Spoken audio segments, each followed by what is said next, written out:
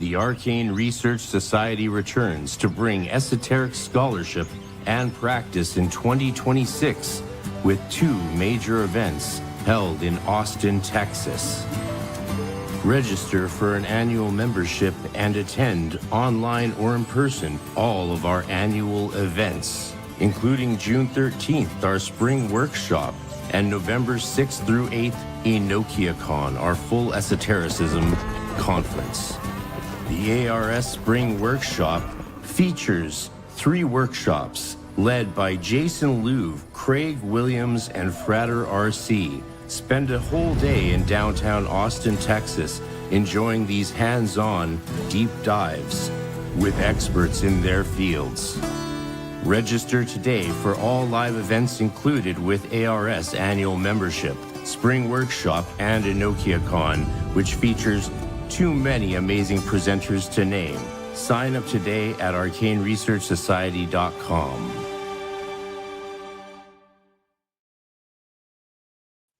And we're here. We're here. Good to be here. Sorry, I'm a couple minutes late. I had to run back from errands. Wow, I should have put the green screen up today. Sorry about that. That will help. We're gonna have some fun. It's Monday. I got my Monday shirt on. My Monday flashing color tie.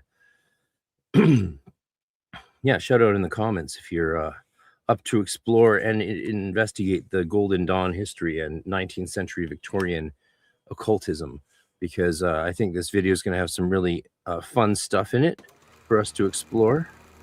And let's just dive right in. Oh, wait, you've probably seen this photograph. I need to put in some headphones.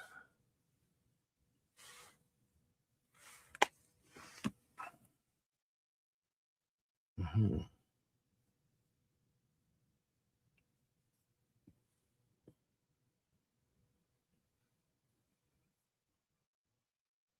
One second. All right. Let's do it. Before, this is Aleister Crowley, also known as the Great Beast 666, and recognized by the exoteric realm as the wickedest man in the world. Crowley was a British occultist, mystic, and writer who had a significant impact on Western and pop culture, particularly through his development of Thelema, a spiritual philosophy centered on the maxim, "Do what thou wilt." Crowley's rebellious persona and esoteric ideas have shaped popular culture, inspiring musicians like Led Zeppelin, David Bowie, and figures like Ozzy Osbourne, whose song Mr. Crowley references his controversial life and personality. But this is not a video about Crowley. Yeah, I was just going to say, this is a strange way to start off a video about the Golden Dawn by starting to talk about someone who was barely in it for a minute at the very end of its existence, you know, before the, you know, causing the schism. Like the history, you know, it's like, that's like starting, that's like telling you about the Second World War and being like, well, it all happened when we stormed the beaches of Normandy. It's like, oh, really? Like, what about the beginning, like in Pearl Harbor and all that? No. Beaches of Normandy. Aleister Crowley. Let's start off talking about the Golden Dawn with Aleister Crowley. But it's just to get us in. I'm excited. Look at the graphics. This is wonderful. Let's do it.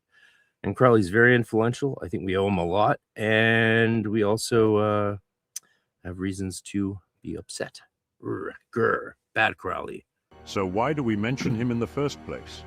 Not many people, with the exception of those interested in the occult, know this, but Aleister Crowley was a core member of the Hermetic Order of the Golden Dawn. Yes, you said it. It sucks that the Muggles associate the GD with Crowley. Though I was talking recently with Melissa Seams, and she was saying the Golden Dawn should reclaim Crowley. And I think that's interesting, and we're going to talk more about that when Melissa comes on the podcast, when I finally finish that book. I mean, I burned through the first half of it, but then just stuff happened. Let's get you guys chatting on the screen. There we go. Yeah, I mean, it would be way better. It's like if you thought of Yeats, the guy who won a Nobel Prize for Literature, wrote some of those beautiful romantic poetry and plays. Like, I've done 8 of his plays, directed, acted in.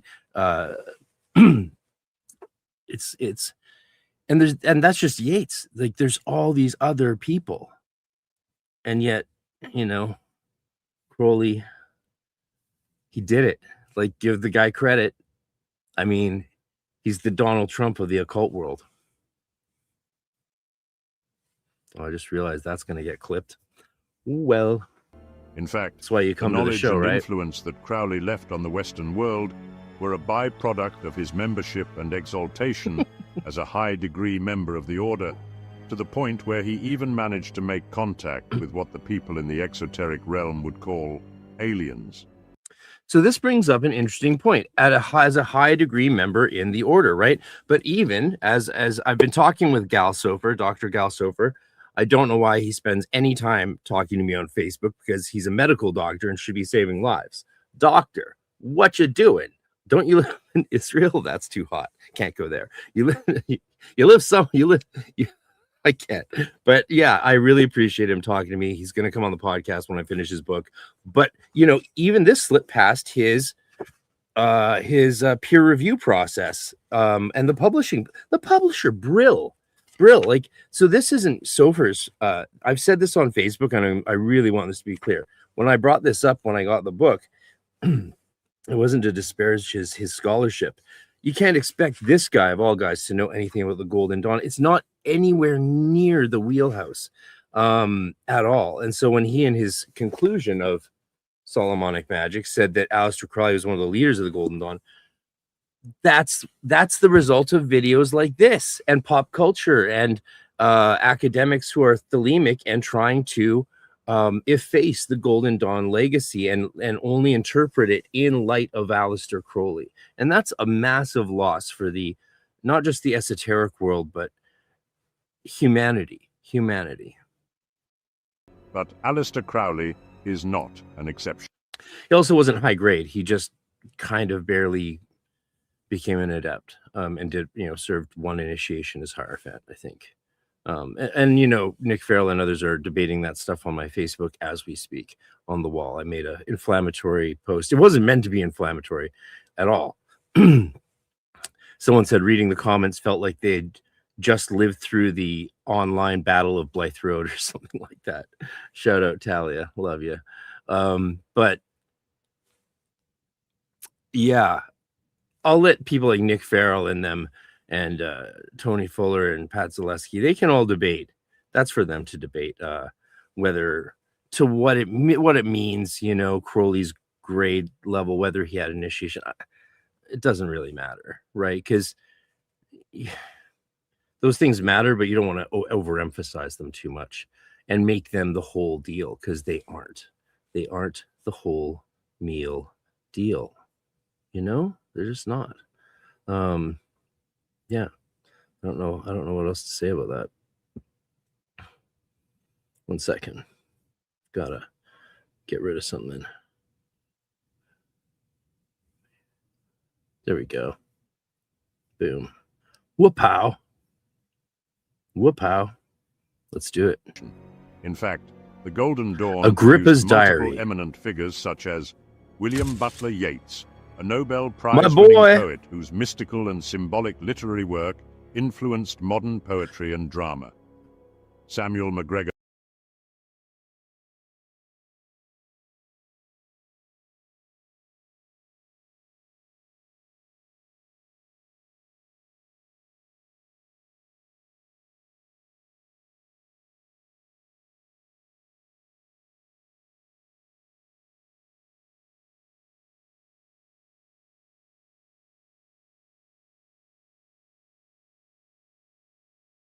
Mathers, who was Fuck, I was muted. To Agrippa's Diary's credit, he started off with an enticing Crowley bit and then went to Yeats. That's what I was saying. And so he knows what he's doing. That's why his channel's so big. That's what she said. instrumental in translating and interpreting key occult texts such as the Key of Solomon and the Lesser Key of Solomon, core grimoires in the occult field. Arthur Edward Waite, co-creator of the See, he should have said this turned them into main core grimoires in the occult field. We often treat our traditions like we are living them out as they were in the past or as they existed in some state at some time in the past. But in fact, the state of our occult traditions and esoteric and spiritual practices are the result of our current interpretation of them, not us living out some recapitulation of how they used to be. And so those grimoires aren't really actually, I don't think any grimoires today would call them core grimoires. But the fact that Mathers put them out when he did and created the order the same year, that turned them into core grimoires. Like, my friend of the show, Jason Louv, said the other day on stream on his Sunday service, go to his Sunday service, check out his live stream Sunday service. It's always a good time. He said, God, what did he say? It's been such a long day. Busy day. Lots of announcements this show to make. Lots of announcements coming up. It's going to be fun. What did he say about Crowley? I missed it there again. I can't remember. I'll come back.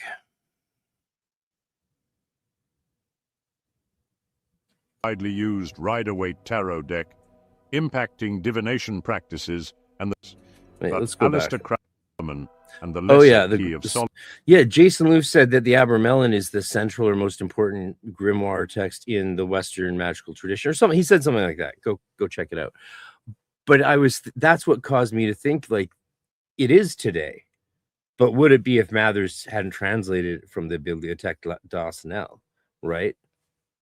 Probably not. And was it when it was written?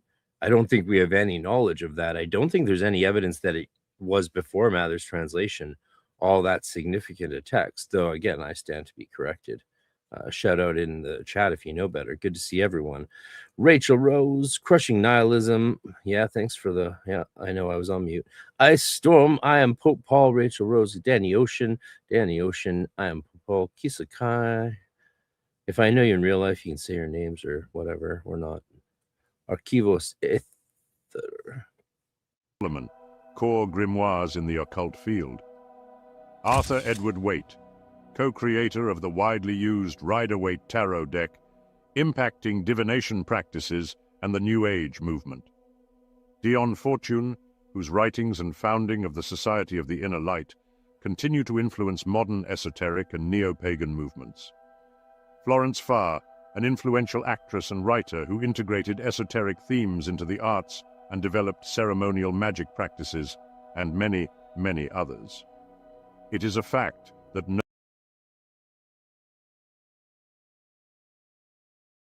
great opportunity to go into detail there, but it's nice that he's mentioning the main players. Sorry. No organization has had a greater impact on Western ceremonial magic than the Hermetic Order of the Golden Dawn. This is not an accident, as this magical fraternity was founded in London in 1888 by a group of exalted Kabbalists, Rosicrucians, Freemasons, and Theosophists. Standard. It's very general. I mean, were they exalted? Who knows? But, and they were Rosicrucians and Freemasons, the three of them. It's a good place. It'd be a good place to go into detail. This is what I found with the last review video I did. I found that, the guy said he didn't use, he used a AI voice because he doesn't speak English well. And that's cool. But he writes them his scripts himself. But at the end, I realized, and I was like, well, it would have been better if you'd actually fed a bunch of Golden Dawn books into an AI and pumped out a script, because then you would have had actual facts in your video rather than just whatever you made up. I mean, when someone says something about a thing and you can't find any source for it whatsoever, even on Reddit, it's kind of made up, right? Which is fun, but that's not what history should be, right? Golden Dawn rituals and exercises, such as the lesser banishing ritual of the pentagram and the middle pillar exercise, have been widely adopted by numerous other magical fraternities and New Age groups. You can also study those practices in greater detail on my Patreon page, where I can direct you to necessary readings and explanations on your path to spiritual illumination. Anyway, it is important to note that the Golden Dawn is not a religion, although religious imagery and spiritual concepts play an important role in its rituals and teachings. Designed by its founders as a Hermetic society, it is in fact a fraternity of magicians and occultists dedicated to the philosophical, spiritual, and psychic evolution of humanity. It also serves as a school and a repository of esoteric knowledge, where students learn the principles of occult science and various elements of Western philosophy and practical magic before proceeding to actual magical work. The Golden Dawn, pentagram, and psychic evolution of humanity. It also serves as a school and a repository of esoteric knowledge, where students learn the principles of occult science and various elements of Western philosophy and practical magic before proceeding to actual magical work. The Golden Dawn... So in the Outer Order of the Golden Dawn, they study practical magic before proceeding to actual magic. See, it's stuff like that that makes me think someone who's offering a very expensive, almost $1,000 Canadian course and magical program that includes everything you can imagine, it seems. I looked over it. I think one of my students has done it. I can't recall. And I know I should, because it was recently that I was told her, God, it's going to be like this the rest of the year. I am going to be doing too much and frazzled until December. That's the reality I'm going to accept. And so I'm just getting up earlier in the morning, redoing my shrine so I can get back to doing better scheduled ritual and meditation and going at it. Yeah. So, emphasizes tolerance for all religious beliefs, and its symbolism is drawn from a variety of religious sources. Today, but yeah, like that's one of those statements that makes me think the person kind of doesn't know what they're talking about, because the Golden Dawn does practical magic in the outer, but real magic in the inner. See, that's not even something a magician would say. That's something that I don't know who would say that. But like in the Golden Dawn, you do alchemy in the outer order and practical magic in the inner order, right? There's a bit of theurgy and spiritual alchemy or archemy in the outer order. But in the inner order, that's where the magic, practical magic starts happening. Invoke Hermes. Yeah, well, I invoke Hermes every day as a priest of Hermes, of course. people from diverse religious paths, including neo-pagans, Christians, Jews, Gnostics, and others, consider themselves practicing golden... Let's be clear. So right behind you, I've got a massive statue of Thoth. I've got some mercury oil consecrated and handmade by Ash and Shasan, because why not? I've got a whole setup of shrine here, so you know, as well as, I love this. Every shrine should have this if they're still available. This is Reverend Zemi's prayer book to Thoth. Should we do the prayer for the day to Thoth? Let's do it. Let's do it. 14th. Jehuti, your voice is a forward motion towards balance, and I follow it. O Jehuti, your song is an act of creation, and I celebrate it. O Jehuti, wherever there is music, there your temple stands. O Jehuti, your gnosis satiates me, and so I am satisfied. I raise my hands in veneration and sing your name. Yeah. Oops. It's always easier to take things off an altar than put them back on. Isn't that the truth? Oh, but I did it like a pro. Looking at it. Oh my God. That is the Litanies of Thoth by Reverend Zemi Emi Jehuti. Yeah, just Google Litanies of Thoth. The hardcovers, I think, are still available. They're Theon Publishing. Theon. Theion. And yeah, when it's sold out, I hope they make more. Do it. He could update and do a second edition. Be nice if he said humanity instead of mankind, because I'm super woke like that. I'm a very woke guy, and I like non-sexist language. But no, humanity is a good word. I like that. But he could update it and do another hardcover. I hope they don't do a soft cover, because that book should never be published in soft cover. Yeah, you do need to get it, Pope Paul. Dawn magicians. Students of the Golden Dawn acquire esoteric knowledge through a series of initiatory rites, each grade leading to more rigorous areas of magical study and philosophy. As a result of intense study, See, there's so much room for detail there, and he just glosses over any specifics whatsoever. It's odd. initiates commit to memory a complex symbolic system of correspondences. Persistence and determination in these studies eventually led motivated students to become dedicated practitioners of the magical arts taught by the Order. The Golden Dawn system of magic is designed to teach its students both abstract esoteric concepts and the practical applications of ceremonial magic, as you will discover later in the video. Egyptian, Judeo-Christian, Greek, Gnostic, Neoplatonic, Rosicrucian, and Masonic elements are all found within the teachings of the Golden Dawn.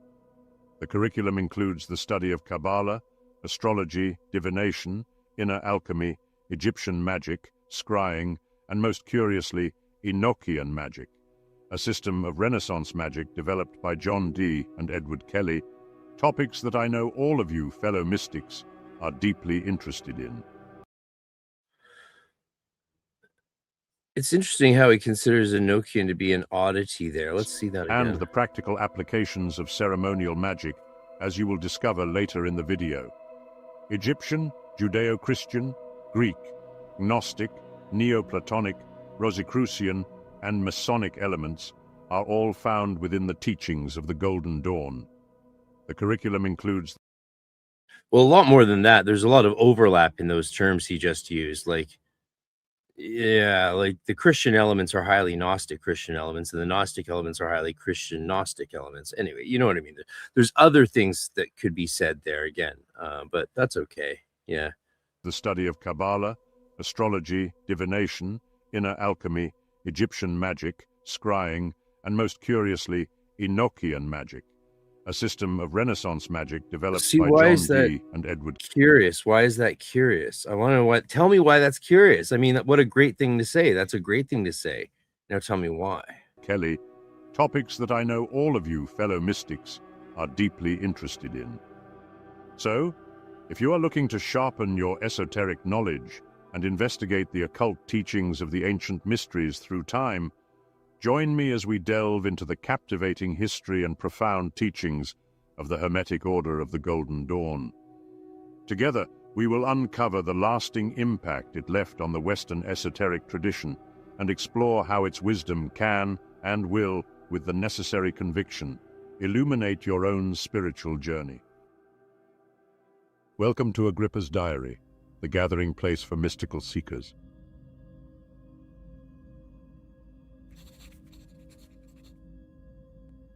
The story of the Golden Dawn, like any human organization... Yeah, Paul, question. I didn't put up a goal in the YouTube chat, but I would love, obviously, super chats, memberships, buy memberships for people. Anything you can do helps. Would you recommend the self-initiation to the Golden Dawn system by the Sisters? Absolutely. I give it to my students as one of the 3 textbooks that I call a textbook. So there's that book, Regardie's Black Brick. 7th edition is fine, but not ideal. 6th edition is better. 7th edition is hardcover and nice. And you don't need the complete Golden Dawn system of magic because it's more inner order stuff. But if you can find it and want to dish out for a copy, sure. But no, the 3 textbooks are the Cicero Self-Initiation, the Regardie one, and of course, the most important of them all is the Pat Zaleski Golden Dawn Rituals and Commentary. Now, the Cicero's book, keep in mind, all of these books have they're not flaws or issues. Don't even think they're flaws or issues. They're differences. Like the Cicero's, for example, remove the Golden Dawn or Stella Matutina daily rhythms. So this is why I hope they do a 2nd edition. Oh my God, they should do a 2nd edition. They even said they regret putting in so much astrology because at this point, astrology is taught as its own subject. So it makes more sense to just let that be in other books and not have like this huge chunk in the SI book, self-initiation book, devoted just to astrology. So I heard Tabby say that or something.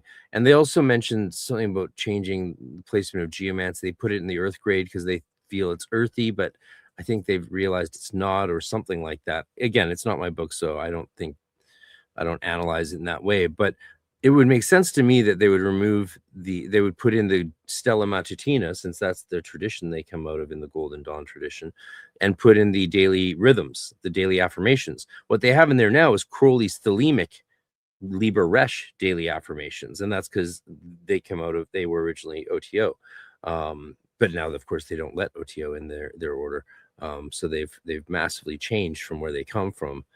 But the book still has these Thelemic things replacing Golden Dawn practice, so be aware of that.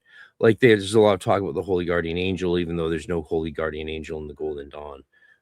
Stuff like that. But otherwise, the book's amazing. And I've had students doing some of the neophyte work in that book who have had massive theophanies and breakthroughs. So yeah, anything can work if you work it.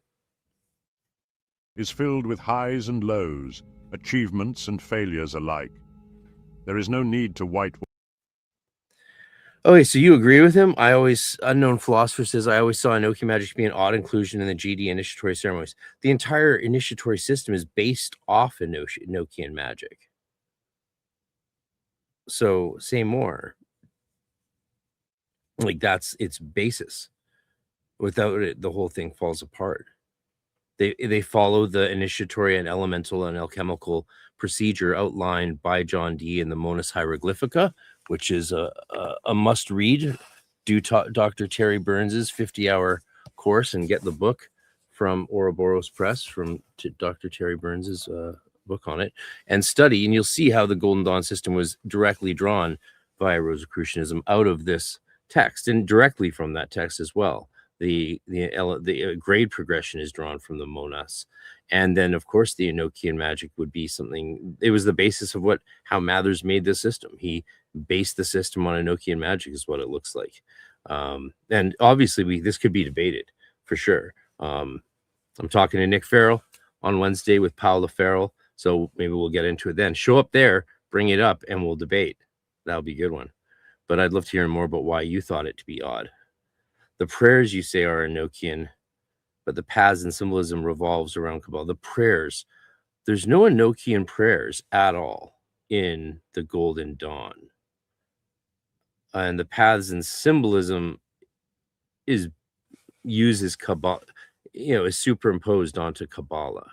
Yeah, like the Kabbalah is used as a tool for the correspondence system and the entire universe. There's the prayers are the 4 elemental prayers from Eliphas Levi, and those have their own histories, each of those. Yeah, and the Golden Dawn system is far more than just even the Enochian or the paths and symbolisms of the Tree of Life. There's so much more going on than that.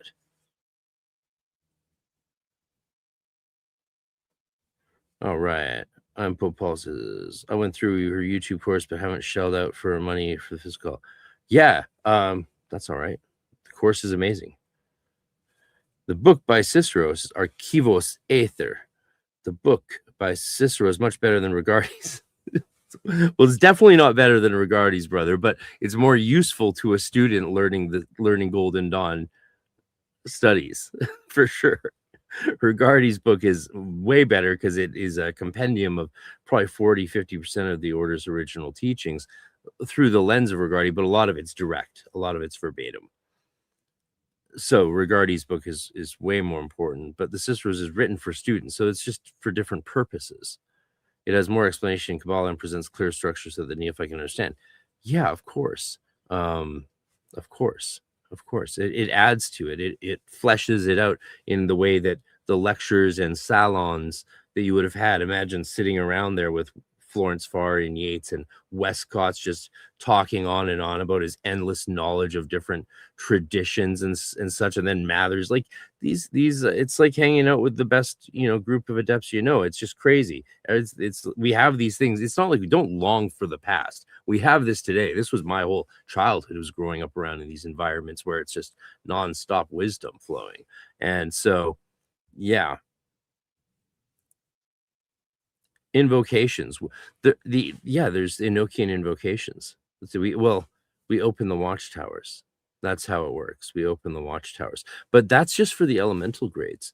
The portal is a different thing entirely, as is the neophyte. There's no Enochian in the neophyte at all. So even as I am saying that the Golden Dawn system is based on Enochian, you have to admit there's no Enochian in the neophyte, is there? No, there isn't. It's based on something else. The black brick is not user-friendly. No, it's not. Yeah, but the Hermetic path has always required a guide. That's not new. Wash or sugarcoat the faults of some individuals who contributed to the Order's colorful history. Nor should we idolize them as infallible gurus, for they were not. This framework is to be applied to all cults and organizations in general. Anyway, despite their flaws, the founders of the Golden Dawn are still held in high regard as geniuses and creators. Sounds like this is that last little aside. Doesn't it sound like, I think this guy might be young, or whoever this is behind this. Again, no shade. If this is a young person, then well done. You're bringing a lot of information to the public, and you know, do a new one of these with you know, more detail or something. It's great that you have such a massive audience. I'll never have a, you know, by the time I'm 60, 70, I'll have what, 20,000 subs. That's it, because I'm only allowed to get so many a day because I'm shadow banned. So, you know, the people with these big platforms, we want to encourage them to do more, get more detailed, get more granular, and that would be good. Okay, if there's no Enochian in the 00, there isn't, as you probably know. How could Enochian be fundamental to the GD system? Well, that's just it. It is fundamental to the GD system from the first initiation onward, from Zelator onward. And Zelator is the first initiation. Neophyte's an exorcism. Natives who came together to craft a unique system of magical teachings and initiatory rites. Despite the shortcomings of some founding members, the Golden Dawn's accomplishments have benefited many. This is evident in how much of its system has been adopted by other magical groups. Once lost teachings and rituals unearthed and adopted by the Golden Dawn are now standard in many esoteric organizations, demonstrating their validity and usefulness. In fact, I think the Golden Dawn deserves a lot of credit. As a whole tradition, basically, it somehow unanimously decided that it was cool with people running with their stuff and doing the best they could with it. Like, yeah, use the Golden Dawn system to self-initiate into Hermetism, into the way of Hermes. You can't self-initiate into the Golden Dawn, but you can self-initiate into the Golden Dawn tradition or into Hermeticism through that method of magic. That's all you need. To go be initiated in the Golden Dawn, you have to go through the actual ceremony. Just like, you know, you can study the mysteries of Freemasonry, but if you don't go to a lodge and get initiated, you don't become a Freemason. When Golden Dawn magicians reconcile with the mixed history of the Order, they are less likely to succumb to egotism, the scourge of magical orders and religions alike. Instead, they are more likely to focus on what truly matters in the Order: spiritual growth and the completion of the great work. But before we reveal the secrets of their ways, let us now talk about some history. This way, you will fully understand why the teachings are legitimate and why certain things happened the way they did. In the mid of the 19th century, Europe found itself in the throes of a profound renaissance. I'm so curious to know how he determines legitimacy and what are the criteria for that, because he considers it legitimate, but like, that's usually not even a question most of us ask. Is it legitimate? Like, it's like, you ever ask someone when they were telling you, like, some girl on a date, it's like, yeah, and I do crystals and yoga, and then I like to do hot and dry saunas, and you're like, well, is it legitimate? It's just not a question we usually ask about spirituality. And so it's interesting to see that he has this paradigm of legitimacy and illegitimacy in spiritual practices. I'm curious to see what he says about that. It's very interesting. Renaissance of occultism, with particular reverence given to the Hermetic tradition. This fervor was especially evident in England, and even more so in France. The French occult revival, under the stewardship of Alphonse Louis Constant, better known by his mystical appellation Eliphas Levi, had gained substantial momentum, drawing people to its mysteries. Levi, in his seminal 1854 work, The Dogma and Ritual of High Magic, laid the foundation for what would become a cornerstone of the Western magical tradition. Eliphas Levi was also the mastermind behind the infamous drawing of Baphomet, an archetype that has often been misused and misunderstood, especially in recent times. I will craft a video on this subject as well, since this misunderstanding has led to a lot of paranoia and fear of occult knowledge, which is truly a shame, for this knowledge could benefit many. Anyway, Levi's revelation of the correspondence between the Tarot and the Kabbalah would later become a pivotal element in the teachings of the Golden Dawn. But as you will soon discover, he was not the only one who unearthed and passed such incredible discoveries to the world. This epoch was a time of unparalleled exploration and discovery. England, ever the intrepid seeker, continued to probe the distant corners of the world, driven by a profound fascination with ancient Egypt, the primordial traditions of the Celts, and the arcane mysticism of the Far East. Yet much of the occult study during this period remained in a state of theoretical contemplation. A palpable shift benefit many. Anyway, Levi's revelation of the correspondence I want to hear what he said about the Tarot and Celtic Kabbalah stuff again. would later become a pivotal element in the teachings of the Golden Dawn. But as you will soon discover, he was not the only one who unearthed and passed such incredible discoveries to the world. This epoch was a time of unparalleled exploration and discovery. England, ever the intrepid seeker, continued to probe the distant corners of the world, driven by a profound fascination with ancient Egypt, the primordial traditions of the Celts, and the arcane mysticism of the Far East. Yet much of the occult study during this period remained in a state of theoretical contemplation. A palpable shift in spiritual consciousness was in the air, as many grew increasingly disillusioned with the rigid dogmas of orthodox religions. This shift can also be felt today by seekers throughout the world, and make no mistake, this is not by accident. As we transition into a new age, the spiritual battle of humanity continues to amplify in the macrocosm, and the consequences can be seen in the conflicts and division we experience on Earth. But I digress. Suffice it to say that much like today, in the 19th century, there was a burgeoning hunger for a new, invigorating spiritual experience, a thirst that the spiritualist movement arose to quench. Spiritualism, which emerged as a distinctive form of religious belief in America in the late 1840s, was founded by the enigmatic Fox sisters, Margareta, Leah. Okay, this is so weird. The previous video, this is part 2 of Golden Dawn history debunked. Or reviewed, or whatever it is. And the previous one also got into like used so many pictures of table lifting and table tipping, and yeah, well, is the whole thing an AI, like including the course, which people spend almost $1,000 on? I don't know, Talia. You tell me. You tell me, babe. Talia, you gotta jump on stream sometime. Fellow Vancouverite came to a Nokia con, brought the legendary George Wilson. Rest in peace, sir. I have a video coming out in tribute to George Wilson this week.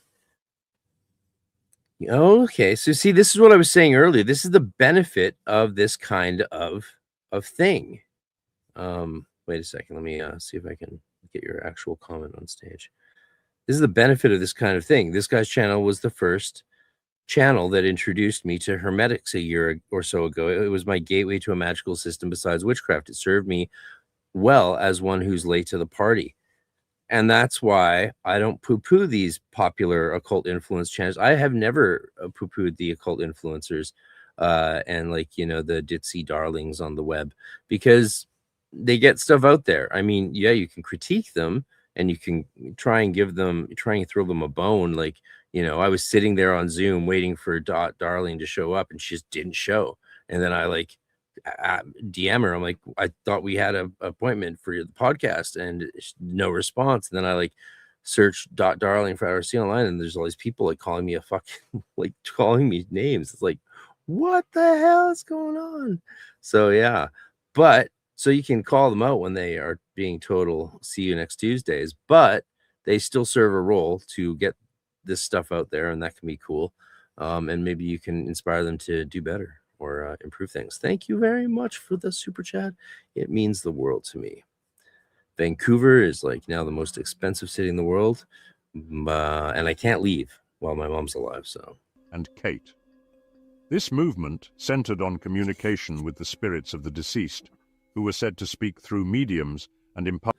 But the reason he's talking about spiritism is valid because this is part of the milieu that led to the success of so many occult societies at the time, like Theosophy, Kingsford's Hermetic Society. The list really goes on and on. It's very counterpoint to the 90s New Age, the 80s and 90s New Age.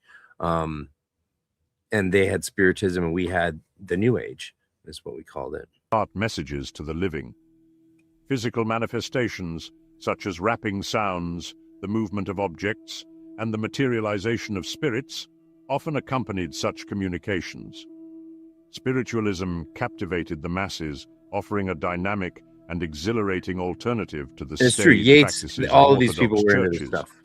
However, I mean, it I'm was not without it. its shortcomings, offering contact primarily with the lower echelons of the spiritual realm and often marred by fraudulent practitioners. Yep. During the 1860s and 1870s, Freemasonry also experienced a resurgence of interest. The influx of new members seeking to climb Jacob's ladder fueled the formation of numerous lodges.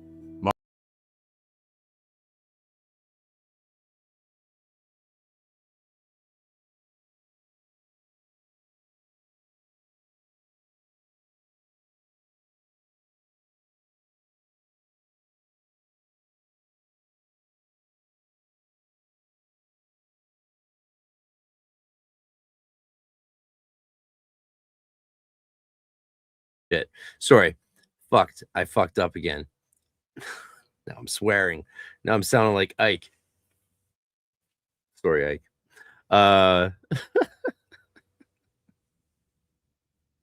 think that's the only way those people who stream all day can do it, is like you have to sort of relax into it. Like all the streams I've done, I've tried to be like on, like when I'm podcasting, but I think you have to be more chill and take moments for yourself and stuff. I don't know. It's an experiment. I find this streaming in the past, after an hour, I'm like fried. So I have massive respect for people who do this.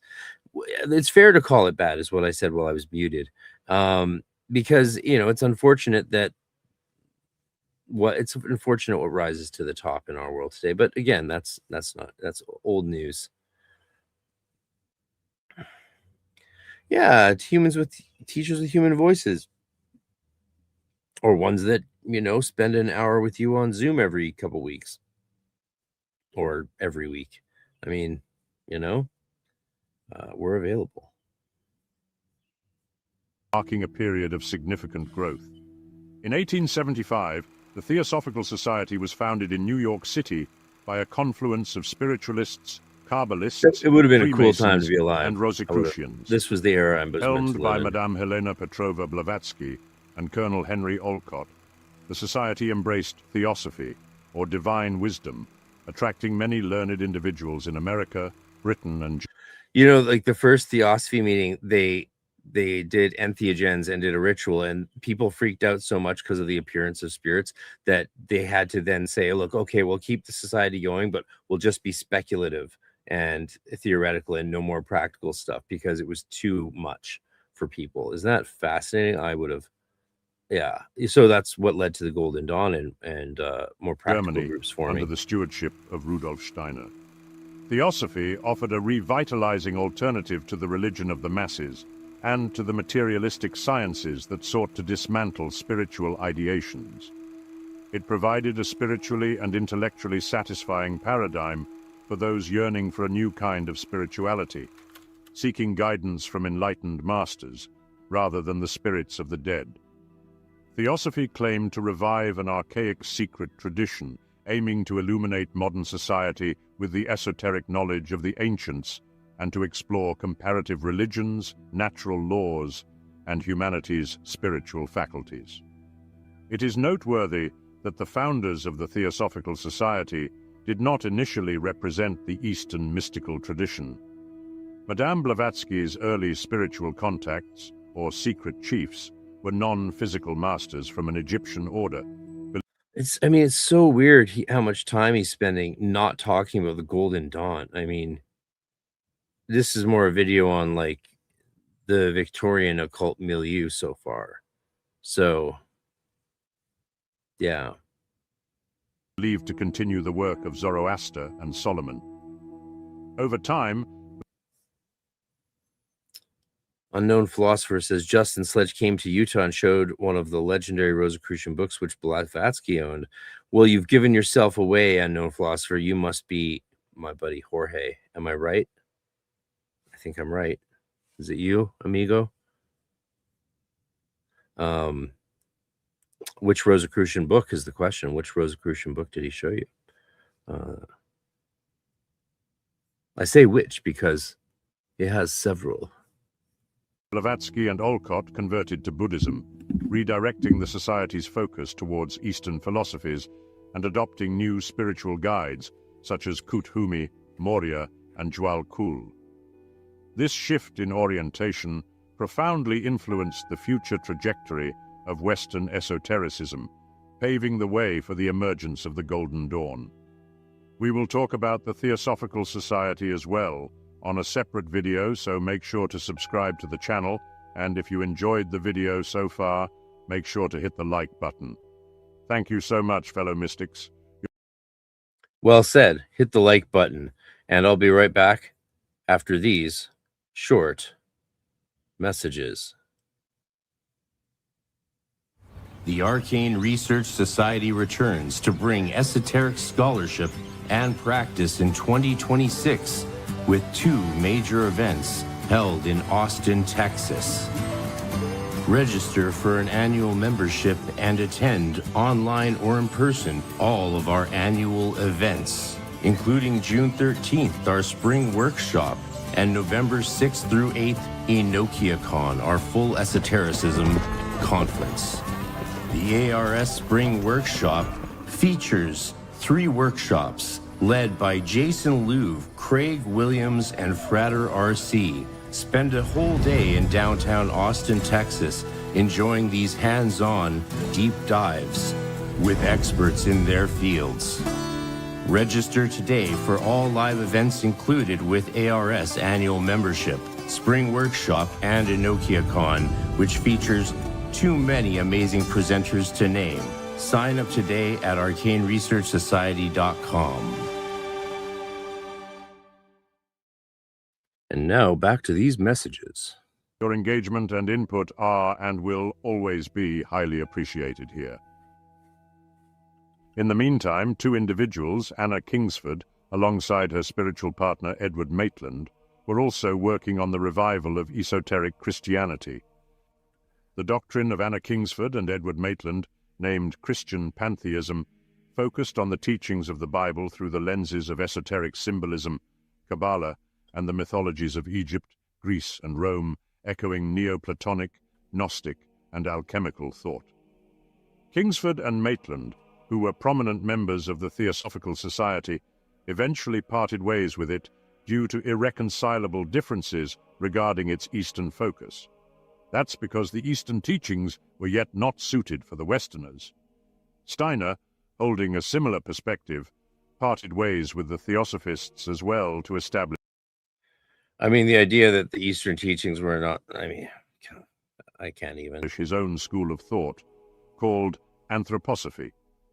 In 1885, Kingsford and Maitland founded. So I'm definitely an anthroposophist, that's fair to say, just to be clear. The Hermetic Society, attracting influential figures such as MacGregor Mathers and Wynne Westcott, who would later establish the Hermetic Order of the Finally, Golden Dawn. some Golden Dawn stuff. Kingsford's influence on Mathers and Westcott was significant, particularly her conviction that both men and women should collaborate in the spiritual quest, a principle also upheld by the Theosophical Society, but rejected by Freemasonry. Thus, the intricate history of the occult renaissance in the 19th century was woven with threads of ancient wisdom, spiritual inquiry, and a relentless quest for the lost esoteric truths. This period of fervent exploration and intellectual pursuit laid the groundwork for the rich and diverse traditions that continue to inspire seekers of the mystical path to this day.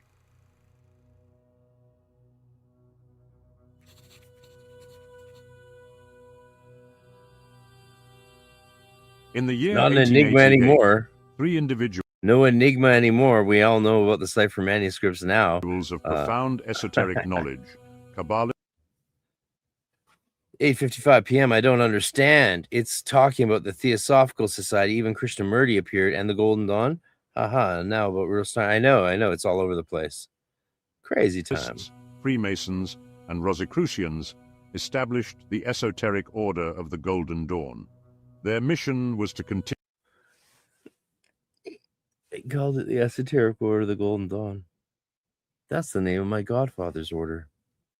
Fuck that guy. Continue the sacred work abandoned by the Theosophical Society to safeguard the knowledge of the Western esoteric tradition and to guide those called to the path of initiation offered by what remained of the ancient mysteries.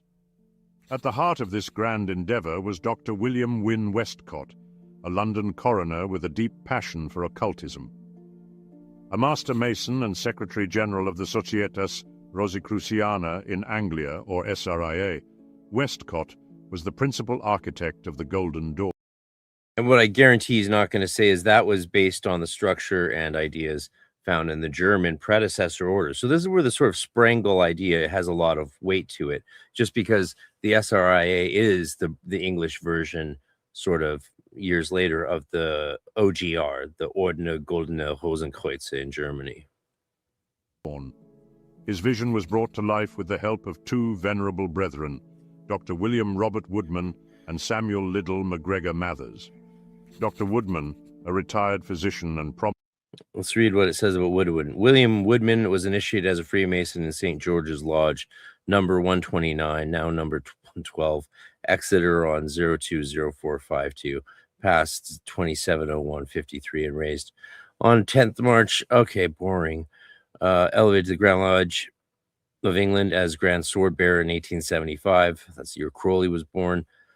However, he was particularly active in a newly formed Order of the Rose Cross of Constantine as Assistant Record General. He was confirmed member of the SRIA with 11 others on the 31st of October, 1867, being immediately appointed to the office of Conductor of Novices. And I think he became Supreme Magus after McKenzie, if I recall. Prominent member of the SRIA. Thank you very much joined for Westcott the super chat donations. to It form means the the new world to me. order. His expertise in Kabbalah significantly shaped the Golden Dawn's. Oh yeah, Krishnamurti. Yeah, I mean, it's sad what he had to go through at the hands of some of those people. Leadbeater. Nasty. Studies, though he passed away in 1891 before the order reached its full potential. The true magician of the Golden Dawn, however, was McGregor Mathers. A master of ritual and a visionary in his own right, Mathers was instrumental in transforming the Golden Dawn into a magical and initiatory order of great repute. But while discussing this surface-level side of the Golden Dawn history, an important question naturally arises.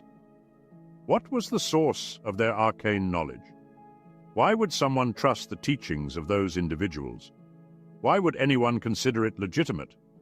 The answer lies in understanding the origins of the mysterious Cipher manuscript. Wow. Why would anyone consider it legitimate? And then so whether this is AI or not, it doesn't matter. The way that this person is thinking is a very specific way of thinking.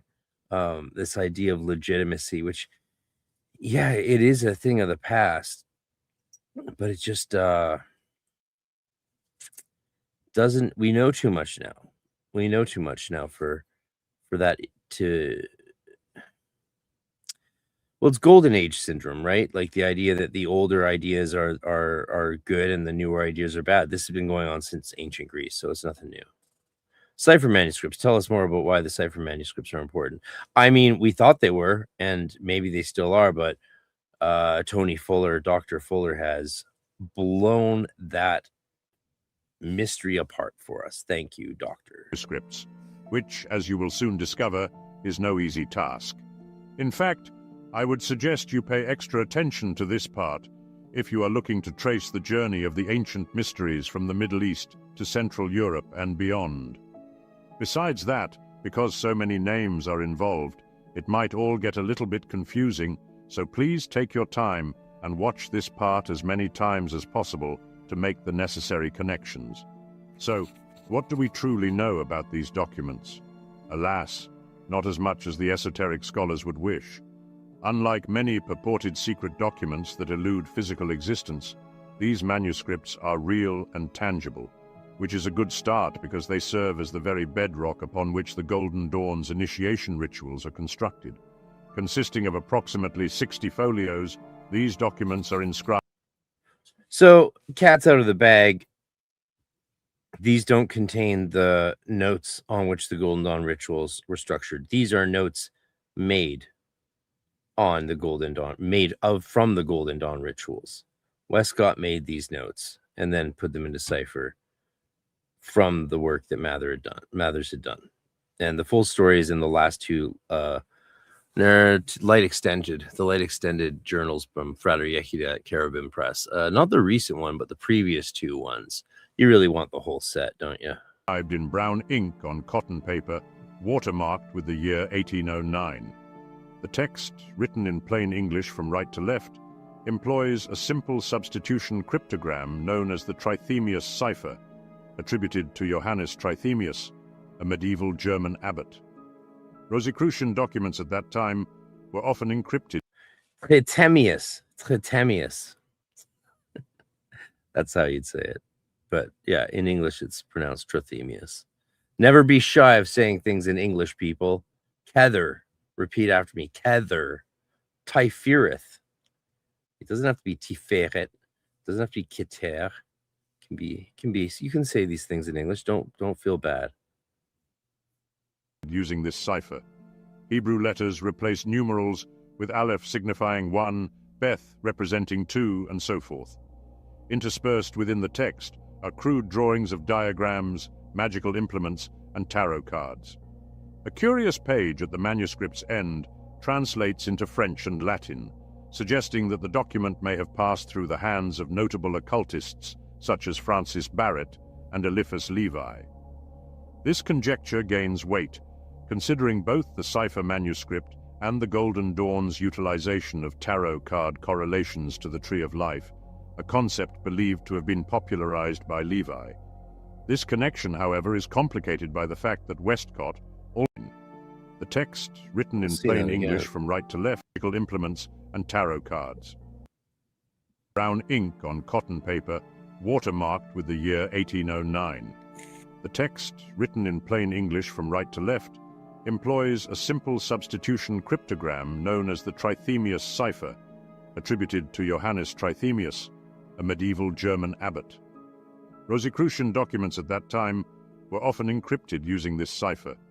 Hebrew letters replaced numerals with aleph signifying 1, beth representing. Cheers, Camille. Good to see you back from tech. Yeah, take a break. Tech break. No pronunciation for me. I mean, you can't speak something without pronouncing it some way. Come on, bro. Maybe at the end of this, if Jorge, if you and Natalia want to jump on stream and shoot the breeze, we could do that. But this is going to take us a while to get through. Now I understand why they stream so long, because it takes a while to get through when you're jibber jabbering along with the video. And so, but you have to do that, or it's illegal. Forth. Interspersed within the text are crude drawings of diagrams, magical implements, and tarot cards. A curious page at the manuscript's end translates into French and Latin, suggesting that the document may have passed through the hands of notable occultists such as Francis Barrett and Eliphas Levi. This conjecture gains weight, considering both the Cipher manuscript and the Golden Dawn's utilization of tarot card correlations to the Tree of Life, a concept believed to have been popularized by Levi. This connection, however, is complicated by the fact That's that true. Westcott also translated some of Levi's works, including the magical ritual of the Sanctum Regnum, interpreted by the tarot trumps. The presence of Egyptian imagery within the manuscript adds another layer of intrigue. Such imagery was largely unknown in Europe prior to the Rosetta Stone's decipherment in 1822. While Eliphas Levi might have had access to this imagery, he did not extensively incorporate it into his writings, unlike Francis Barrett, who likely did not have such access. This discrepancy opens the possibility that the manuscript could indeed contain ancient mystical wisdom whose imagery was misunderstood and remained unrecognized until Westcott's time, when it could finally be appreciated and valued. Besides that, certain aspects of the Golden Dawn's rituals undeniably reflect Masonic practices and degree workings. Yet, rituals are often borrowed, shared. So one of the things that people always, I think, seem to miss is they think of time and traditions as these segmented chunks, and then are surprised when there's some connection between them, like, oh, look at that. But that's not how things work. Think of your own life and how it's gone. And, you know, did things happen in very distinct chunks? Sometimes it does, but usually it's more of a flow and there's overlap and intertwining. Well, that's exactly how the occult history has been. So before the Golden Dawn, there was Levi, Eliphas Levi, and these other McKenzie and Hockley and Ebenezer Sibley and all these early 1800s guys. And the century before that, it wasn't like it was all this scientific enlightenment going on without esotericism and the occult. Before that, it was the witch burnings and the promulgation of the proliferation of Freemasonry and all the Druid orders of the 18th century, and then before that, even I think some in the 17th century. So all the way back to John Dee, and then there was stuff going on before John Dee. So it's like nonstop. Shared or derived from common sources, whether in a lodge, a Rosicrucian temple, a church, or a synagogue. If Westcott, Mathers, and Woodman indeed crafted the entirety of these rituals. You forgot to say mosques. Mosques were a big part of this. Shout out to Muhammad and Islam. They preserved a lot of magic. Thank you. From their own ingenuity, they would be considered geniuses of extraordinary caliber, possessing an enlightenment far beyond their era and an unparalleled repository of knowledge and resources. But this is most likely not the case. Westcott claimed that in 1887 he received the 60 pages of this manuscript from the Reverend Woodford, an elderly Mason who purportedly acquired it from a curios dealer. Using the cipher from Abbot Johann Trithemius' Polygraphiae, Westcott and Mathers deciphered the manuscript. So by that rationale, if this story were true, and it's not, if Westcott did discover the ciphers and not just they're just his notes on Mathers' system. Because if Westcott had deciphered them, that means he gave them to Mathers. Then Mathers created the entire Golden Dawn system almost in like 18 months, and then they kicked it off. No, the Golden Dawn system was what Mathers was spending his whole life creating. Obviously, he was pretty young when it was created. That's what he was creating in the British Library with all those. Can you imagine spending your life creating this really cool magical system from all your original research, and then your buddy who you sort of need for his authority and his standing in society and his connections and all that checks out your work, then makes a cipher note, makes up some German adept and it pretends to have written to her, and he shows it to you. He's like, check this out. You're like, what the fuck are you doing? Why'd you make half-assed notes and pay someone to put them in Trithemian code and then create this German lady that you're writing to? He's like, well, this way people will realize we have lineage and I'll be equal to you. And Matt's just like, fine, whatever. Let's just do it. That's what I think, it's not what I think happened. It's what Dr. Fuller has revealed carefully and tediously. Is clearly, it's too persuasive to be ignored. Manuscript, revealing outlines of rituals for an occult order, which he then developed into full-fledged rituals. Some attribute the creation of the cipher manuscripts to Lord Edward Bulwer-Lytton or Frederick Hockley. Other theories propose connections to a Masonic lodge in Frankfurt or a Kabbalistic college in London led by Johann Friedrich Falk. Despite these theories, no conclusive evidence has emerged to substantiate any of these claims.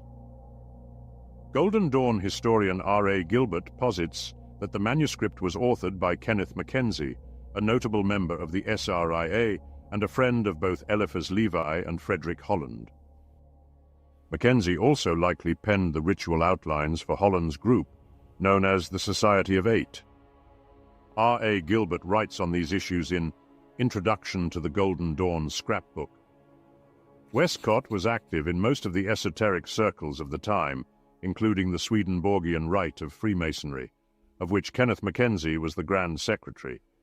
When McKenzie died in 1886, Westcott took up his post and collected from Mackenzie's widow all the papers relevant to the rite, together with some loose papers. These were nothing other than the Cipher manuscripts.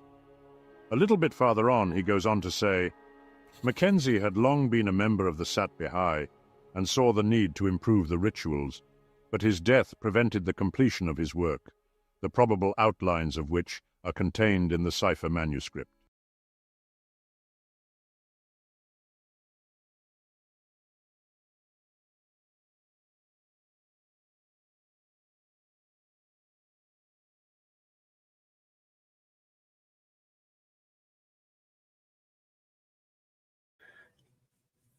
I was muted.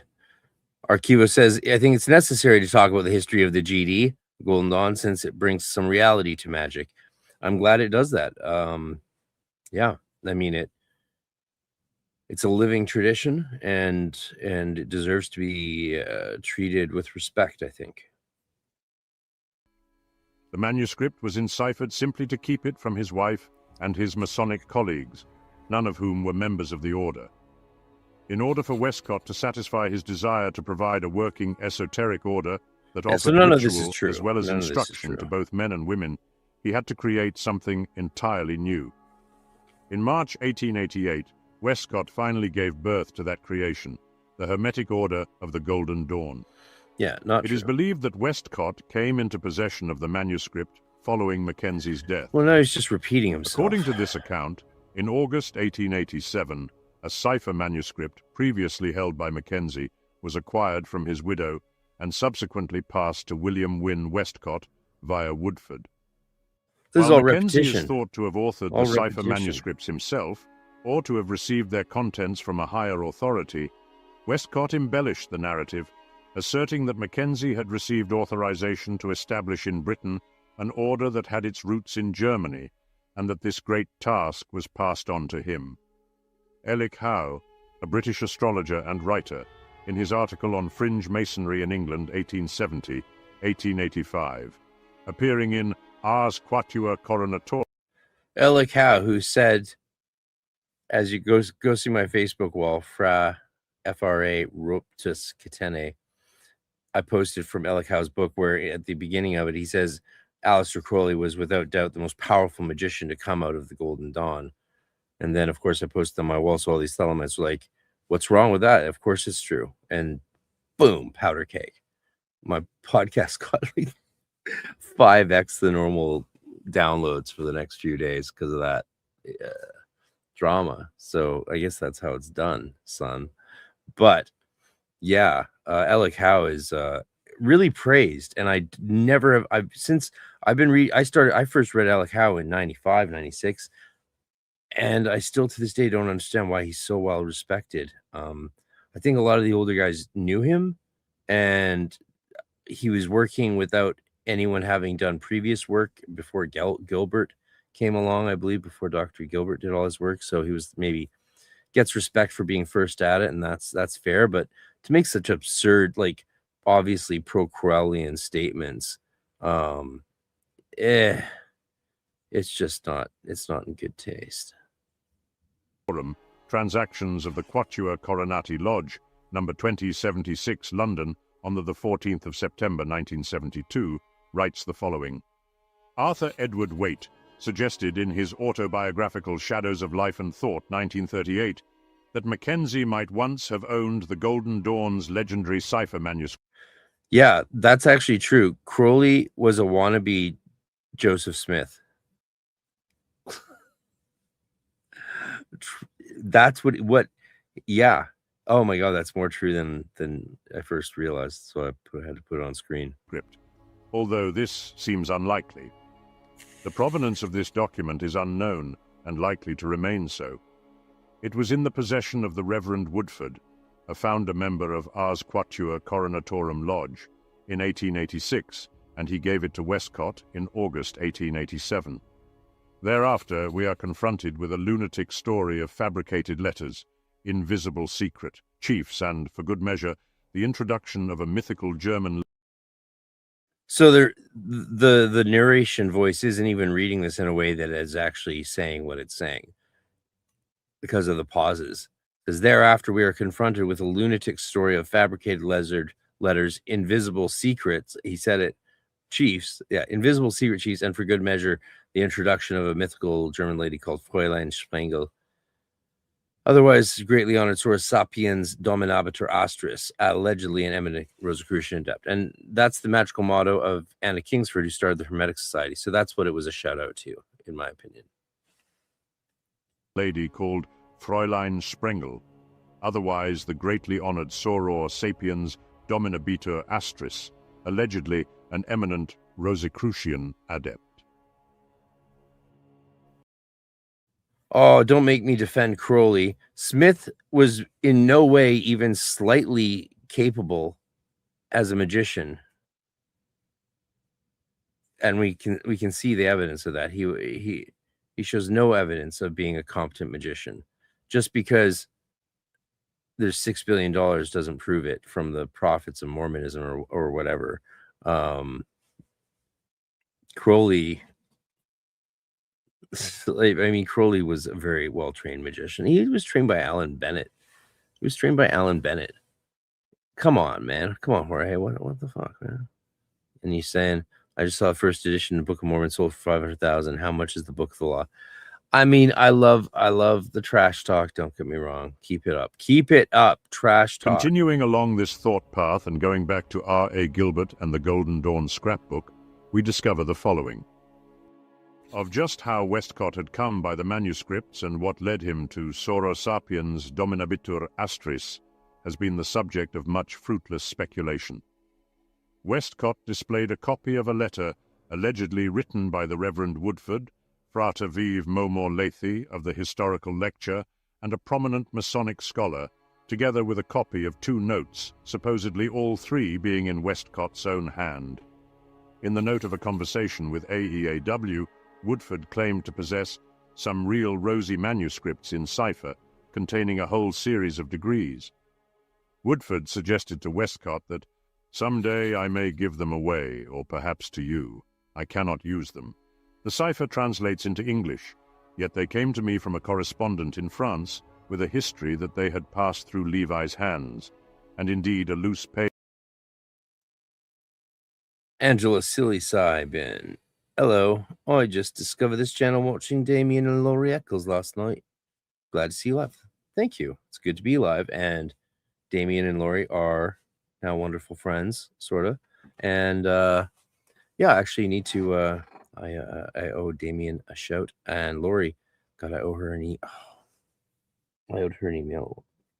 They're great, and we'll see what we can, if we can get them to show up to something in the future, you know.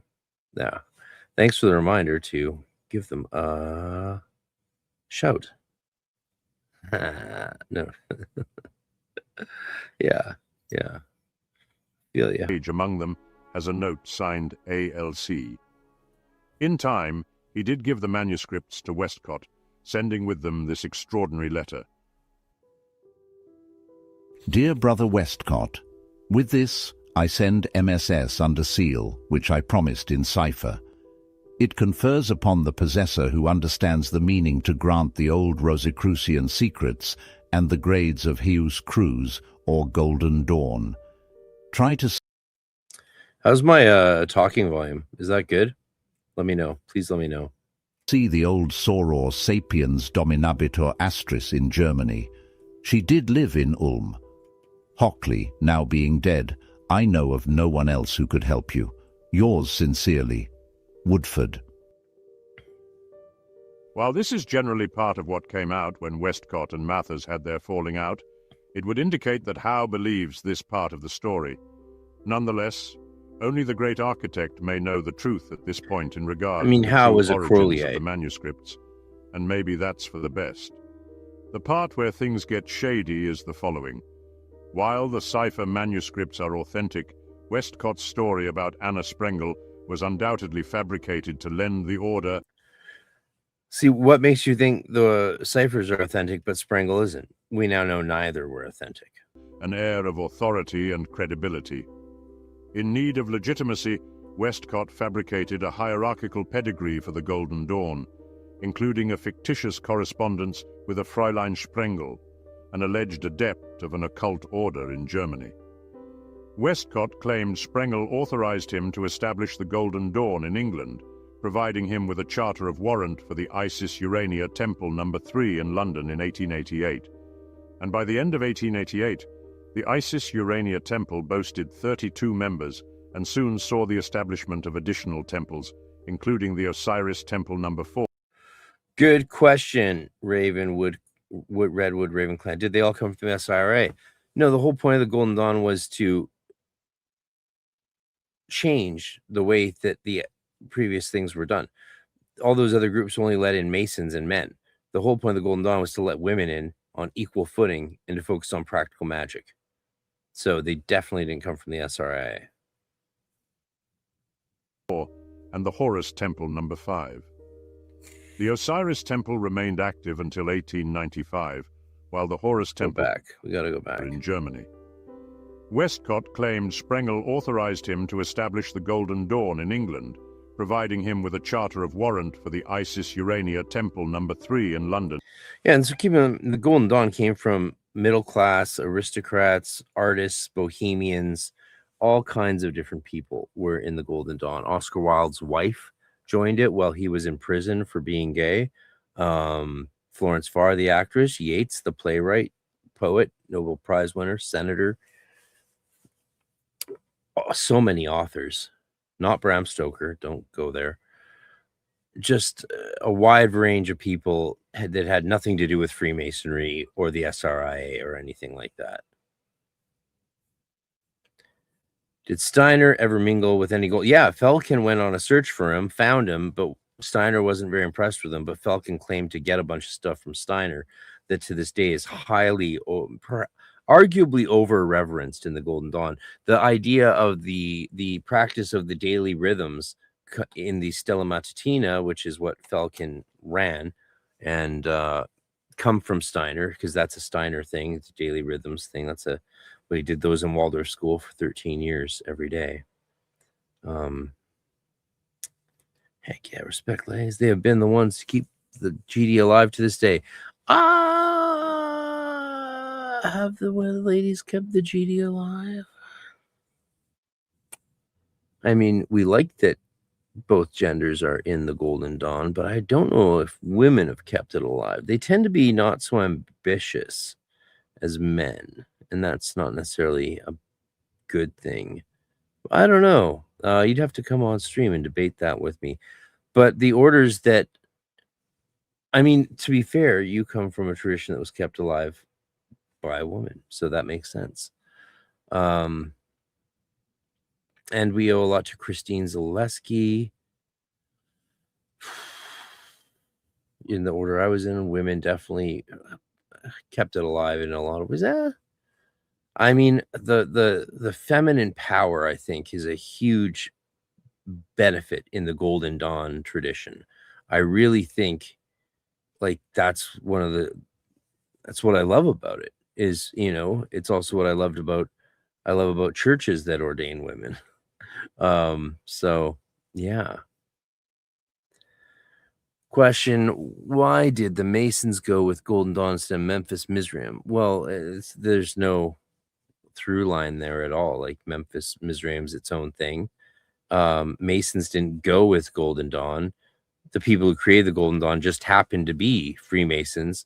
But more importantly, members of the SRIA. They were more Rosicrucians than Masons in the way they created the Golden Dawn, because they were creating a Rosicrucian style order of magic.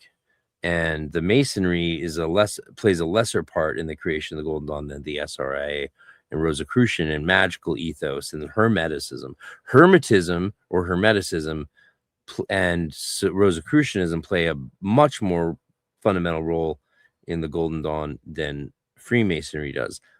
Of course, that said, both those things exist within Freemasonry, just higher up and in certain ceremonies and traditions. I won't go into the details, because if you know, you know. If you don't, it doesn't really matter. Go ask Aaron, he'll agree. Oh, appeal to authority. So women keep the Golden Dawn alive. I could see that why Aaron would, say that. But yeah, I mean, it's just, it's an era of rampant misandry, and I'm just done with it. Camille Leon. I love that. Camille Leon. Crowley was a magnificent magician, misguided and acting out of feelings deep within, shame because of his mother, in my opinion. That's a common opinion. Yeah, I mean, I love, sometime I'll go on stream and I'll just start reading from his autobiography. I got this great hardcover first edition that I always wanted. Found it in California during the fires when we were evicted from when we were fled the land because of the fires in 2019. I love reading it. I love reading Crowley's autohagiography. It's so interesting, and he didn't publish it during his lifetime, so he didn't go through it with an eye to edit it for public consumption, and that's what makes it good. In 1888, and by the end of 1888, the Isis Urania temple boasted 32 members and soon saw the establishment of additional temples, including the Osiris Temple No. 4 and the Horus Temple No. 5. The Osiris Temple remained active until 1895, while the Horus Temple prospered until 1900. So at this point, the outer organization was attracting a lot of members, with very few concerns in regard to its legitimacy. But the truth about the Sprengel letters would soon be revealed, causing the downfall of the Golden Dawn. But before we get there, let us first dissect the contents of the Cipher manuscripts and explore the teachings that were hidden within.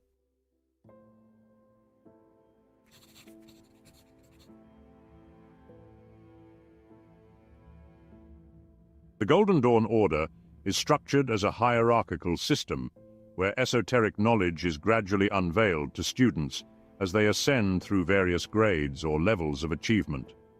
This framework is akin to an educational institution, positioning the Golden Dawn as a veritable school of the mysteries. I mean, levels of initiation. Good time to say levels of initiation. Yeah. The Hermetic art is a true science, and thus, aspirant magicians must meticulously commit the foundational knowledge to memory, akin to students of medicine or engineering. Training in the magical arts necessitates a deep exploration of the student's own consciousness, a journey that can be both challenging and discomforting. Certain aspects of the psyche, along with higher realms of knowledge and training, are best approached only after the student has been thoroughly prepared and balanced through the systematic progression of grades within the Golden Dawn. I knew something was bugging me about this. Okay, back to you, Jorge. Go ask Aaron, he'll agree that women kept the Golden Dawn alive. This is why this was bugging me. I figured it out. It's not because of misandry today or blah, blah, blah. It's because it's not of course it wasn't the women that kept the Golden Dawn alive. Neither was it the men. What kept the Golden Dawn alive in an unbroken tradition up to present day without a single break, like we see in Thelema and stuff, was the fact that we had men and women. That's what keeps the Golden Dawn alive. Of course it is. Of course it is. The Order's meticulously structured system includes safeguards designed to ensure that students gain spiritual awareness, magical knowledge, and psychic integration in a manner that is both gradual and secure. The grades of the Golden Dawn correspond to specific spiritual concepts and cosmic principles. The underlying philosophy of this system is... They correspond to elements and alchemical phases as outlined in John Dee's Monas Hieroglyphica. Is the Kabbalah, a profound Hebrew mystical tradition that elucidates all of creation, encompassing And Monas Hieroglyphica corresponds to Kabbalistic systems, of course, as Dr. Burns has extremely well outlined. the universe's fundamental essence, composition, and evolution. The grades within the Golden Dawn are aligned with the Sephiroth on the Kabbalistic tree of life, and also possess elemental and planetary attributions. They are thus divided into 3 distinct groups: the first, or outer order, the second, or inner order. How does Alois Mylander fit into this? Any overlap? Yeah, of course. Alois Mylander was the initiator of Rudolf Steiner, and so he carries a whole other, you know, we're all Rosicrucians, and so we're all part of this Rosicrucian mythopoetic ethos and idealism, or spiritual current, if you like, doing the same work. And that's why we don't need to be in the same groups or anything like that, because we all have the same telos in mind, which is a telos of a goal of theurgy and self-transformation, and through that, world transformation. So there's the overlap. He said, you say, I believe Blavatsky said there was only one Rosicrucian true initiate in Europe, and he lived in Kempton, Germany. Just curious, love this channel. Thank you. I'm glad you love this channel. Thank you. Thank you. Now I've got this computer that actually works. I can do all kinds of amazing things, and we'll have a lot of fun. But yeah, you know, the idea of one true Rosicrucian initiate is, that sounds like something Blavatsky might say, because she was kind of a, you know, hold my tongue. And the third, or invisible order, which is not attained by living initiates, I'm not a rather Blavatsky by inner fan. plane contacts. The first order, known as I the don't dislike Hermetic her Order either. of the I just Golden Dawn, meh. operates independently from the second or inner order, referred to as the Ordo Rosae Rubeae. Yeah, well, of course, no, you're not. You're not paraphrasing. You're dead on. She believed this because Steiner believed this, and she got this from Steiner. And Steiner was so potent that he was given the esoteric section of the Theosophical Society, but even that wasn't exactly what he wanted to do. So he branched from there into creating anthroposophy. Invisible Scientist is trying to read her work is hard with all the Indian stuff. Yeah, I know. I grew up in an Indian tradition, not in a Western Christian tradition. I grew up in an Indian tradition, Maharishi, and so I'm very. It's you know, it's what I know, but it still never spoke to me, even when I bought all these 100-year-old copies of The Secret Doctrine and Isis Unveiled as a teenager, and I was just like, what's the point of this? But for those who like it, that's great. That's great. Not everything is meant to speak to everyone. That's fine.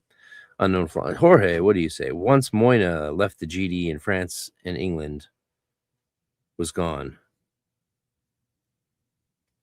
Without Tabby, Chick would have not been about to beat Griffin and keep their temple alive. And you already mentioned mine. Yeah. Once Moina left the GD in France and England, was gone. I don't know what that means. Without Tabby, Chick would not have been about to beat Griffin. I don't know why. I don't understand the whole Tabby, Chick, Griffin thing, but I guess she kept him going during that drama, which is fair enough. You know, I got nothing against Griffin's crew, but he did break into my house in 2021 or in 2001. Yeah, you know, he famously broke into my house during an initiation, disrupted the initiation. The initiates quit. It was very traumatic for everyone, and he had to get forced out of my home at Sword Point by our sentinel, by our Fulaks. So, yeah, the lawsuit days, those were rough days. Aaron's like, there was no Golden Dawn Wars. I'm like, you weren't in any Golden Dawn Wars. For us on the West Coast, it was another matter. We had drive-bys. Aureae Crucis. In December of 1891, the Golden Dawn faced a pivotal moment with the passing of Dr. Woodman, whose position remained unfilled. Around this same time, Samuel Liddell MacGregor Mathers completed an extraordinary ritual for the Adeptus Minor grade, which marked the entry into the second or inner order of the Ordo Rosae Rubeae et Aureae Crucis, or the Order of the Rose of Ruby and the Cross of Gold. With this achievement, Mathers restructured the order and emerged as its primary chief.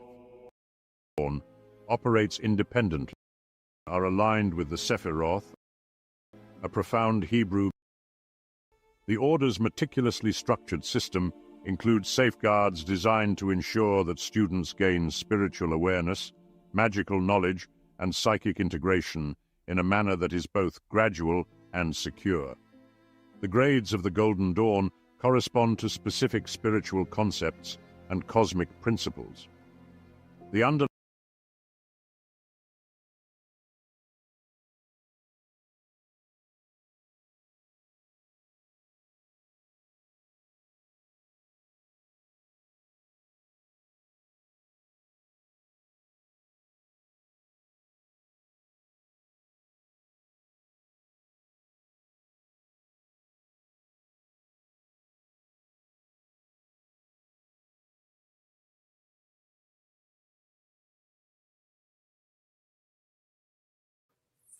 Sorry, guys. So you say my point about the both genders thing is like, if it was just women, I don't think it would have gone well. I think it's the fact that we had both genders that is why things went well. That's why it went well, because we had both genders. And so the women help, the women energy helps, the male energy helps. So Tabby was really helpful for Chick. Moina was helpful for Mathers.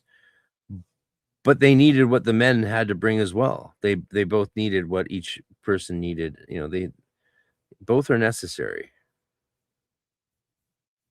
The underlying philosophy of this system is the Kabbalah, a profound Hebrew mystical tradition that elucidates all of creation, encompassing the universe's fundamental essence, composition, and evolution. The grades within the Golden Dawn are aligned with the Sephiroth on the Kabbalistic tree of life, and also possess elemental and planetary attributions. They are thus... Whoa, shout out to Agrippa's diary. I mean, everyone says this is Athanasius Kircher's tree of life, but it's not. Philippe de Aquin, he gets that right based on the 1625 version. Yeah, Kircher was a Jesuit priest. The idea that anyone would be practicing magic or spirituality based on this stuff would have terrified Kircher. He would have been horrified to think that Damien Eccles, for example, would have then taken his diagram of all the tetragrammatons of all the different cultures, which were fabricated in many places, or modified to fit his schema. Kircher would be horrified that Damien Eccles turned that into a massive Shem angel ritual. So yeah, this is awesome that Agrippa's diary nails that this is not Kircher's design for the tree of life. This is the most common arrangement of the Sephiroth and the paths on the tree in Hermetic Kabbalah. I'm going to not touch the term Hermetic Kabbalah today. We're going to leave that as it is, and I'll open that peccadillos another time. Divided into three distinct groups. The first, or outer order, the second, or inner order, and the third, or invisible order, which is... I'm not muted now, right? I haven't been muted for a while. Not attained by living initiates, but rather by inner plane contacts. The first order, known as the Hermetic Order of the Golden Dawn, operates independently from the second, or inner order, referred to as the Ordo Rosae Rubeae et Aureae Crucis. Rosea Rubea et Aurea Crucis. Can you hear me now? Can you hear me now? Aqualung, my friend. In December of 1891, the Golden Dawn faced a pivotal moment with the passing of Dr. Woodman, whose position remained unfilled.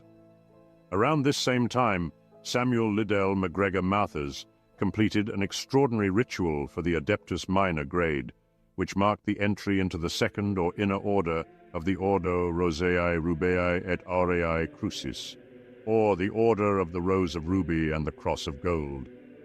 With this achievement, Mathers restructured the order and emerged as its primary chief. The ritual for the Adeptus Minor grade was based on the legend of Christian Rosenkreuz, and the mysterious discovery of his burial chamber 120 years after his demise. According to the Fama Fraternitatis, Rosenkreutz, the revered spiritual teacher and founder of the Rosicrucian fraternity, was buried in secret. His tomb, hidden behind masonry, was eventually discovered by members of the order. This tomb was a magnificent seven-sided chamber adorned Ex Deo nascimur in Yeshua more per spiritum sanctum reviviscimus. with intricate symbolism, each wall measuring 8 feet high and 5 feet wide. At its center lay a circular altar over a sarcophagus, which held CRC's perfectly preserved body. To bring this legend to life, Mathers and his wife, Moina, constructed a full-scale replica of CRC's tomb, known as the Vault of the Adepti. This creation vividly showcased the Rosicrucian influence within the Golden Dawn's inner order. Moina Mathers, a talented artist, clairvoyant, and Mathers' personal scryer, played a crucial role in this endeavor. Her visionary insights likely inspired much of the Second Order's rituals and gradework. Moina adorned. Since you're seeing that, I normally don't like to show those sort of images. Normally, I don't even like to say the R word. The R word. It's not retard. Oh, I can't grab the other book I want to show you. Nick Farrell has a great book on the vault. It's called The Magic Machine, I think. Is it called The Magic Machine? Yeah. Go get Nick Farrell's book on Lulu called The Magic Machine. Yeah. On the Mother Temple, Isis Urania in London, with her paintings of wall decorations, god forms, and temple furnishings. Given the farmer's sparse details on the tomb's symbolism, the two employed their considerable creative prowess to fashion this awe-inspiring chamber. Initiates who experienced the vault attested to its profound psychic impact. Entry into the enigmatic Second Order was by invitation and examination. Unlike the primarily theoretical First Order, the Second Order was dedicated to the practical application of magical theory.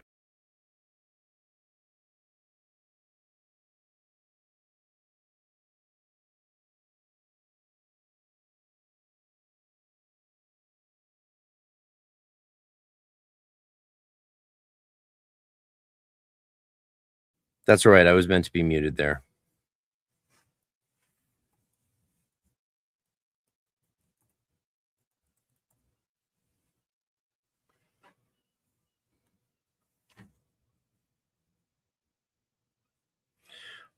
Jorge, come join me. Members were tasked with crafting and consecrating several magical implements.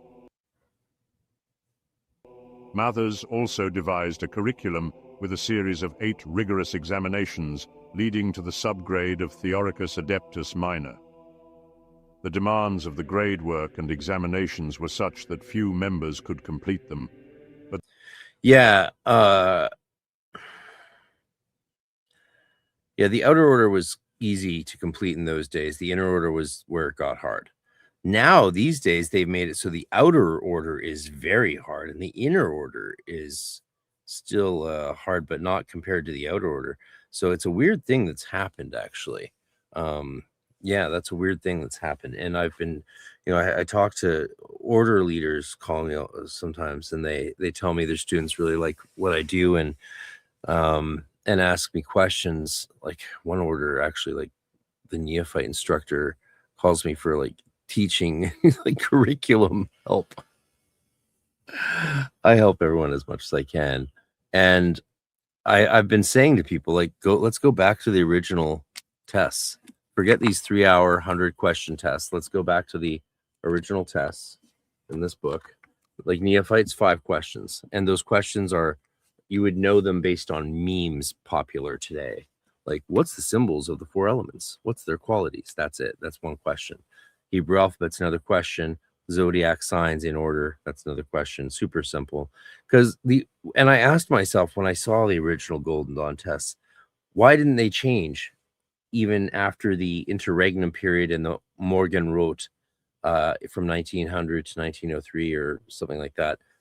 And even in the Alpha and Omega, the AO, and the Stella Matutina, the same tests were used from the original order. Why? Why these simple, basic, super easy tests? Clearly, the answer was because it's not about theory. This order is not about theory. That is such a misnomer, and we've done such a disservice to it in the 20th and 21st century by turning it into a highly theory-heavy order. We've done a massive disservice to the Golden Dawn tradition. We should stop with these 100-question tests. Sure, I had to do them. I was put through hell to be able to complete the grades, but those days are over. We should go back to the basics and focus on the alchemy and the spirit. Yeah, okay. Well, I'll say more. And I could go on about this for so long. I need to be careful. They will need to connect their mic cam. I can't add you, Jorge, till you add your mic and camera. You got to add your mic and camera. Those who did emerged with a comprehensive Yeah, so you say it seems very academic now. It's not meant to be. education in nearly every aspect of. Yeah,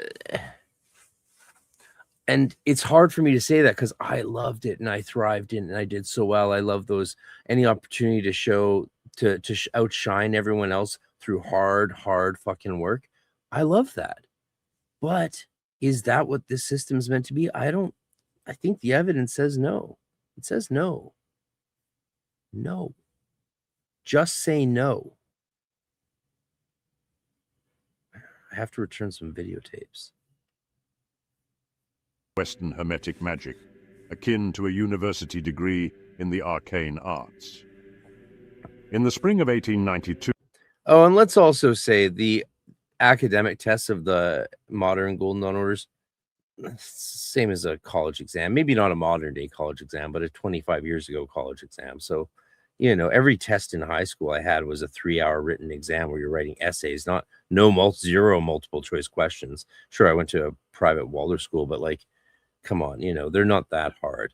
And you do actually need to know all this stuff, and you're putting yourself through tremendous commitments to study this stuff. So why wouldn't you want to know, all the answers, or at least the top 100 things you should know? The problem is the 100-question tests have, each question sometimes is 30 questions. So they're more like 1,000-question tests. If you go to Golden Dawn initiation.com, you'll see my test I give my students, but I don't actually give them that test anymore. You can scroll down and you can preview the test lesson. That's what I expect adepts to know. It's not what I expect a neophyte to know anymore. Just the 5 questions for neophytes. Samuel and Moina Mathers relocated to Paris and established the Hathor Temple No. 7. Dr. Westcott assumed leadership of the order in England and continued to expand the Second Order's curriculum through ongoing correspondence with Mathers. So, the final structure of the order emerged as follows. The First Order encompasses the grades of Neophyte, Zelator, Theoricus, Practicus, and Philosophus. Between the First and Second Orders lies a transitional grade known as the Portal. The Second Order includes the grades of Adeptus Minor, Adeptus Major, and Adeptus Correspondence. Yes, that's slightly Neophyte, Zelator, Theoricus. So, intermediate grade. Portal is a mysterious grade.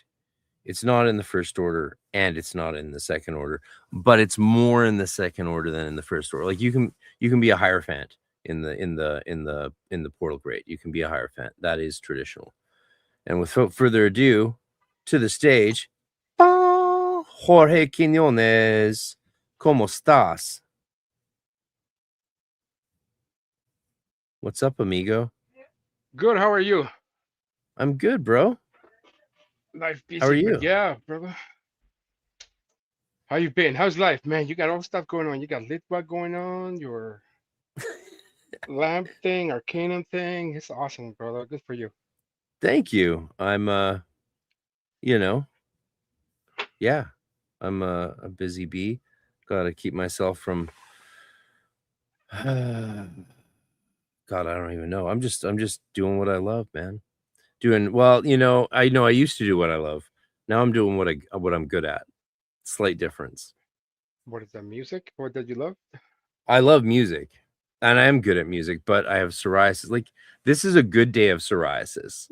Like, my Oh playing boy. days, like, I'm on the lion diet. I'm eating only lamb and beef. It sucks.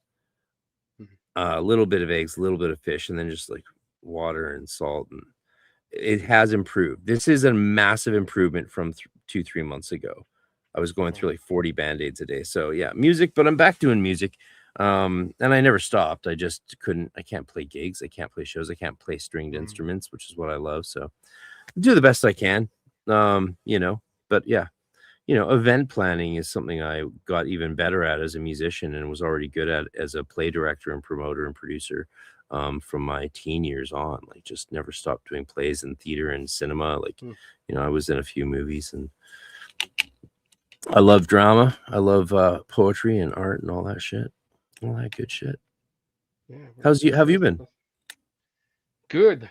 Busy with the campaign, writing that Hecate book that I You're told you running for about. office. And at I first I was am. like, oh no. But then you said you sent me the link and it was the school board. I'm like, fuck Yeah, yeah.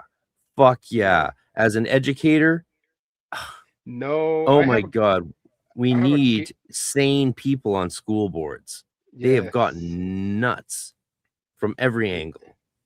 Yeah, I have a kid with Down syndrome, and every semester they keep like bouncing her from school to school, and they don't want to merge her into the really general population, and so I just feel like she keeps getting discriminated against.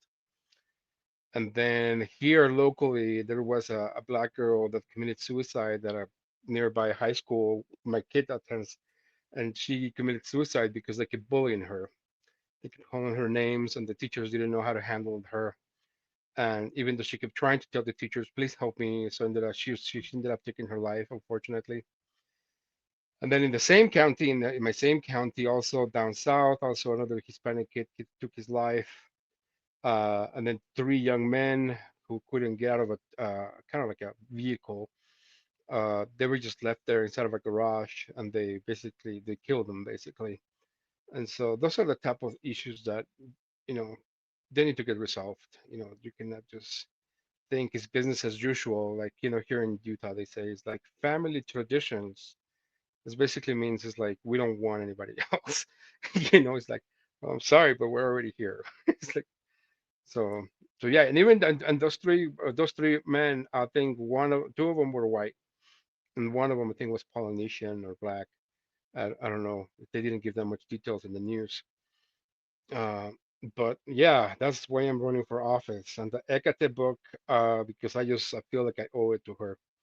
So yeah, I've been trying to get back into the YouTube game, but it's just hard to find time. Like I was listening to your podcast like more on the lawn. That's why I keep messing up on like my comments. I apologize. No, no, man, it's fine. And yeah, I used to think Canada and Vancouver were sort of immune to a lot of the insanity of America, but like we Mm, got it. We're worse than you now in a lot of ways. yeah. Between Maid and we're having crazy extortion surges and murders happen here. This one guy murdered his girlfriend the other day Mm, in a mall stairwell, stabbed her dozens of mm, times. And when asked by the police why he did it, you can Google this. It's all very public knowledge.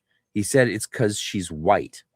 He said what that. a freak. And so they gave him 8 years in jail because he's been hard done by as a Oh, person of color. It's like you got to uh, punish the crimes. Like they passed Bill yeah. C9, which is a religious I don't want to say religious ban because I got tagged by the government and Facebook for a thought crime this week on Facebook. I got tagged for a thought crime. They said we will no longer show your post to your fans unless you well, as long as this post is up, but we're not telling you to delete the post. I saved all this info, of course.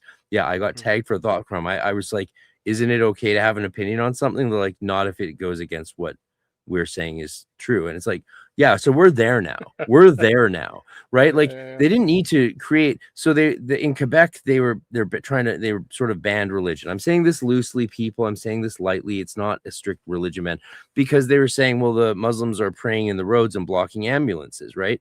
So the answer isn't to ban religious freedom and prayer in public. You arrest the people blocking traffic. Duh. Yeah. Right? If someone Yeah. crashes into a tree with a car, you don't ban cars. Yeah, that's correct. See, that's You just that's stop it. women Yeah, driving. yeah. It's like the same thing as like here, like when It's a Trump joke. was Trump was talking about DEI. It is like one of my platforms right now is like I don't want DEI. I have never asked for federal assistance. I have never been on like federal assistance. It's like all I want is to be treated equally, with respect and dignity, like any human, like every human being on this earth. That's Yeah, it. someone's asking if you have a site for donations. What's your website? Oh, it's a vote and then number 4 and then www. yeah, www and then vote for like number 4 and then my last name QUINONES .com. .com. Well, yeah, .com. The US is still on, still a work in process. I don't think there's a way to donate money there, though. I'm still working on the website, like to make it more. In fact, it just went up yesterday. Occultology says, I think you just came up with the solution to your problem there, RC. What's that? What's that? I don't know what that is. I don't know what you're talking about. What are you talking about? All right. Shall we do this? What? Let's do it. Practicus, and Philosophus. Between the first and second orders lies a transitional grade known as the portal. The second order includes the grades of Adeptus Minor. Oh, and for those wondering, why did I bring Jorge on? He was trained in a parallel order in LA the same years I was trained in the 90s, early 2000s. And so our orders were quite friendly for a while. Then the wars got chaotic and, you know, things got weird. But like, he's from Rigardi's girlfriend, Chris Monastri's order, and they did a lot of great work. Donald Michael Craig comes out of that order, taught in our order. So again, we were very interactive in the early years, up until sort of when I joined in 96. That's when there was a bit more of a rift because of Griffin's drama leaving. Griffin was trained in the same order as Quinones here. So yeah, he's a wonderful adept. We've interviewed before. He's got a massive depth of knowledge and insight, and is a lovely guy. Yeah. Adeptus Let's do it, baby. Major and Adeptus Exemptus. Well, thank you. The ethereal third order comprises the grades of Magister Templi, Magus, and Illuminatus. So, to clarify, within the Golden Dawn, there is... Good job by Agrippa's diary not conflating the third order with the secret chiefs. Good job. That's a lot of people make that mistake. exist 3 degrees, often mistakenly conflated with the 3 orders, though they do not correspond to the same sephirotic divisions. Ironically, Modern Magic was Craig wrote Modern Magic before he joined the Golden Dawn. So it might have been laid out better afterwards, but that's why he did other editions, I guess. I still think he dives into the in-order stuff way too the Tree fast. of Life. The first degree spans the entire First Order, from Neophyte to Philosophus, symbolizing the magical stage of purification. The second degree consists solely of the portal grade, representing consecration.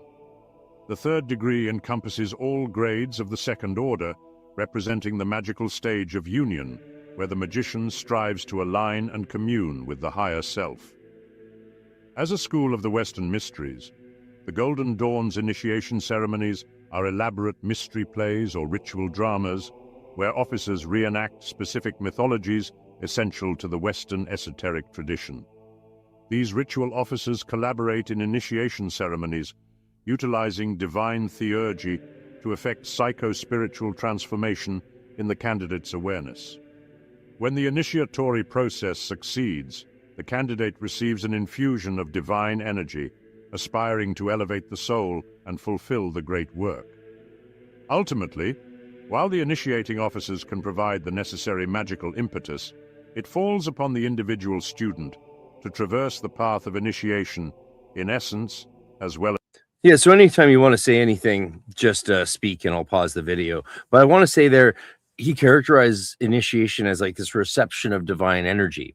it's not really that you're being given something you don't have, and that's how a lot of people, I think, abuse these systems and initiation in general. I'd love to hear your thoughts on this, Jorge. But like, we know quite clearly, as hierophants in this tradition who have done it, and having studied the initiatory documents on how to do them, and then anyway, it's a lot of work. It's about awakening something that's already in the person, their nous, their higher consciousness. And you do this in the neophyte by connecting them to it through the hierophant's higher consciousness. It's like a Trinitarian connection that's just awakened, the first spark. And then the neophyte has to do the work to keep that going. And you see all the time people who don't do the work, it just sort of burns out. That's what I got to say about that. What do you think? It's not like, don't think that they're giving you something you don't have and can't get any other way. That's why you can self-initiate yourself into your higher consciousness through the Golden Dawn tradition, like the Cicero's outline in their book. That's why you can work with different people and find that same awakening, because your higher conscious, your holy daimon, your nous, in the Hermetic terminology of the ancient Greece, that's there. It just needs to be awoken and connected to the current. I agree halfway with you, because the concept of the egregore is big time in the Golden Dawn. And in fact, I think the concept comes from the Golden Dawn. I can't find any sign of the word egregore before the Golden Dawn. And it used to say on Wikipedia. Pretty sure it's Greek. And I think I have seen it in Iamblichus, and I have seen it in the Dionysian. Oh, interesting. In Iamblichus, and but the thing about Iamblichus is that it's so hard to translate. I mean, I've been trying to get the lower classic ones, and then sometimes there are some scholars that post them in academia. As in form. Sorry. In other words, and so yeah, I'm pretty sure the word egregore, or at least a form of translation of it, is in Iamblichus, but you have to get into the Greek, and then yeah, Timaeus kind of hints to that. In fact, Alexander, then the Doki basically hint a lot to that, as to like we are kind of like brothers, and we are of the one same spirit, and we fight together, or we learn together. So it is, so even though it is not, it may not be used as the same word as egregore, it is very much a Greek term that I don't know. I don't know. I also messed a little bit around with Amorc, and in Amorc is also used very much so. And in fact, that is the reason why there are grades, because each grade you move closer to the egregore of the masters. So it's right, like but Amor got the word egregore from the Golden Dawn directly. No, I think Amor got it from the Le Belle Époque, from Josephine Péladan. Péladan got it from where then? From probably Martinez de Pasquale, or yeah, most likely from Martinez de Pasquale, if it's there. I don't know. I have a couple of his books, but I have not read them fully. But there's a lot of things. Like there's a book called Occult Paris that basically hints to the idea that Occult Paris influenced the Golden Dawn big time. In fact, Papus Gerardonkus, he joined the Golden Dawn, even though Papus criticized the Golden Dawn of saying it's like they're using a lot of our stuff. Even though by that time, when Papus joined the Golden Dawn, he did the Belle Epoque was pretty much dead. There had an schism where the Stalisnastas were kind of like withering away. Some people were dying, and so there were very few left. There was rumors of war, and so there were big problems. But the tarot that the book T obviously has a lot of influence from the tarot of the Bohemians from Papus, and that is a lot of things that that is a type of thing that a lot of GD members don't know, and the general public, of course, does not know, because if the Golden Dawn don't know it, nobody else does it, because it's like, even though people will like to deny this, till the end of the day, the Golden Dawn has influenced occultism, or at least Western occultism, to its very bone. I mean, like big time. Yes, you want to. The research says the Greek origin is, from the egregori, the watchers or wakeful ones. From First Enoch is the Greek origin of the word, but then the earliest reference in Western culture seems to be egregor from Victor Hugo in La Legende de Siècle, 1859. That's interesting. And Eliphas Levi used it in Le Grand Arcane in 1868, and then the Golden Dawn. So that's really interesting. Yeah, the Frenchies. Yeah, the Frenchies. Yeah, I know at one point I saw it on Wikipedia as being like the Golden Dawn coined the term egregore. I was like, that's crazy. But then when I went back to see that on Wikipedia, it was gone. I'm like, okay, so that probably wasn't true, but who knows? And I've always been curious since then. I just never cared enough to look. Yeah, interesting. So yeah, cool. Let's watch more. So let's do some super chats. Well, super chats would be awesome, but we'll take chats. Invisible Scientist has been watching Agrippa's Diary for a while now. It's pretty decent, not as good as this channel, of course. Well, I mean, the guy's probably making like 20 grand a month off his channel and his course. So I mean, he's good is a relative term. Got to do the work for the love of the deed. Thank you, Invisible Scientist. Fraternitas Saturni. Yes, occultology. Ego is not one's amigo. Well, Rudolf Steiner defines ego as the higher self because it's the I, ego, and then the lower self is the me. That's how Steiner uses the term. So terms like ego are meaningless unless you define them as you use them. Occultology says, I thought the egregore came from the such fraternities. That's so crazy. Who would say that? I mean, no, it really is a Golden Dawn term. Golden Dawn popularized it. That is a fact. No one popularized it like the Golden Dawn. The reason we use it today is because of the Golden Dawn. That's a fact. As the Hierophant advises the neophyte, remember that God alone is our light and the bestower of perfect wisdom, and that no mortal power can do more than bring you to the pathway of that wisdom. Thus, the journey is both a solitary and divine pursuit, guiding the aspirant toward ultimate enlightenment and mastery. In the arcane halls of the Order of the Golden Dawn, the seeker finds a truly fascinating lore woven from the esoteric wisdom of ancient civilizations. Here, the doctrines and rituals are not the mere sum of Christian thought, but a syncretic amalgamation drawn from Egyptian, Hindu, Buddhist, Jewish, Greek, and Christian sources. This eclecticism is not mere eclecticism for its own sake. It is a recognition that the divine manifests through a multitude of paths, each illuminating a facet of the grand, ineffable mystery. For the initiate, the sacred quest begins with the pursuit of the divine spark residing within, known in the teachings of the Golden Dawn as the Holy Guardian Angel or the Higher Self.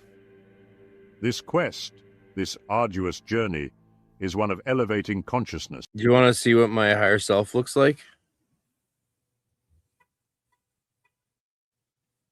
Hi, Jorge. Hi. I can talk now. Hello there, master. He's choking you. To achieve a profound communion with this inner divinity. Through the meticulous practice of ritual magic, the initiate endeavors to transcend the ordinary realm, reshaping and directing the imagination through conscious engagement with psychic phenomena. The Golden Dawn perceives reality as a multi-layered existence, with the mundane world interwoven with ethereal dimensions that one can access through precise ritual and meditative visualization.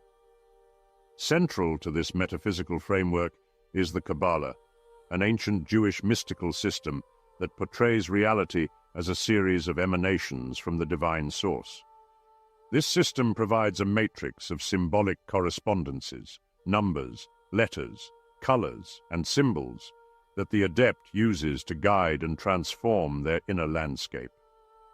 At the heart of this mystical journey are the Sephiroth, the 10 Kabbalistic worlds, each a realm of divine emanation that the magician seeks to traverse. You see, that beginning is with the Sephira that is closest to probably the earthly plane. most brilliant thing that he said in the whole thing. I've seen this, and that right there is giving away the secrets of the vault. And he's right. Well, I mean, he's right. I mean, it's Okay, hard let's for play it people. again. Huh? He's right, but he's not quite explaining it. So this whole thing, I'm pretty sure, is AI. And Yeah, I think the research and the voice. voice is AI, and the course is just cut and paste from around the internet. Maybe I think one of my students has done his course, and I haven't had a chance to ask about it. I'm curious. Isn't this the Yeah. guy that talk? Isn't he Asian? He talked, right? Finally, didn't he also did a debunk video on that dude who claims to be a professor who's Asian? And then he finally said, "I am this dude, and he's Asian." Or am I tripping? Is that Bal Kadmon? No, I'm pretty sure I saw that. I don't know. Maybe I'm tripping. Sorry, but yeah, he in that one he's explaining the vault, and it's pretty neat. But of course, he's super cryptic because he's not really explaining why is it that the colors are such a fundamental system of. Was not even Golden Dawn, now it's AARC, but yeah, that is the most brilliant part of the whole thing, and I think he doesn't even know what it is because he doesn't explain it, and that is the most crucial part. That is the culmination of the Golden Dawn, in my opinion. Yeah, as secretive as it is supposed to be. Magic, the initiate endeavors to transcend the ordinary realm, reshaping and directing the imagination through conscious engagement with psychic phenomena. The Golden Dawn perceives reality as a multi-layered existence, with the mundane world interwoven with ethereal dimensions that one can access through... See, I think that's not true. I think the Golden Dawn allows you to see existence however your religion guides you to see it, or however you choose to see it. The Golden Dawn promotes what's called today ordinal phenomenology, is the experience of the universe through multi-layers of experience. But it's not making any prescriptive proclamation about metaphysics or reality. The Golden Dawn doesn't say reality is this. The Golden Dawn says we go through this experience in reality, because otherwise it couldn't be accepting of Jews and Christians and pagans and stuff, because it would be overriding their beliefs about reality.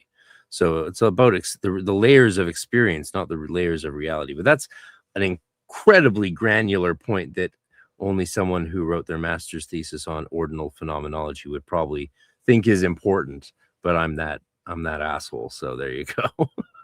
Precise ritual and meditative visualization. Central to this metaphysical framework is the Kabbalah, an ancient Jewish mystical system that portrays reality as a series of emanations from the divine source. This system provides... Yeah, like emanationism is a religious framework, and that's why it's not prescribed. A matrix of symbolic correspondence. For example, the Tree of Life is a deceptive, right? The circles within the circles within the circles is a more accurate diagram of the Kabbalistic view of the nature of God. Numbers, letters, colors, and symbols that the adept uses to guide and transform their inner landscape. At the heart of this mystical journey are the Sephiroth, the 10 Kabbalistic worlds, each a realm of divine emanation that the magician seeks to traverse. Beginning with the Sephira closest to the earthly plane, the initiate learns to navigate these realms, mastering the intricate correspondences. See, there's the same mistake again, this emanationism. Closest to the earthly plane. In conception and experience, maybe, but it's all everywhere, all at once. Aleph is Aleph is Aleph. That define each sphere. Each Sephira corresponds to a grade within the Golden Dawn, with the earthly realm as the 10th, and the realm nearest to the Godhead as the first. Of course, there's different schools of Kabbalah. The path through these grades is arduous, each step requiring the initiate to demonstrate mastery over the esoteric knowledge and rituals pertinent to that level. This includes the Hebrew alphabet, the celestial hierarchy of angels, the correspondences of colors, and the sacred rituals of the pentagram and hexagram. Until the revelations of 1938, these teachings remained the guarded secrets of the order, shared only with those who had earned their place through disciplined study and spiritual attainment. The poet and adept W.B. Yeats, in his letters to fellow members of the order, emphasized the profound significance of progressing through these grades, or, as he termed them, degrees, underscoring the transformative journey of the soul towards divine unity. The grades are more than a test of efficiency. They are more even than an ordeal, which selects those who are most devoted to the order. The passing by their means from one degree to another is an evocation of the supreme life, a treading of a symbolic path, a passage through a symbolic gate, a climbing towards the light, which it is the essence of our system to believe flows continually from the lowest of the invisible degrees to the highest of the degrees that are known to us. It matters nothing whether the degrees above us are in the body or out of the body, for nonetheless must we tread this path and open this gate and seek this light, and nonetheless must we believe the light flows downward continually. As the Venerable Yeats had articulated, the illustrious members of the Hermetic Order of the I like that he calls him venerable, the Venerable Yeats. Now we're talking. Now you're talking my language. Another emblem there, that stormy white that seems a concentration of the sky, and like the soul, it sails into the sight, and in the morning's gone. No man knows why, but 'tis so lovely that it sets to right what knowledge of its lack had set awry. So arrogantly pure a child might think it can be murdered with a spot of ink. Golden Dawn, particularly in the nascent Yeats. epoch of its sacred existence from the year 1887 to 1903, were of the profound conviction that the esoteric wisdom and mystical experiences bestowed upon those who ascended to the higher grades were not mere scholastic attainments. They signified the candidate's transcendental evolution, both in spirit and in the ethereal realms of the psyche, marking a sublime metamorphosis in the eternal journey of the soul. In the original Golden Dawn, it was believed that no mortal, still bound in the flesh, could aspire to the highest and most exalted grades of the order. Each grade was adorned with its own regalia, ritual implements, secret handshakes, and words of power, all of which were understood to be mere symbols. These material manifestations served to elevate say the something? consciousness of the initiate, lifting It's like my higher self, I don't know what to call it. He told me that the Cipher manuscripts were BS, like maybe like 15 years ago. And then I went and bought Poke Runion's book. And then I was kind of figure out, yeah, this is bullshit. And so I love Poke Runyon's book, and like he came and presented it when it was released in '97, August 2nd, at our summer event in LA, right? Not far from where you guys were based, and it was cool. I got to meet him, and that was really wild. And I didn't get his book then, though. I got the second edition like you did, and really studied it hard. And yeah, there's just always been something really off about it, right? And that's what's Skinner or not Skinner, but Fuller. He's the Skinner of the Golden Dawn. That's what he noticed, and he spent many years figuring it out. And people should go read the last 2 volumes of Light Extended, not the recent one, the 2 before that, and get the revised history of the Golden Dawn there. Yeah, and the reason why I say this is because of the designs and the tokens and all that stuff. Is like the Golden Dawn system is very Masonic. It's like so Masonic, and it's hard to separate Freemasonry from the initiatory grades. And that's why, like you said, it's difficult, if not impossible, to self-initiate into the Golden Dawn, because how the heck are you gonna self-initiate into Freemasonry, And of course, we don't have charters like Freemasons, but the initiatory system is very much linked with what happens within you, like you said, like your higher nous, and also with what happens within the officers that are initiating you. So that's also part of your egregore. And I don't know if you have read the Book of Jew, but the Book of Jew is also just like the Golden Dawn. It's also just like Freemasonry. There are steps that are tokens you go through, like this guy was saying. You go from chamber to chamber, and so it seems like there's a long tradition. And in my opinion, there might have been the connection between the Freemasons and the Book of Jew through the Knights Templar.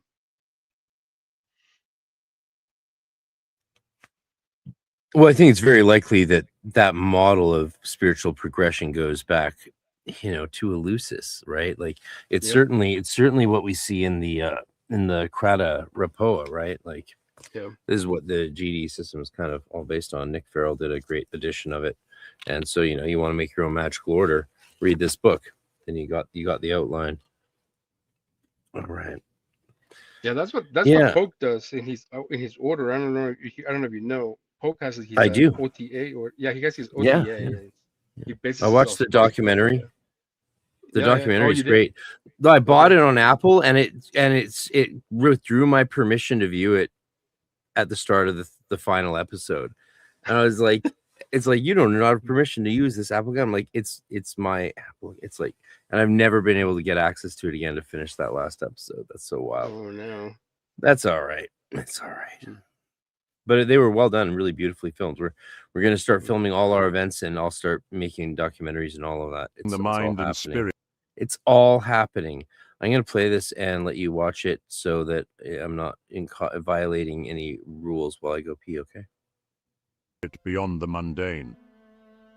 Upon their initiation into the neophyte grade, aspirants would adopt a magical name, a motto, which would signify their new identity within the order and serve them in all their mystical endeavors.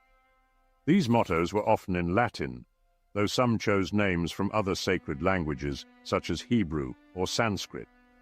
This name was not just a label, but a key, unlocking the initiate's magical identity and endowing them with power and protection. It marked the first step in the creation of a magical personality, a persona to be donned in states of trance and during sacred rituals. The entirety of the occult labor within the Golden Dawn was meticulously designed for the elevation and mastery of consciousness. As the wise Dion Fortune wrote, "Occult science, rightly understood, teaches us to regard all things as states of consciousness, and then shows us how to gain control of consciousness subjectively, which control, once acquired, is soon reflected objectively. By means of this conscious control, we are able to manipulate the plane of the human mind. It is a power that is neither good nor evil in itself, but only as it is used."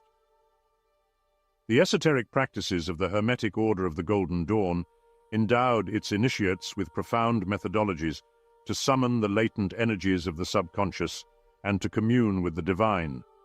This sacred work bifurcates into two primary paths: evocation and invocation. Evocation pertains to the summoning of energies within the personal and earthly realms, tapping into the subconscious mind's reservoir of power. In contrast, invocation reaches beyond the mortal coil, calling upon perfected and divine energies that originate from transcendent realms. The ancient False. That's completely false. But let's hear what he says. occult maxim, "as above, so below," encapsulates this duality. Did you see that Florence For part the about adept, this phrase consciousness? illuminates. Sorry? Did you hear that Florence part about consciousness? Florence Farr, what? Or is it that was it Florence Farr or was it Dion Fortune?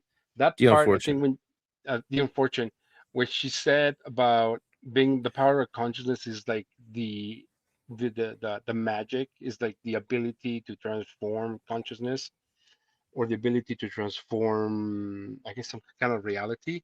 And that is why that's why I was saying that Smith, in my opinion, was a better magician than Crowley. Not because Crowley did better. I mean, not because Smith did better magic, because he did. But Smith was able to transform the consciousness of so many people.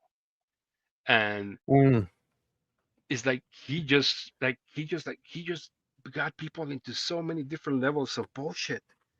You know, it's like, oh yeah, I got the treasure. Oh no, the treasure's Well, gone. You know, it's like, oh, I found these plates. Oh no, never mind. And then I found a new Bible. It's like, bro, not even Crowley pulled that out. You know what I'm saying? well, Crowley was speciating his own system and practices out of the Golden Dawn, which was a group of like less than 500 people. Smith was like, how about I make my own Christianity and this angel gave me gold tablets, right? Like that's just a smart, like it's just better business. He was a better businessman. Yeah, he might wasn't a better magician. He was a better businessman. Then he's like, and wives for everybody. You get a wife, and you get a wife, and you get a wife, and the same person gets you get 3 wives. Like it's No, brilliant. no, Like no. of course, you know, appealing to. And I think he really believed in the biblical providence of his message. I think he heard what spirits were.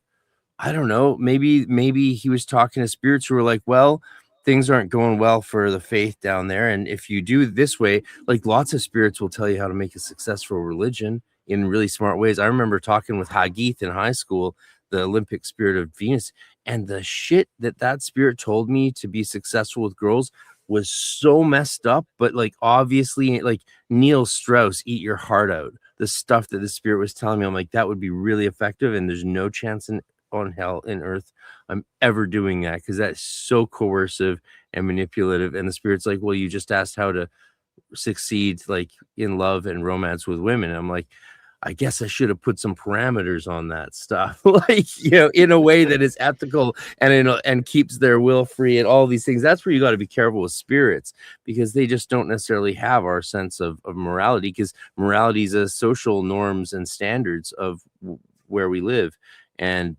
spirits live in a different place than us, and they don't have our morality at all.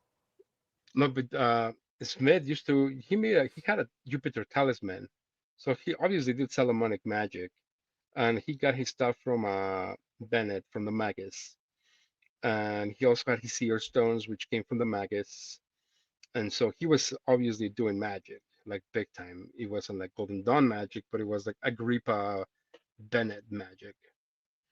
Yeah, you know, and also on top of that, it's also how do you define magic?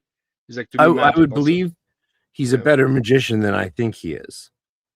Oh yeah, he was certainly a good I do magician. give Crowley his due, though. You know what I mean? Like It's like like to me, I don't even know what Crowley did. What the heck did he do? It's like anything worthwhile Crowley is Golden Dawn. well, no, yeah, but that doesn't. He did his vision, the voice workings, going in the desert, doing peyote, doing the aethers, getting his assistant to like butt fuck him during one aether so he could feel the full dehumanized. I don't know. It's been a while. It's been a while since I read it. Last time I read it actually wasn't even Vision the Voice. I read Jason Louve's explanation of those passages, because I think he couldn't put them in because he didn't want to get sued by the OTO or something. But yeah, like, you know, Crowley put himself through. I don't approve of those things. Like, I wouldn't do them in a million years, you know. But Crowley put himself through major operations over and over and over and over. Just because they were antinomian and left-hand path, I think doesn't mean that I should judge the quality of his magicianhood and his adepthood by the standards of a Golden Dawn traditionalist or a Christian like me, right? Like, I think he should like get interpreted and reviewed on his own terms. I do think that about Crowley. And so yeah, the chat's apparently going wild. Though I'm not seeing it in the back end, only in the I like the one that Joseph Smith was a prophet. Dun, dun, dun. That was at the South Park thing. That was pretty funny. Do you want to see the new meme I made? Did you see the new meme I made? No words. Oh, so you know that Dr. Gal Sofer, this Hebrew scholar, put out this definitive academic study on Solomonic magic, proving that there's no like ultimate singular source or Ua text. There's no Ua text of Solomonic magic. It's more composite than that, which is good news for the study of grimoires, honestly. But I made a meme thing. So he's talking to Alexander Eth of Glitch Bottle, who's a Solomonic magician, and I made a funny video about it. Hey all, hey, hello spoo y'all. See Smith. I will do those questions after. So check this out. Here's the meme I made. because it's Professor who's just debunked the existence of Solomonic magic talking to a Solomonic magician. Here you go. Enjoy.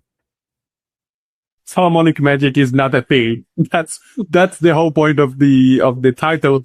I wanted to mislead the readers to think about Solomonic magic as a thing, but it's not a thing. And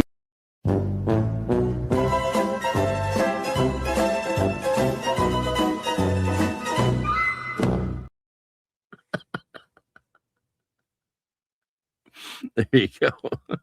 Yeah, I think I did see that one. Yeah. You did? Okay. Well, I didn't need to play it then. You don't make Oh, yeah, memes, you did. Frater RC. You express them. I agree. Do you think need to schisms reference it. were? Here's a question for us, Jorge.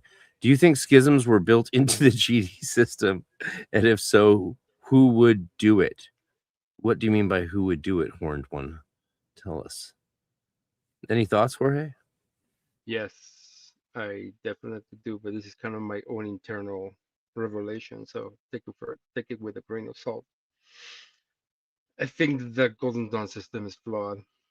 I mean, I dedicated, like you, I dedicated 5 years of my life to it. I studied it for many, many years. But then one time I was wondering, why is everything so dark? Why is everything so silent? It's like, why are we, well, I don't know if I should say this because it's kind of like Golden Dawn. It's like, why are we kind of doing all this in front of a coffin? Why is our greatest aspiration to get inside of a vault with a coffin? It's like, what's the thing with death? And then it's like that's just kind of like so many sources, and it's kind of like a reflection and a microcosm of so much shit that has gone on with the Golden Dawn. You talked about the Westcott Matters thing. We can talk about Griffin and Cicero. You can talk about my temple, that had its own schisms. And then I cannot think of a single Golden Dawn temple that has not gone through a schism. I can't. I can't. I mean, yeah. Sorry, I was saying I can. The Frater RC temple didn't. The Cicero's order didn't. I know one other one I can't mention that didn't. So that's 4 major ones. Oh, I don't know about those. Maybe I'm wrong. There might be an argument that the Maybe better not. trained and closer to the original tradition the people are, the better they survive. I mean, just to play devil's advocate here, So okay, yes. We're not as trained. We're not as well trained. we're I like to think someone says, does that line also have ties to SRIA? I think the Golden Dawn comes more out of SRIA systematics and structure than Masonry, but SRIA is a form of Masonry, so it doesn't really matter. Chick is big time in SRA. They refounded the Societas Rosicruciana in America. You can go join it. Yeah. Someone says, Teak says, not all polygamy is manipulative and coercive. For some, it is social contract that builds security. Teak, let me say this. That show, Big Love, I loved every single fucking episode of it so much. I loved that show. I thought it was beautiful. I was like, go polygamy. Yeah. And then we got to the end and I was like, well, maybe, maybe not in general. Maybe that wouldn't work universally as a standard in society. Culturally, I think it would have become normative. I think humans developed the traditions and cultures we have as survival mechanisms. Yeah. And as for the GD being prone to schisms, I agree with people that temples themselves are pressure cookers in a way. And so, there's this natural desire for the heat to build up and for them to explode. And I think that's an emulation of life itself. We live, we grow, we die, and then hopefully we're reborn, as the Hermetica says, as star gods with our tunics of fire, uniting our soul with our holy daimon and become even better than the angels and stuff. We're dying gods in our bodies, but star gods and daimones in our spirits, and we unite and rise beyond this world after, unless we don't get initiated into that nous, into that higher consciousness, in which case we sort of dissolve back into creation around us, and that's fine too, because ultimately all is part of the one, the monad. Yeah, let me give you 2 cents on that one. I think that the whole structure of hierarchy is what definitely well, hierarchy and abuse of power or perceived abuse of power is what really lends the opportunity for schisms, because there's always competition for either power or control, or I got offended, or why didn't I get the promotion instead of the other guy or the other gal, etc. But I think the Greeks really did it proper. That's why, like, I'm trying, like, I've been working for years of trying to develop a Greek system, because there's no hierarchy. Hierarchy is nature. That's it. Period. It's like the priest is the one that is like the most antisocial, disconnected, but is somehow able to personify this aspect of nature, either the sun or the moon, or Persephone, the killer, or etc., etc. And so you have to decentralize the power. It's kind of like Anonymous. It's like the hacker group. It's like if you decentralize the structure, it cannot be taken down. Whereas if you centralize it into a hierarchical order, where some people have the power and others don't, eventually it's going to come crumbling down. At least that is my opinion. Yeah, that's interesting. I feel the same about so many points and then different about others.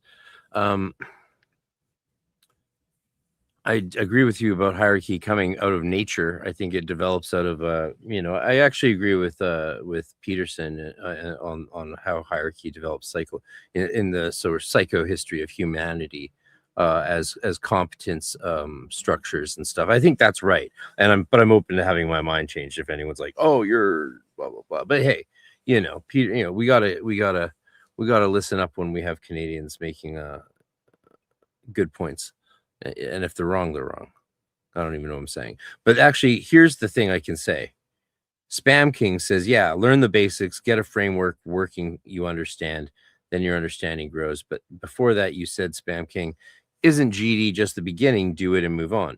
So, no. This is where this is a point that illustrates sort of our one of our disagreements, because on most points we're actually totally in agreement, I think. No surprise there. But where I disagree is that I don't like you said it's restricted or limited or flawed. Things can always improve. Human structures are always flawed, right? It's the work that we do. Like when I kneel down to pray and and offer Thanksgiving and do the Eucharist and do all these things, that's not flawed.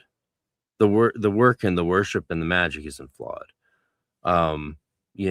Is every, if you've written your names on the triangle of manifestation the way everyone writes their names, technically you've written them in a flawed fashion, because we've figured out what the actual spelling should be. No one uses them, a few people do, but it doesn't really matter, does it? Because the work you do with that triangle of manifestation is still perfect in itself. Because why?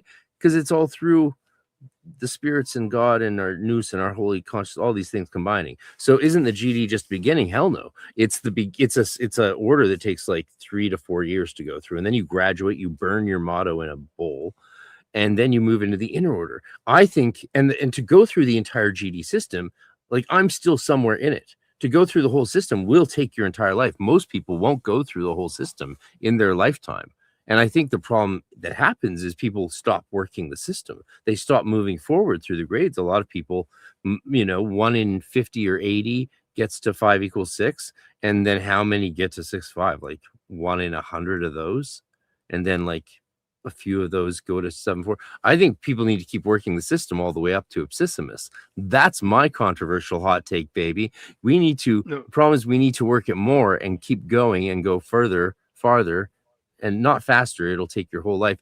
I'm going to die long before I get to go anywhere near studying as in depth as I want all the facets of the Golden Dawn tradition as a whole, talking about all 3 orders of initiation. And I still want to finish all this Celtic mystery stuff I'm doing and, release dozens of more albums, So, like, there's not enough time in life. The Golden Dawn overall system, all 3 orders, is a lifetime project to undertake if that is your calling. And if it's not, then yeah, like someone said here, you can just learn the basic, get a framework of, you can leave whenever you want and do whatever you want, and more power to you.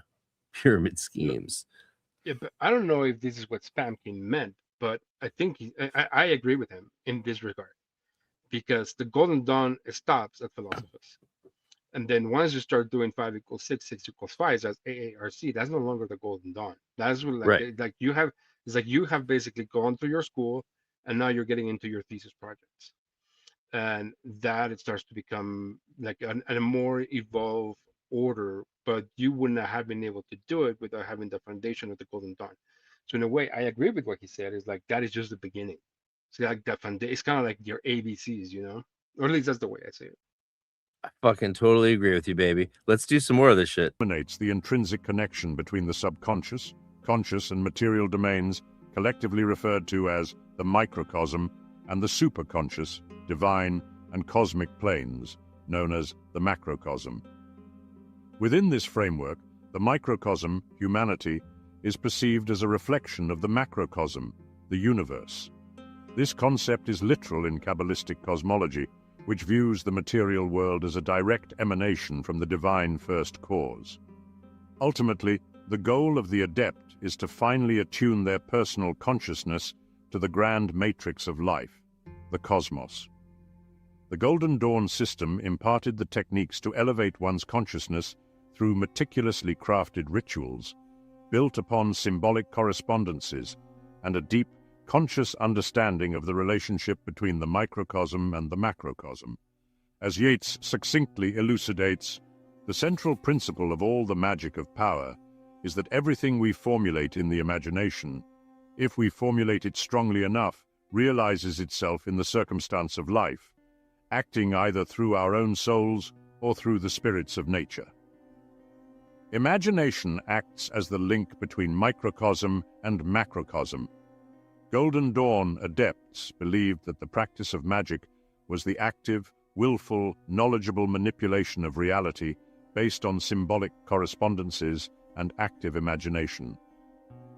Yeats further articulated the working of symbol and imagination by stating the following: "It is the first principle of our illumination that symbols and formula are powers, which act in their own right and with little consideration for our intentions, however excellent. Most of us have seen some ceremony produce an altogether unintended result because of the accidental use of some wrong formula." Practitioners of Golden Dawn magic believed deeply in the transmutation of cosmic energies through the sacred symbols and talismans they so meticulously crafted. The esteemed scholar of Western occultism, Francis King, elucidates this practice by asserting that the Western technique is aimed at the incarnation of spirit in matter. Unlike other spiritual paths that seek to transcend the physical realm by denying it, Western occultism, as epitomized by the Golden Dawn, finds its transcendence through the very material world it inhabits.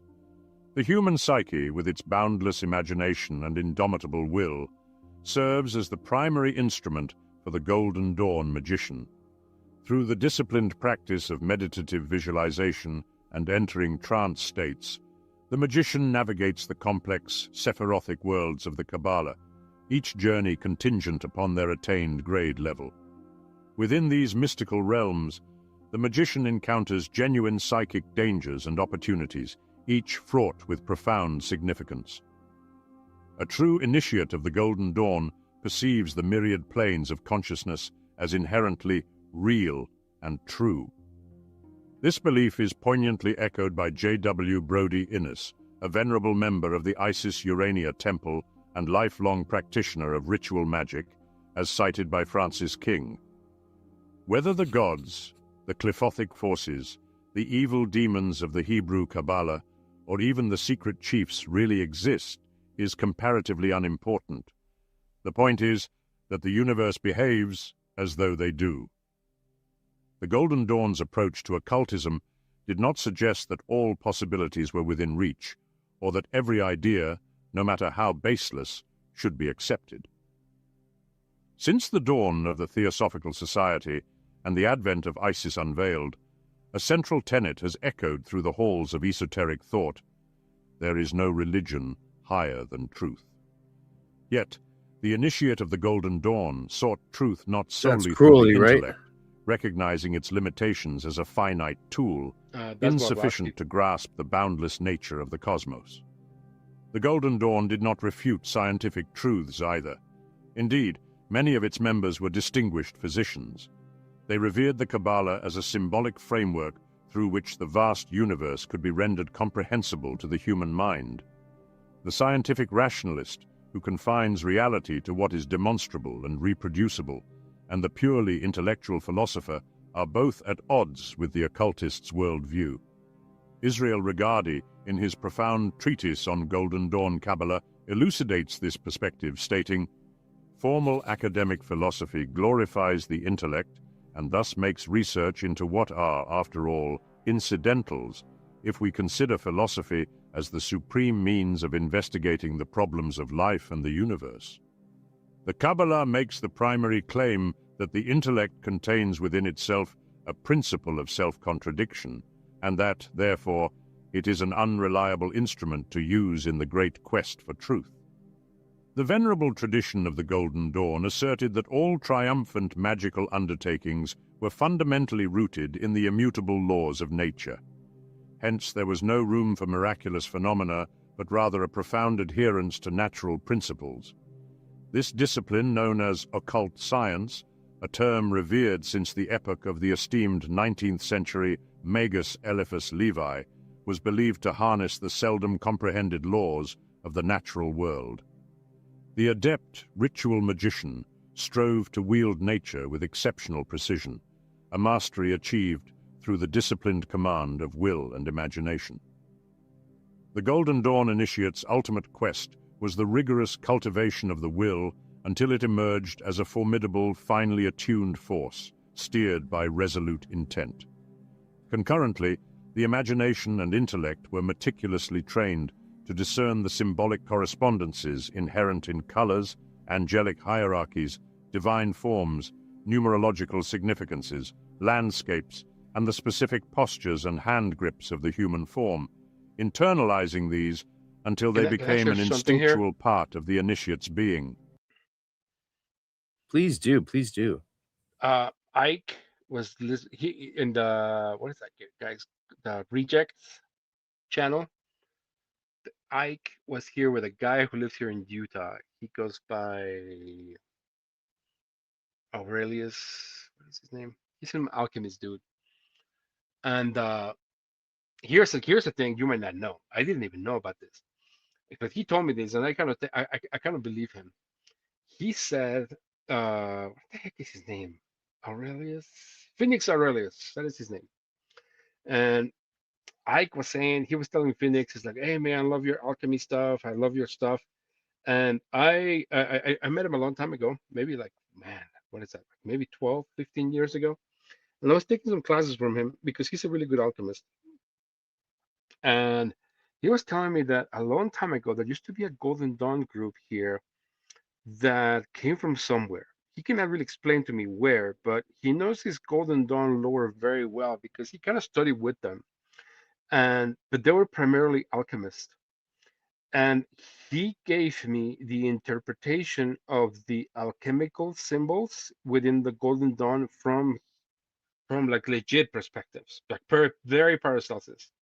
In fact, Phoenix Aurelius is very good at studying Paracelsus. In fact, I talked to Justin Sledge about this, and Justin was like, "Yeah, I don't believe that." And then, like 2 months later, he makes his experiment on Paracelsus thing.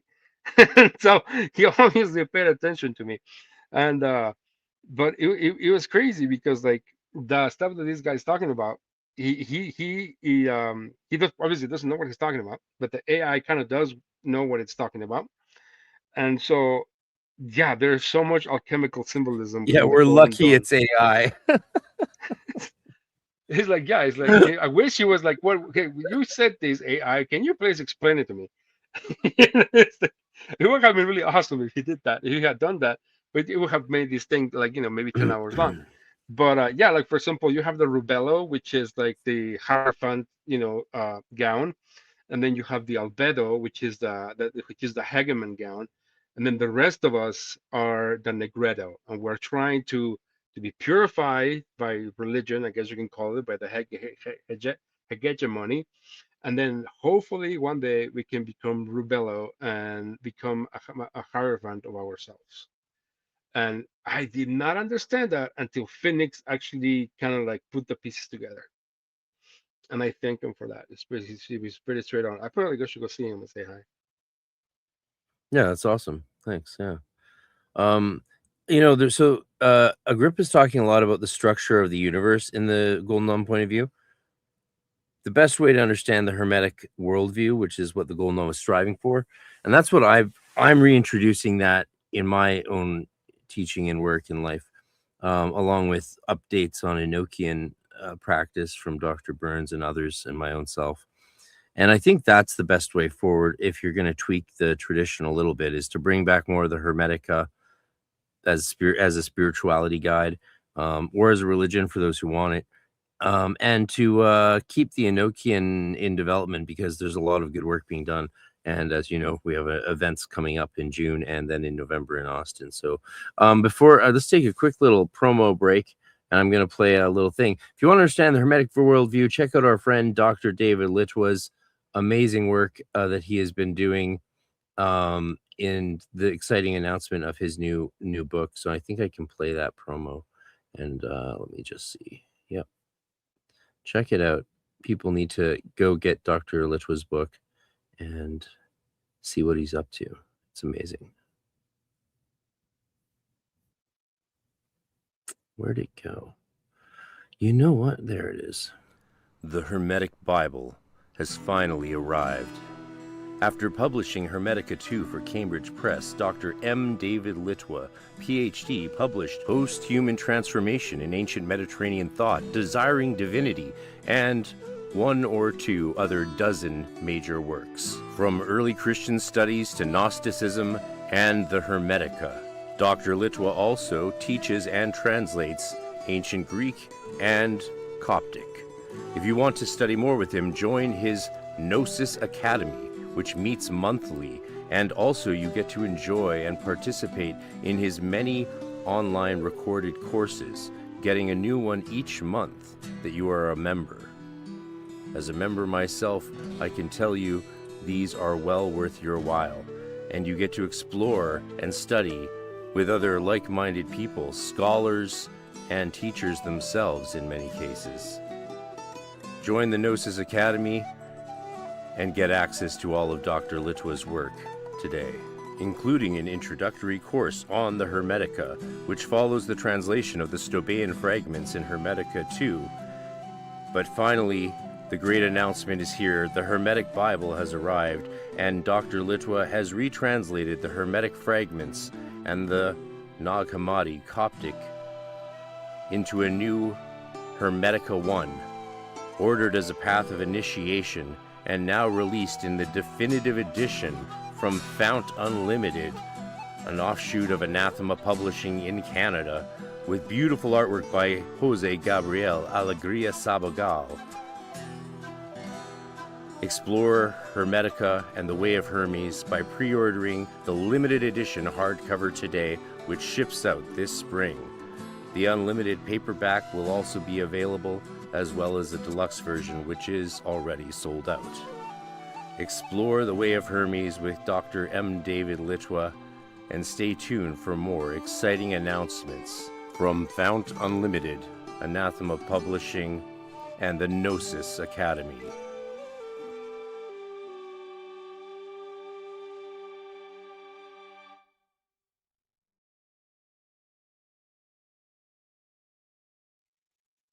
Progression through the Order's grades represents... There you go. It right Yeah. there, sir.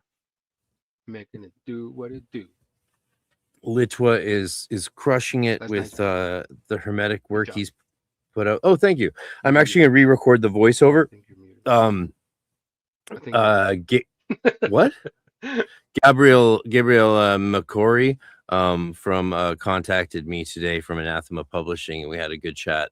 And yeah, he really wants Fount to be distinct from Anathema. I was like, yeah, I'm redoing the narration, the voiceover for that, because I just was rushed. I didn't have much time to finish it. And so I know I was gonna, but I threw it in there because I'm like, well, in the beginning, you need people to know, hey, this is Anathema kind of professionalism, right? And he's like, exactly. And so yeah, he and I are gonna have some plans. What's up? You're pointing at a screen. I don't know what that means.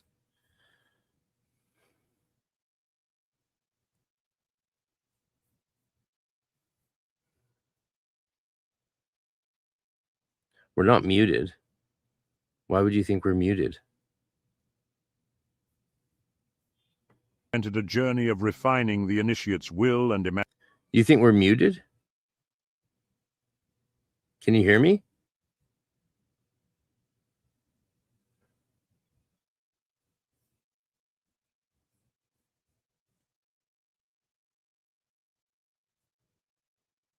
yes, I can hear you now. Okay.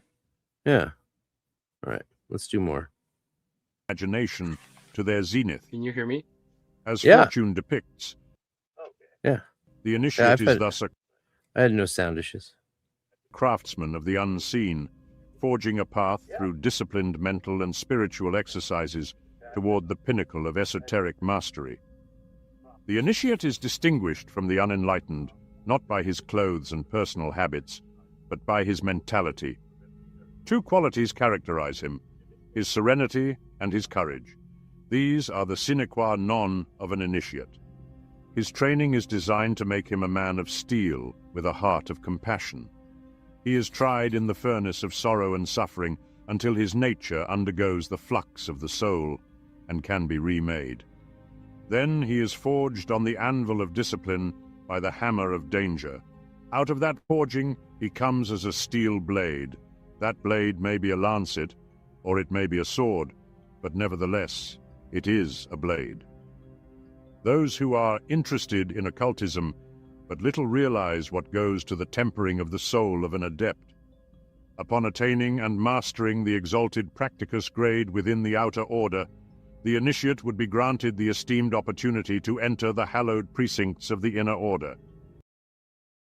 No, that's not something that happens in the practicus grade, which is not exalted. Philosophus grade, you get the title honored, and then adeptus very honored. But he's got that dead wrong. That's just a bad fact. Those who tread the sacred path within this inner sanctum were venerated as adepts, a term imbued with profound and precise significance. An adept, in the context of the order, is an individual who has honed and refined their essence to an extraordinary degree, thereby transcending ordinary human limitations and, in the eloquent phraseology of the Golden Dawn's neophyte ritual, becoming more than human. This elevation does not bestow superhuman abilities, but rather signifies a consummate human being who has approached the zenith of idealized perfection. Thus, in the insightful words of Fortune, the adept is described in the following way. Question from Occultology. Don't you have to go through portal grade before you go into the inner order?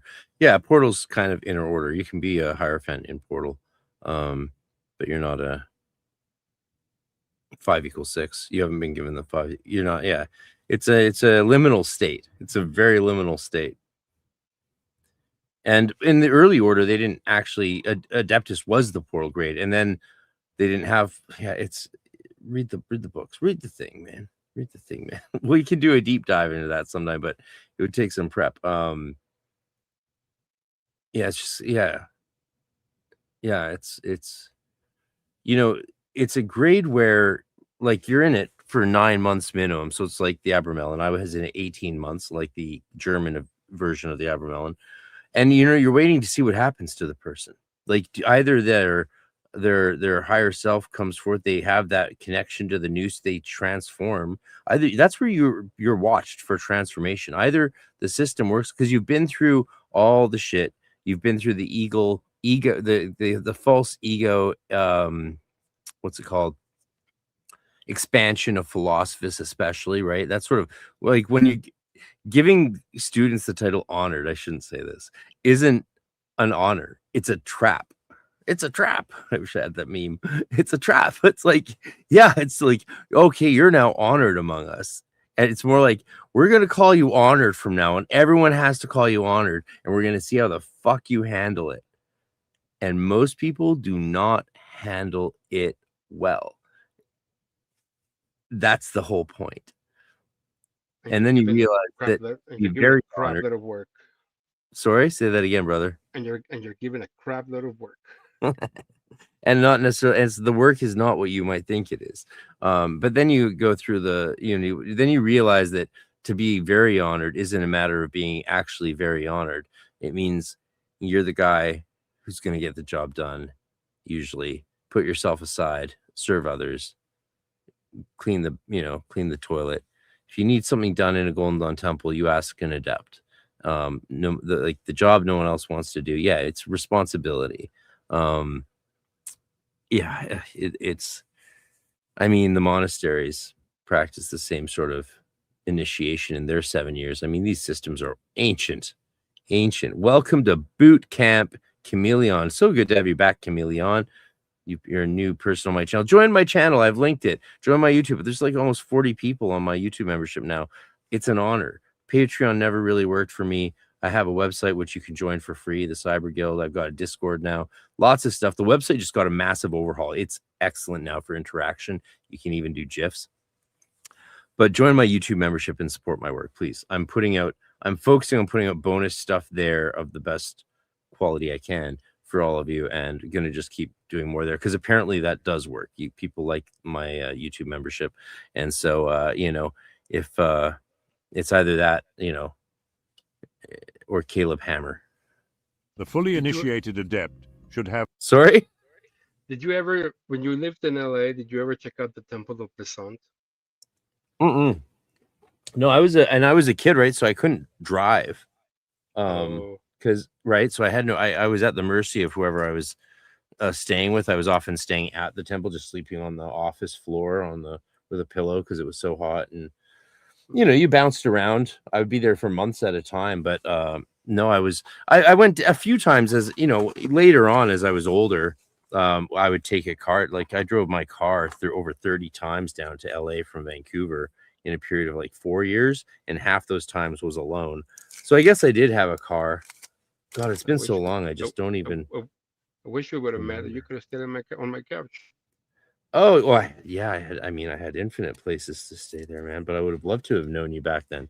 It's a shame our orders couldn't work together more and been more united because, then maybe the whole Griffin. But Griffin he just had to go do it, right? He just had to go make that fucking trademark and ruin everything for everyone. No, I left before that happened. I graduated before that happened. Yeah. I was not there for my temple schism. I was not there for the Griffith drama. I was already here in Utah by the time that happened. The reason why I'm telling you that is because the Besant temple, which was owned by Stephen Haller, who was the big hotshot theosophist and Archbishop of the Gnostic Church, he owned that building, and that's where I'm not breaking any oaths. That's where we used to hold our grades. It was a beautiful experience because like the whole wall is basically all stained glass. It's a beautiful building.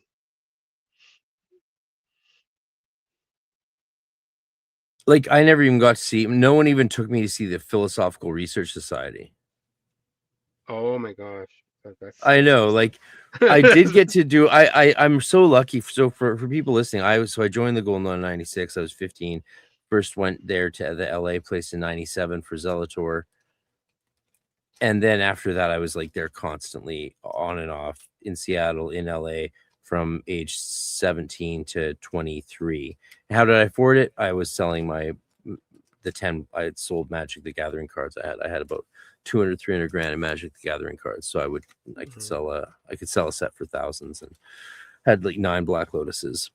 So yeah, should have saved them and bought a house, but I was busy doing the Golden Dawn.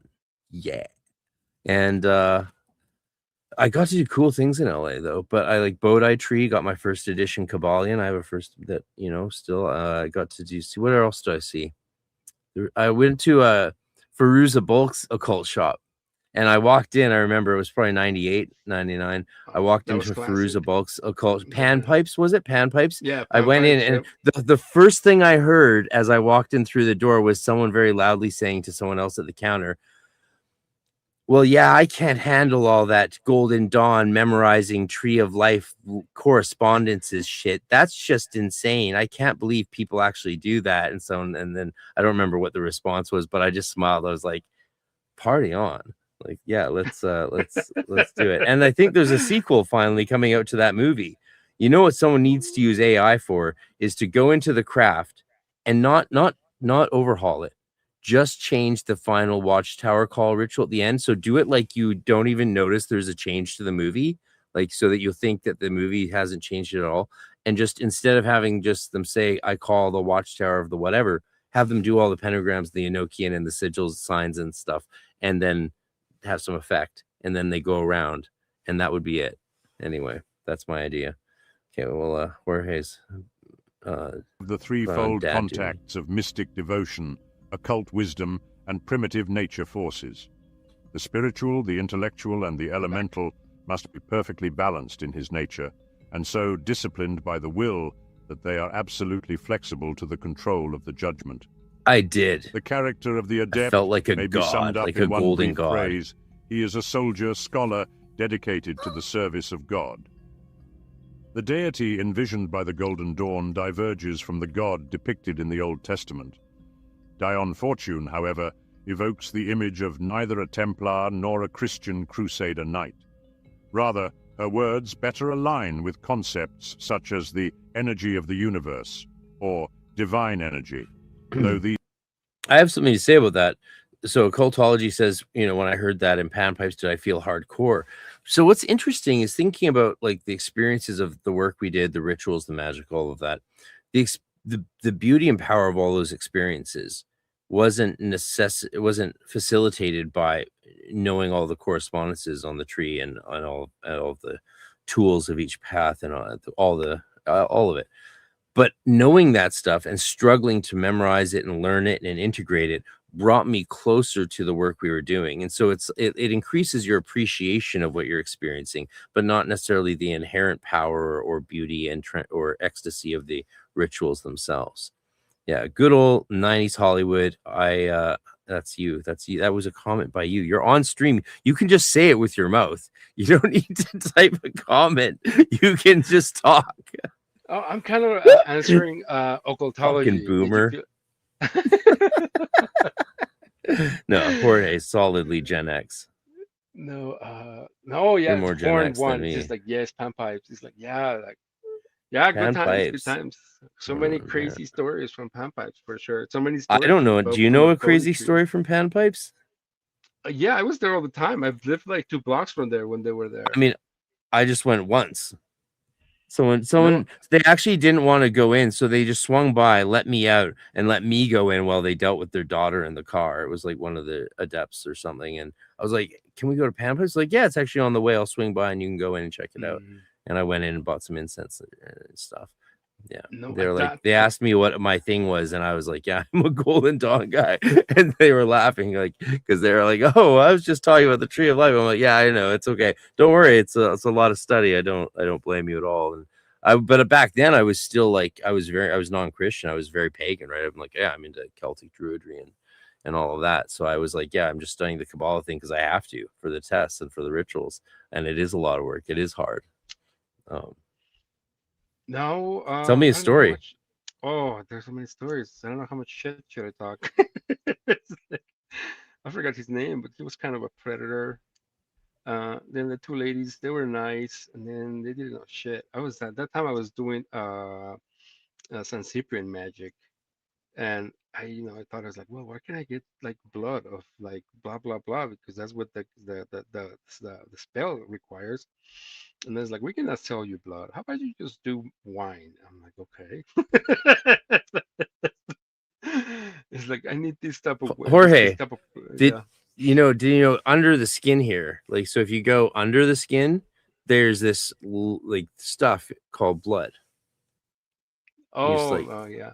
you No, it was just supposed to be, I you think, the know. blood of something. I forgot, a lizard or something. Oh, okay. Blood No, of a lizard.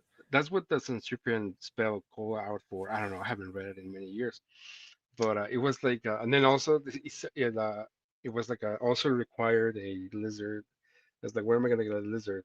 So yeah, the book of Sanskrit asked for really weird stuff, and I thought, it's like, man, those people are weird. Maybe they'll have it. So I went there, and then eventually I was disillusioned, and I couldn't find anything.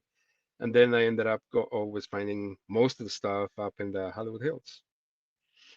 But yeah, I don't know, the place kind of closed down because of like so much weird shit that was happening there. And then even Fairuza Balk, she was like, why are you letting them all these doing all this shit? They're just employees. I don't know. She got into shit too.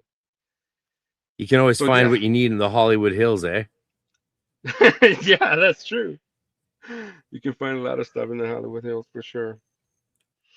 Yeah. In fact, No, Anthony hmm? Keats says that too, from the Red Anthony Hot Chili Kiedis. Peppers. Yeah, from the Red Hot Chili Peppers. He used to hang Yeah. out up there too. I told you that story with the Scientology people up on Hollywood Hills too. It's like, I could have got like a Scientology job forever Yeah. up in Yeah. the Hollywood Hills. It's like, One of us.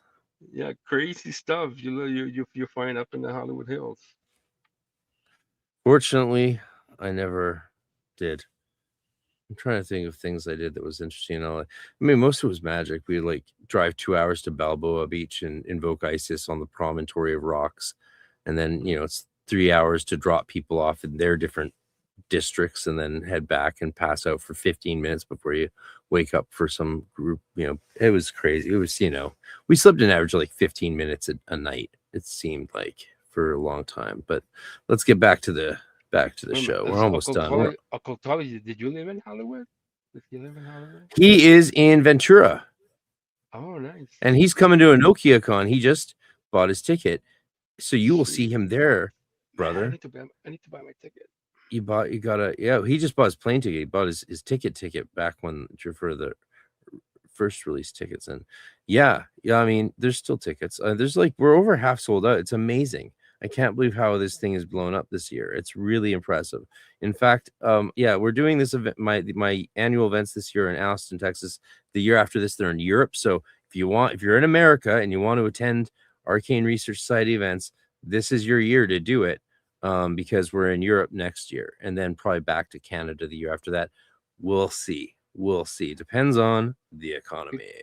To warn one, I'm not old enough for Jim Morrison. I am not old enough for the John Holmes murders, but I do have a Jimmy Page, Robert Plant story with my teacher. Awesome. Share it right after. Yeah. The band-aids make it hard for me to use my mouse pad. Share it right after these messages. The Arcane Research Society returns to bring esoteric scholarship and practice in 2026 with 2 major events held in Austin, Texas. Register for an annual membership and attend online or in person all of our annual events, including June 13th, our spring workshop, and November 6th through 8th, EnokiaCon, our full esotericism conference. The ARS Spring Workshop features 3 workshops led by Jason Louv, Craig Williams, and Frater RC. Spend a whole day in downtown Austin, Texas, enjoying these hands-on deep dives with experts in their fields. Register today for all live events included with ARS annual membership, Spring Workshop, and EnokiaCon, which features too many amazing presenters to name. Sign up today at arcaneresearchsociety.com.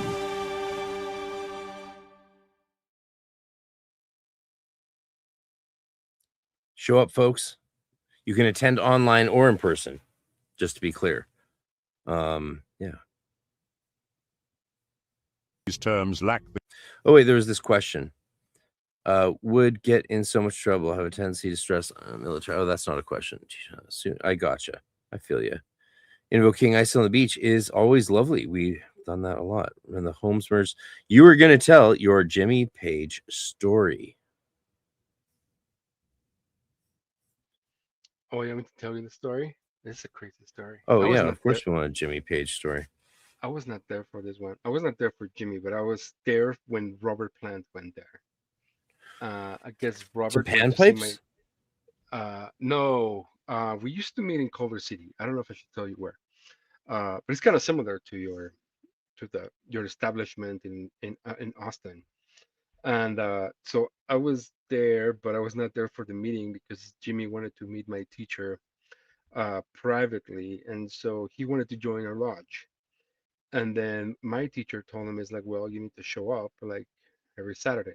Which I guess at that time I thought it was perfectly normal, but now people think that that is like a horrible thing that they have to like sacrifice every Saturday morning to the Golden Dawn. That's just unacceptable. But anyway, he told him, is like, you need to attend, to regular meetings. And then he said, yeah, it's like I can't because I have all these commitments and tours and music stuff and all this stuff, so I cannot attend. And then my teacher says, well, thank you for your interest, but no, thank you. So my teacher turned down Jimmy Page. She was both. Wow. And then the Tea Party singer in his first tour in Canada, very famous Canadian band, was on tour opening for Page and Plant for the Unleaded tour. And Page had him doing the middle pillar back with him backstage, Jeff Martin from the Tea Party. And so Page had him doing the middle pillar backstage. And he went on a quest after that to find a magical order or teacher, but found nothing good throughout the 90s when he was one of the biggest rock stars in Canada. And in 2001, he called Temple Tahuti, and I called him back.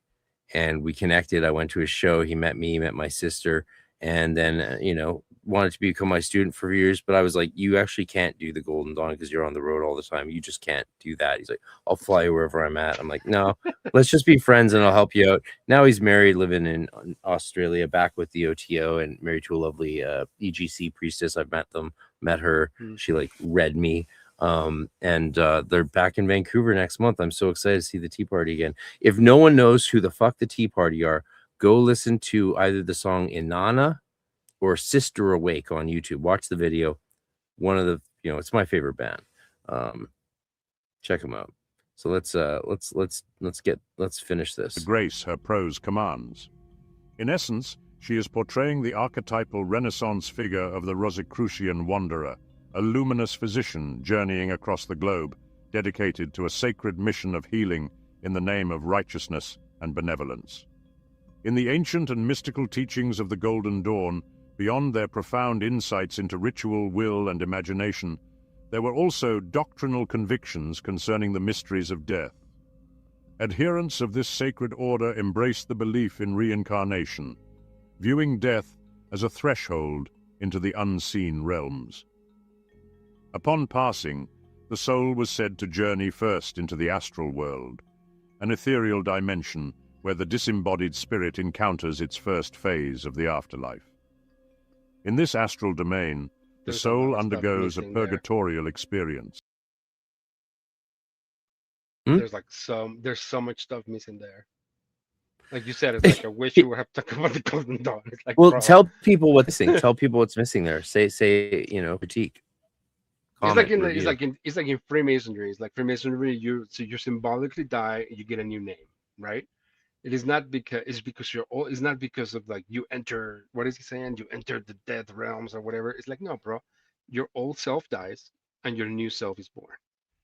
So, and that is the whole process of the Golden Dawn. It's like constant purification, like an alchemical purification through grade, purification through grade, purification to grade, until finally you start reaching the albedo and the rubello. And so that is the point of the Golden Dawn. It's like, you are coming closer to the origin of the egregore of the Rosicrucian masters, And then the other part is like that he kind of like totally schemes over, is like, oh yeah, what is that?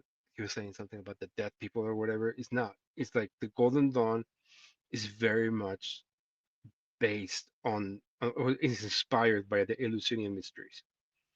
And the Eleusinian mysteries is not about you dying. It's about you making connections with the gods in Tartarus, so that when you actually do in fact die, you already have that relationship with the gods.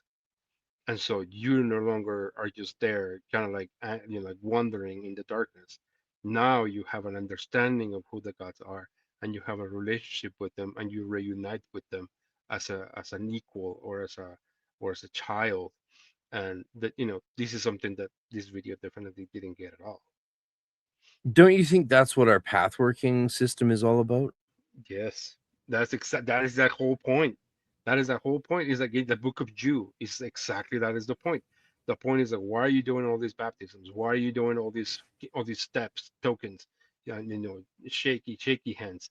Why are you entering this? Why are you memorizing all these prayers? That is why you do it, because you're entering into the different levels of the egregores. So by the time this actually does in fact happen, you can rest in peace with some spirits that you already know in the afterlife, and not just going there willy-nilly and try to figure out what the heck is on the other side. I love it. What do you think of King's comment on screen? Reincarnation, or only just no, all at once. Oh man, that gets into like the Greek stuff, because that's the way I see it. That is the best way to see it. With the river Lethe, and kind of like, and it also gets weird. It's like, I don't know. I think we had this conversation before. For example, the Y files. This is just the last episode is about the alien interview, which is very Gnostic.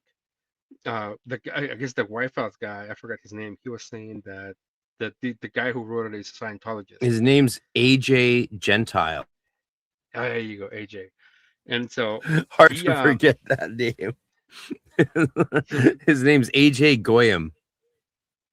Oh, that's super. AJ Gentile. And so it's like, we're kind of trapped in here, and so once we die, we have to kind of like forget who we were and then try to start all over from the beginning. But then Socrates in the Timaeus, he says, it's like, well, not necessarily. You can stay in the darkness, or you can, find your way up here to the islands of the blessed. And so you can either be reincarnated and keep feeding to the system, or stay in the darkness, or somehow finagle your way to the islands of the blessed, which, you need to do your Eleusinian mysteries work for you to do that, for you to get there, because otherwise you're not going to know what the heck are you supposed to be doing. And you need your relationships. You cannot do it by yourself. You need your relationships. In my opinion, it's really hard to finagle your way through the darkness and be able to make it all the way up there. Beautiful words, man. Thank you. All right, Agrippa Diary. Let's finish you off. A term poignantly used by Yeats, who even immortalized this concept in his play, Purgatory. Here, the soul confronts... I did that play. So it's a two-person play, and there's an old man and a young boy.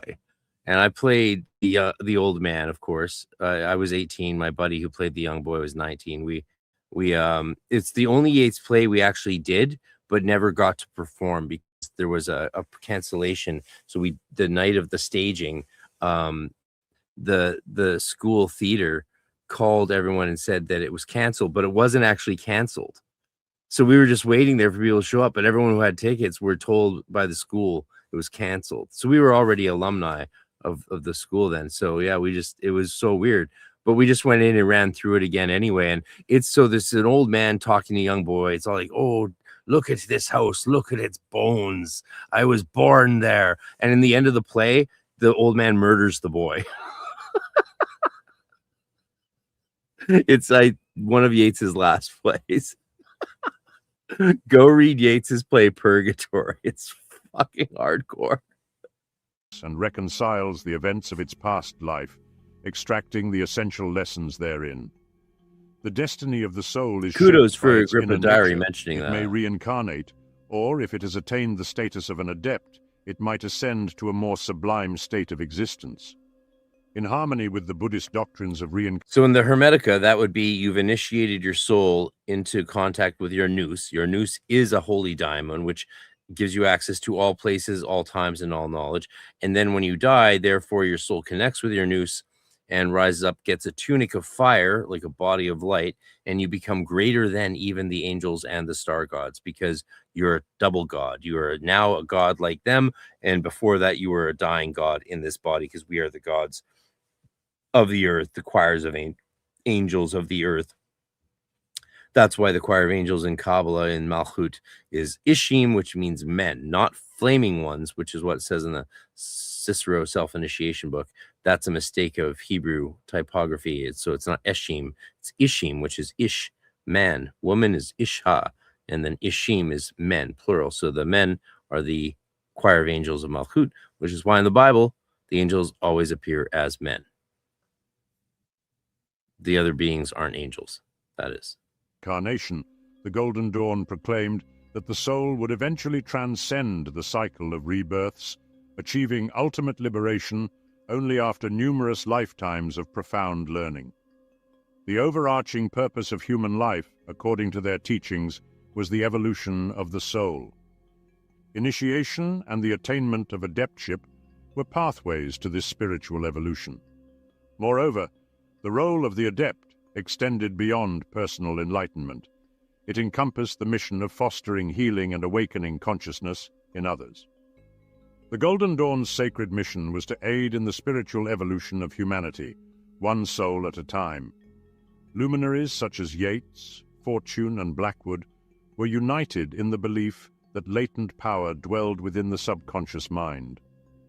They devoted their lives to unlocking this hidden reservoir, harnessing it for the greater good of mankind.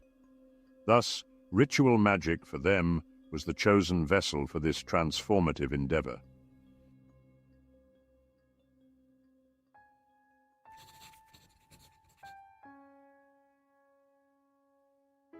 The downfall of the Golden Dawn. In the year 1895, the arcane fabric of the order began. So that's interesting. How he describes it. He's what is more important, asks Chameleon. Which is more important to the GD, education or spiritual belief, or the balance of the two? How would it be measured? Yeah, it's the balance of all these aspects. That's the whole point of the perfection of the pentagram, is bringing spirit to balance each of the elements. When we go into the elemental grades, it's commonly misconstrued that you're inundating yourself with that element to throw yourself off and force you to alchemize it into gold. But really, if you look at the system, what you're doing is you're using spirit to equilibrate the element in each grade. That's my analysis of that. Education and spiritual belief are just two different points of the triangle of light. To fray as the rapport between MacGregor Mathers and his benefactor Annie Horniman withered. Horniman, daughter of a prosperous tea merchant and a long-standing adherent of the order, shared a close bond with Moyna Mathers from their days in art school. Upon relocating to Paris, Horniman's financial sustenance from England was pivotal, expecting in return that Mathers devote himself entirely to the order's endeavors. However, Mathers' attention increasingly strayed towards Jacobite politics and other distractions. MacGregor Mathers, though a gifted magician, exhibited traits of severity, eccentricity, and autocracy as the chief of the order. By the spring of 1896, discord surfaced between Horniman and Mathers regarding his political engagements, encroaching upon his duties to the order. In this conflict, Mathers accused Horniman of undermining his authority, prompting her to withdraw her financial backing, a move that sowed further discontent. In London, unrest among the Second Order adepts grew, leading Mathers to dispatch a manifesto in the autumn of 1896, demanding absolute obedience. This is simple so far, but accurate. All except Horniman acquiesced, and Mathers expelled her from the order, a Just very decision that shocked simplified. many and deepened the existing discord.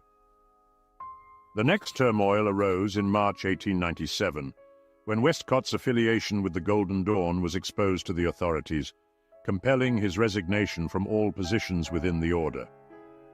The mantle of leadership for the London branch was passed to Florence Farr, the renowned Aquan's modern esoteric. Oh shit! I bounced back. Any theories, Quinones, on who left those papers with Westcott's name on them in the cab? Do you think it was Crowley? Man, that's a good one. I have heard that theory. I have heard that theory. No, what is it? What didn't they say that it was Westcott that he forgot them?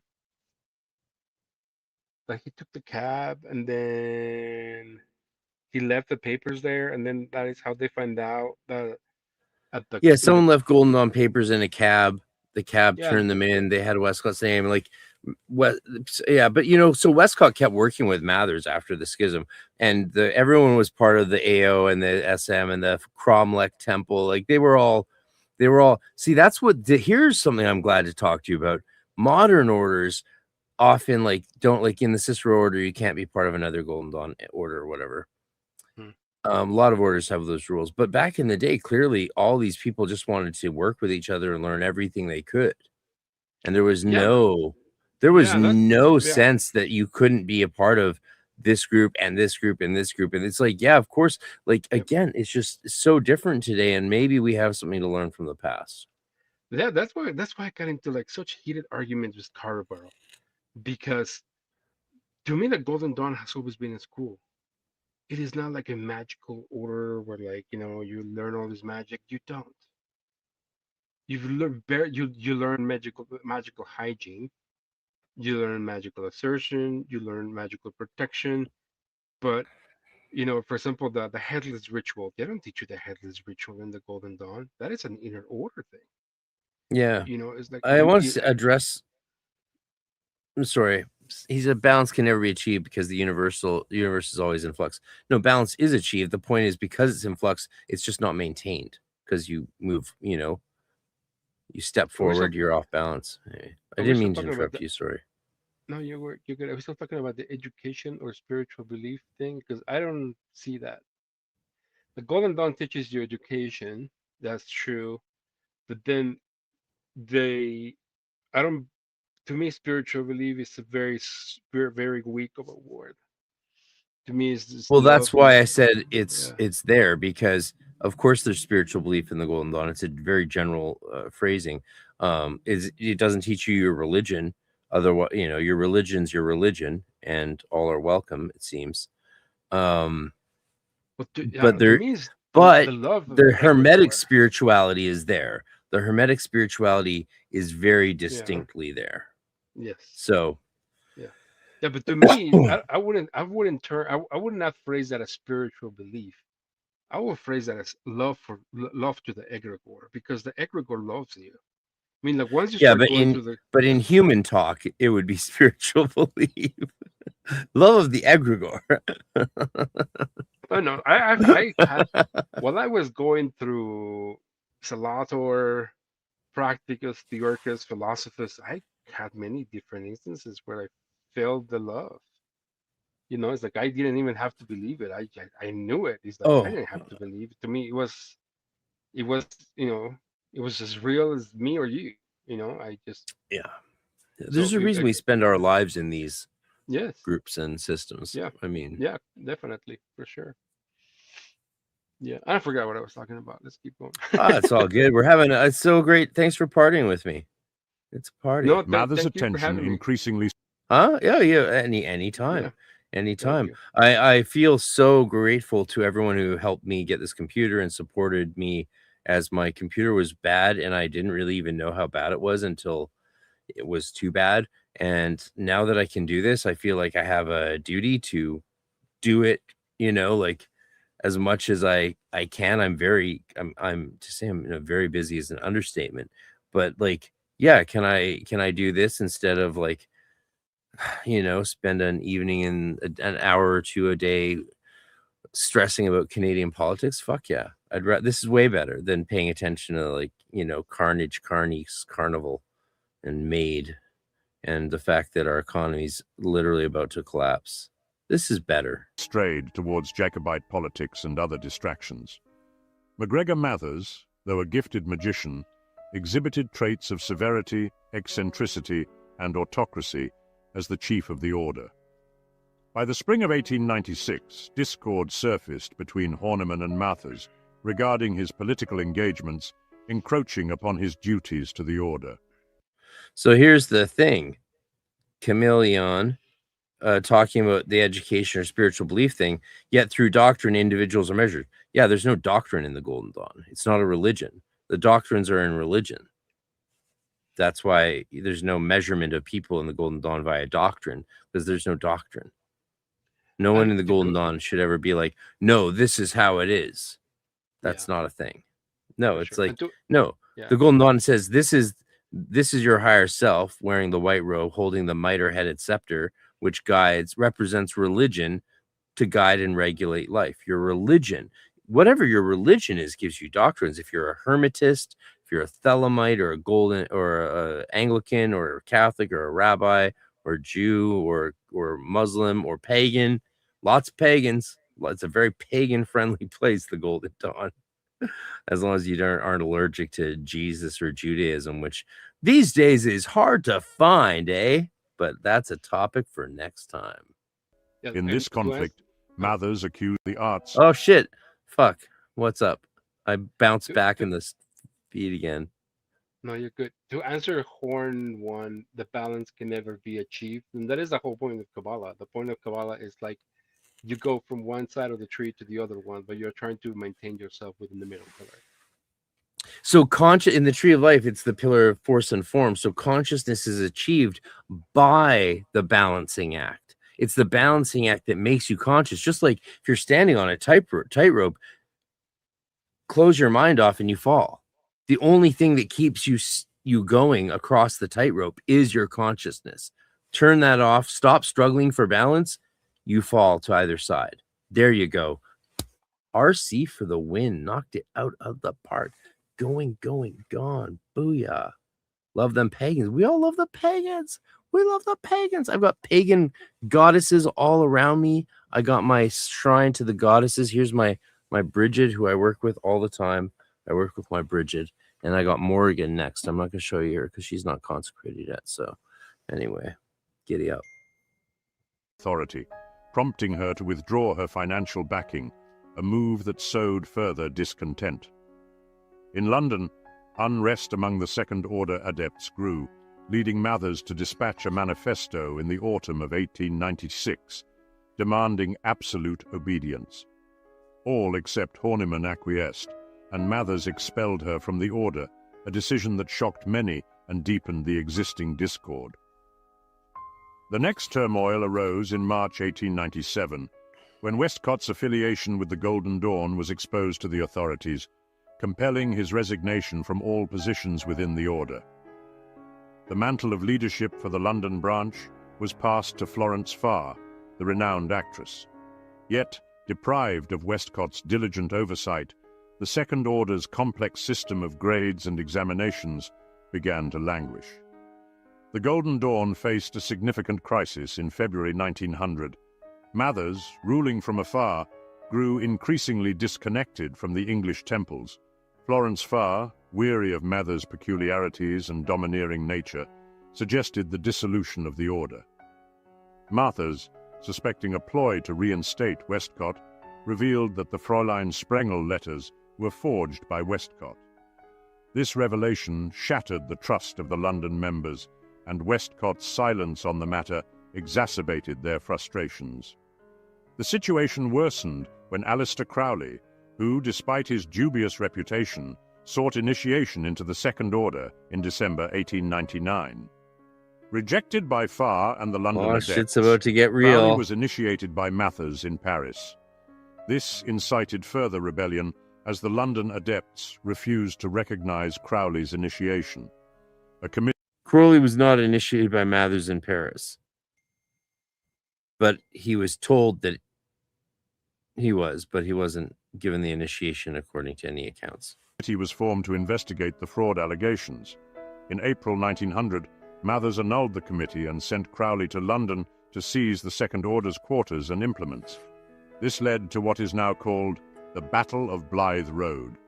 Crowley, known for his controversial and flamboyant personality, arrived at the Blythe Road Temple dressed in full Highland regalia, which was a symbolic display of his allegiance and intent. Run to the He carried hills. a written authorization from Mathers, empowering him to take possession of the temple from those who opposed Mathers' leadership. Upon Crowley's arrival, a confrontation ensued. The London members, determined to resist Mathers' control, met Crowley's aggressive attempt with firm resistance. Accounts of the incident vary, but it is generally agreed that a physical altercation took place. Both sides invoked protective magical rituals and chants, consistent with the Golden Dawn's occult practices. No, there's no magic involved. Crowley locked himself inside, stole a bunch of shit, wrote his name in the book. And then Yates was called by someone, and then he got the landlord and the constable, and Crowley went to jail in his kilt and black mask. Though the confrontation was primarily physical rather than a mystical. Yates pushing him up the stairs. That's not true. I mean, so no, of course not. But I tried to have AI make a video of that where Yates and Crowley fight on the stairs, and then they both go Super Saiyan and destroy all of London. But like, it ended up just duplicating each body and merging them, and it like, I was like, yeah, that okay. I don't know how this AI thing works, but I thought like, wouldn't it be cool if like Yates and Crowley, Yates is coming up the stairs, Crowley's at the top, and they're like, oh, and they both go Super Saiyan. They start blasting each other and exploding all of London, and like you're fucking, you know, flying into space. And then like Lamb shows up in a spaceship and starts talking to them and teaching them about the mysteries of the universe. And they all like do ayahuasca. I mean, I would do it if I had the AI skill, but working with AI is a real skill, and not really one I'm super excited to spend my time developing, because I have books I want to write and I have other things to do. But yeah, Chameleon says, I so want to get you as a coach. Couple more months, hopefully. I wonder if this is going to be in Lon Milo Duquette fictional book. I don't know. But I'm definitely I do have room for 2 more students now. Duel. Despite his efforts, Crowley's attempt to take over the temple ultimately failed. The London members, unified in their opposition to Mathers' autocratic rule, managed to repel Crowley and maintain control of the temple. Following this failed coup, Crowley was expelled from the Golden Dawn by the London faction, further solidifying. In Crowley's favor, I don't think that's actually true. I'm pretty sure after Berridge took over during the interregnum period, where they sort of didn't really have any functional offshoots yet, so it was just the Morgenrot. They called it the Morgenrot. The German word for Morgen means morning, and Rot means red morning. I believe under Berridge as Imperator, Crowley took the office of Hierophant for at least one initiation. So things were not like cut and dry. People need to stop thinking about life in chunks. I was saying this earlier before you were on. You were listening, right? Like, things don't happen in nicely isolated blocks of ice and each chunk comes out by its own. No, it's like you got a hacksaw. You got to go basic instinct on that block of ice. That's how life is. It's a block of ice you're sharding up with an ice pick, and it comes out in these weird bits, and then other bits are shattering off, and craziness. We all know how life is. And so, yeah, it wasn't nearly that simple. And it would be good if historians and if all of us started to talk about life in its richer, more complicated and multivalent forms. I think that would be really healthy for us. Scholarly, we just need to keep doing more research, and then the nuance emerges. The division within the order. The aftermath of the Battle of Blythe Road saw the Golden Dawn fragment into several splinter groups, as the internal conflicts and power struggles could not be resolved. This event marked a pivotal point in the history of the Golden Dawn, highlighting the intense personal and ideological conflicts that ultimately led to its fragmentation. Amidst the chaos, Yates assumed control as Imperator of Isis Urania Temple. Efforts to restructure the order. The shittiest thing about this lion diet for my psoriasis, like I haven't had sugar in months now. Can't have wine. Oh my God. Do you know how much I miss wine? I drink lemon water with salt in it because of this diet. It's so crazy. I'm so jealous. Order democratically only led to more confusion. Annie Horniman was reinstated, but found the rituals altered and the examination system neglected. Further dissension arose as some adepts, including Farr, formed a clandestine group known as the Sphere, specializing in astral practices without Yates' approval. This led to further discord, culminating in Yates' resignation in February 1901. The order faced yet another calamity. They're talking about the Sphere group. He's talking about the Sphere group, but he doesn't know about the Sphere group. That's a topic for another time. We got to get through this. With Madame Horos in 1901. The Horos couple, charlatans posing as leaders. Yeah, duped this is where mothers shit into got believing Madame ugly. Horos Crowley was Anna nothing Sprengel. compared to the Horos. Upon suspicion, The Horos couple makes Crowley. If you take Crowley, all of the worst things Crowley did in his life and put them into one little pile, I think what the Horos couple did in a few months might be worse than what Crowley did in his entire life. All the bad things. Quite like they stole Golden Dawn rituals and used them to like rape girls in London. It's and in Paris. It's atrocious. It's absolutely atrocious what they did. Yeah. And all those people saying grape, YouTube has made it very clear. You don't need to do that. If you're appropriately using a word, it's fine. Just don't use it gratuitously. But you don't need to phony up your words. they fled to London with stolen Golden Dawn rituals. Their fraudulent order, the Order of Theocratic Unity, talk about that next embroiled in scandal and crime, brought unwelcome attention, culminating in the public exposure of the Order's secret rituals. This sequence of tribulations led to the final fragmentation of the original Order.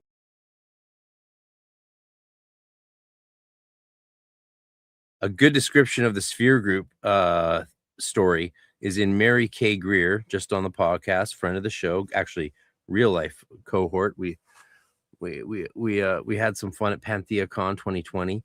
Not in that way, but you know, just fun with Lon and Chick and Tabby. She goes really into the story and talks about it in terms of the astrology of Florence Farr and the other women involved in Women of the Golden Dawn. So if you haven't read Women of the Golden Dawn, go read Women of the Golden Dawn. It's absolutely an amazing book, beautiful book, and just do it. Into four main branches. Florence Farr resigned, and the Golden Dawn rebranded itself as the Hermetic Society of the Morgenrothe. That was the interregnum Stamathers period. Formed the Alpha et Omega branch. In 1903, a schism saw Arthur Edward Waite, a mystic and occultist, leading the... No, so Golden Dawn ended. Morgenrothe was the interregnum period for a couple years.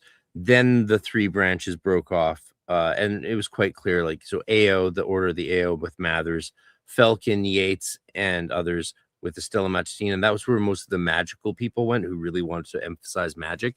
That's where meditations come into the outer order. That's where the Steiner material comes into the outer order. That's where the daily rhythms come into the outer order. Before that, there was none of those. That's why when you read Frater Yekida's Golden Dawn rituals and original teachings and all these books, that's why you don't see it in there. It's all Stella Matutina stuff. Mathers AO, and then Waite's Holy Order, which didn't really do so well because Waite, as the band once sang, AE Wait, they just called him Dead Weight for a reason. He was, he's I would have liked to meet him though. I mean, not have a beer with him, but I would have liked to meet him outside of I don't know. I'm just talking. remnants of Isis Urania temple. Waite is independent. I've never streamed this long right before. Prioritized mysticism over magic. It's intense. Meanwhile, the magically inclined, including Dr. Robert William Felkin and John William Brodie Innes, established the Order of the Stella Matutina, with Felkin's main temple in London named Amun. Yeah, and so the Stella Matutina created new inner order rituals that Westcott went through, even though he was still working with Mathers in the AO. And Yates, who ran the Stella Matutina with Felkin, was still doing Celtic mysteries with Mathers and Moyna a little bit, kind of like, read the letters. I'll do a whole thing on that if you want. But yeah, so there's just, and then Brodie Innes in the AO created this Cromlech temple in Scotland.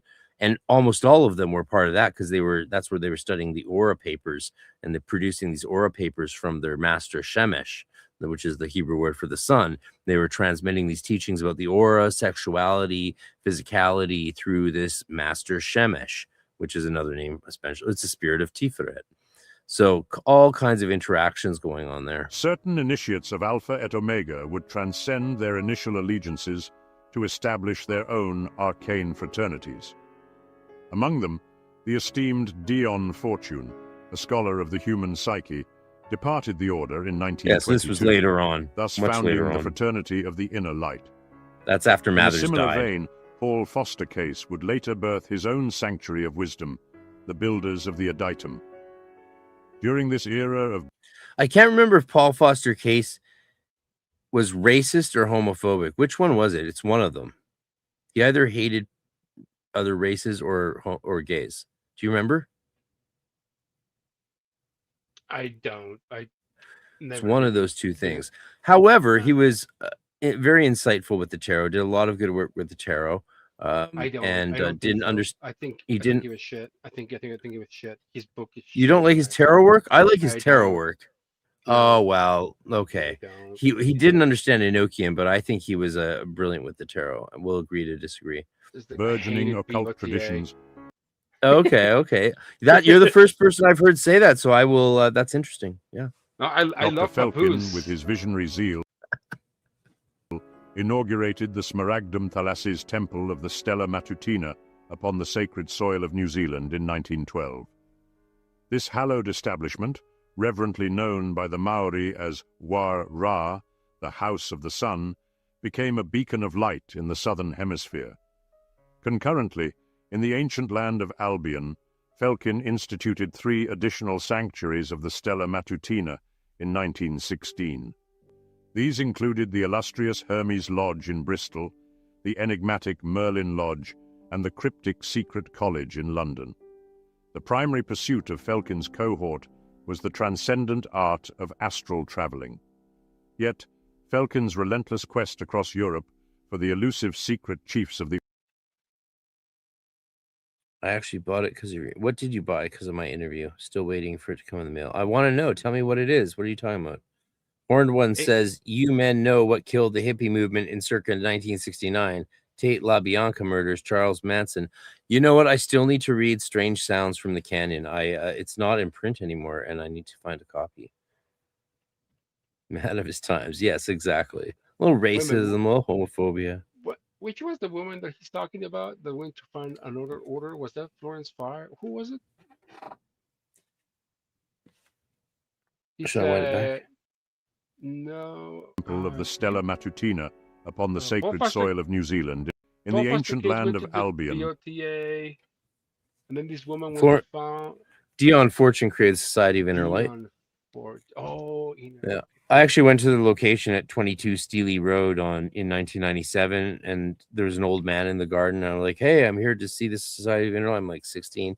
And he's like, oh, he's so old. He couldn't even answer. He's like, holds out his finger, waddles up into the house. 20 minutes later, old woman comes out, gives me some pamphlets, and it's just like, doesn't say anything. She's like, good, and goes back inside. And I got all these pamphlets. I'm like, okay. Where was this? That's 22 Steely Road, the Society of Inner Light building house. Is just a big house. No, but which city is this? London. Is this London? London. I went there in 97 to find them and I just went to their address. I thought it would be a center. I didn't think it would be a private residence. But yeah, that would have been the house. And I was just a 16-year-old kid. And so I guess they just gave me some pamphlets and sent me on my way. All right. Felkin instituted 3 additional sanctuaries of the Stella Matutina in 1916. These included the illustrious Hermes Lodge in Bristol, the enigmatic Merlin Lodge, and the cryptic Secret College in London. The primary pursuit of Felkin's cohort was the transcendent art of astral traveling. Yet, Felkin's relentless quest across Europe for the elusive secret chiefs of the Order, whom he sought in corporeal guise, did little to fortify the teachings of the Order. The dissemination... Yeah, that's interesting. Mary Greer, Women of the Golden... Oh, yeah, good. You're going to love the Mary K. Greer, Women of the Golden... I finally found a first edition hardcover I bought because I was like, I'm gonna reread it, but I want a hardcover first edition, and I found one for like $50. So I was very excited about that. Yeah, read Women of the Golden Dawn. It's a great book. I have to run and go pee, so I'm gonna play a quick little commercial. The Arcane Research Society returns to bring esoteric scholarship and practice in 2026 with 2 major events held in Austin, Texas. Register for an annual membership and attend online or in person all of our annual events, including June 13th, our spring workshop, and November 6th through 8th, EnochiaCon, our full esotericism conference. The ARS Spring Workshop features 3 workshops led by Jason Louv, Craig Williams, and Frater RC. Spend a whole day in downtown Austin, Texas, enjoying these hands-on deep dives with experts in their fields. Register today for all live events included with ARS annual membership, Spring Workshop, and EnochiaCon, which features too many amazing presenters to name. Sign up today at arcaneresearchsociety.com.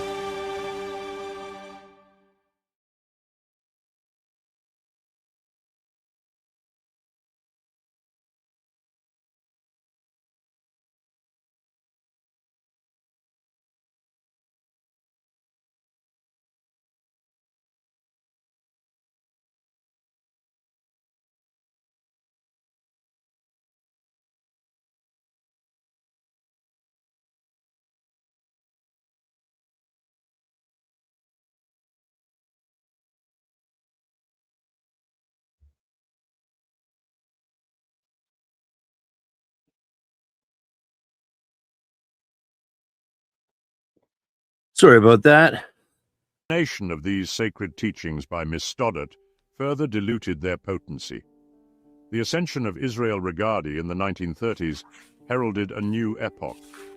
As the erstwhile secretary to Aleister Crowley from 1928 to 1930, Regardie had penned The Tree of Life in 1932, a profound treatise on magic, following his earlier exploration of the Kabbalah in A Garden of Pomegranates. These seminal works stirred the very foundations of the Stella Matutina and the Alpha et Omega. In 1933, Regardie entered the hallowed Hermes temple of the Stella Matutina, ascending to the rank of adept by 1934. Alas, the Stella Matutina was then in the twilight of its existence. The ostensible leaders, donning the trappings of high grades, possessed a scant understanding of the foundational teachings. Many of the sacred knowledge lectures had been altered or abandoned. In 1937, Regardie resolved to immortalize the teachings by publishing the So that is propaganda. He took that from Elicow, I think, or someone. It was a heyday of that temple. Regardie went through to adapt to it in like a year or something. And he refused to hang out with Dion Fortune or any other people. He refused to actually learn. He just gathered the manuscripts, went through the ceremonies, sort of saw how they were done, and then he fucked off. But he wouldn't meet with people. And like, there was so many notable people in that temple at the time. They had a deep understanding of the system. He could have learned so much, and I wish he had stayed more. That said, I love Regardie's books. Tree of Life was a turning point in my life, and yeah, I like Regardie's books. But he wrote in a letter, which I could show you, that he regrets what he did. He regrets taking the material to publish it, and that he believes that he lost his property or burned down his house or something later in life as a result of breaking his vow. So that letter is available on the Golden Dawn Tradition Facebook forum. You can join it. It's my page on Facebook. But join my YouTube membership and join the Discord and join my website. Here you go. There's the link. Authority of the Order's lectures and rituals. This act of preservation ensured that the profound wisdom of the Order would not be consigned to oblivion. Regardie is rightfully lauded for sustaining the Golden Dawn's legacy, rendering its teachings accessible to all seekers of truth. The adepts of the Stella Matutina and the Alpha et Omega found themselves disoriented in this new paradigm where their once secret doctrines were now revealed to the public. Consequently, in the ensuing years, most of the temples, save for a resilient offshoot in New Zealand, ceased their communal practices. In reflecting upon the actions of Israel Regardie, one can affirm that his decision to unveil the Golden Dawn's documents was indeed judicious. By doing so, he perpetuated the sacred work of the order, But he himself later admitted that it was self-serving and a mistake. Yet we owe him a lot. It is what it is, right? Do you ever hear Poke talk about how he had like a ranch somewhere and he got a lot of Regardie papers, and then they basically is like another red book, but then they got burned. Oh man, so many the habit of GD folks to old school, like there's just this 20th century occultist idea of burning your papers, like right, because you didn't inherit the knowledge of people before you, so that's such a boomer thing of pulling up the ladder, like we're gonna take the economy with us, if we can't live forever, then everyone has to die.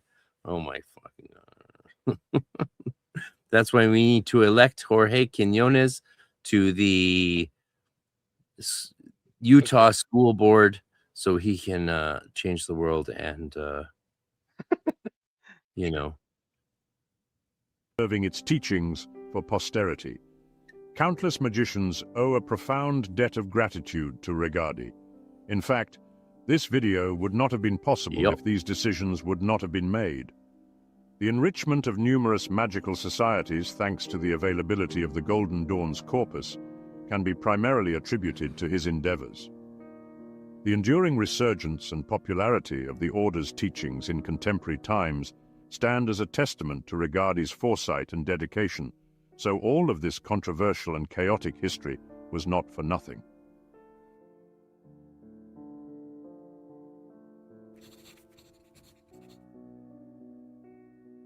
As we journey through the intricate history and profound teachings of the Hermetic Order of the Golden Dawn, we find ourselves in awe of a mystical fraternity that has left a profound mark on Western esoteric tradition.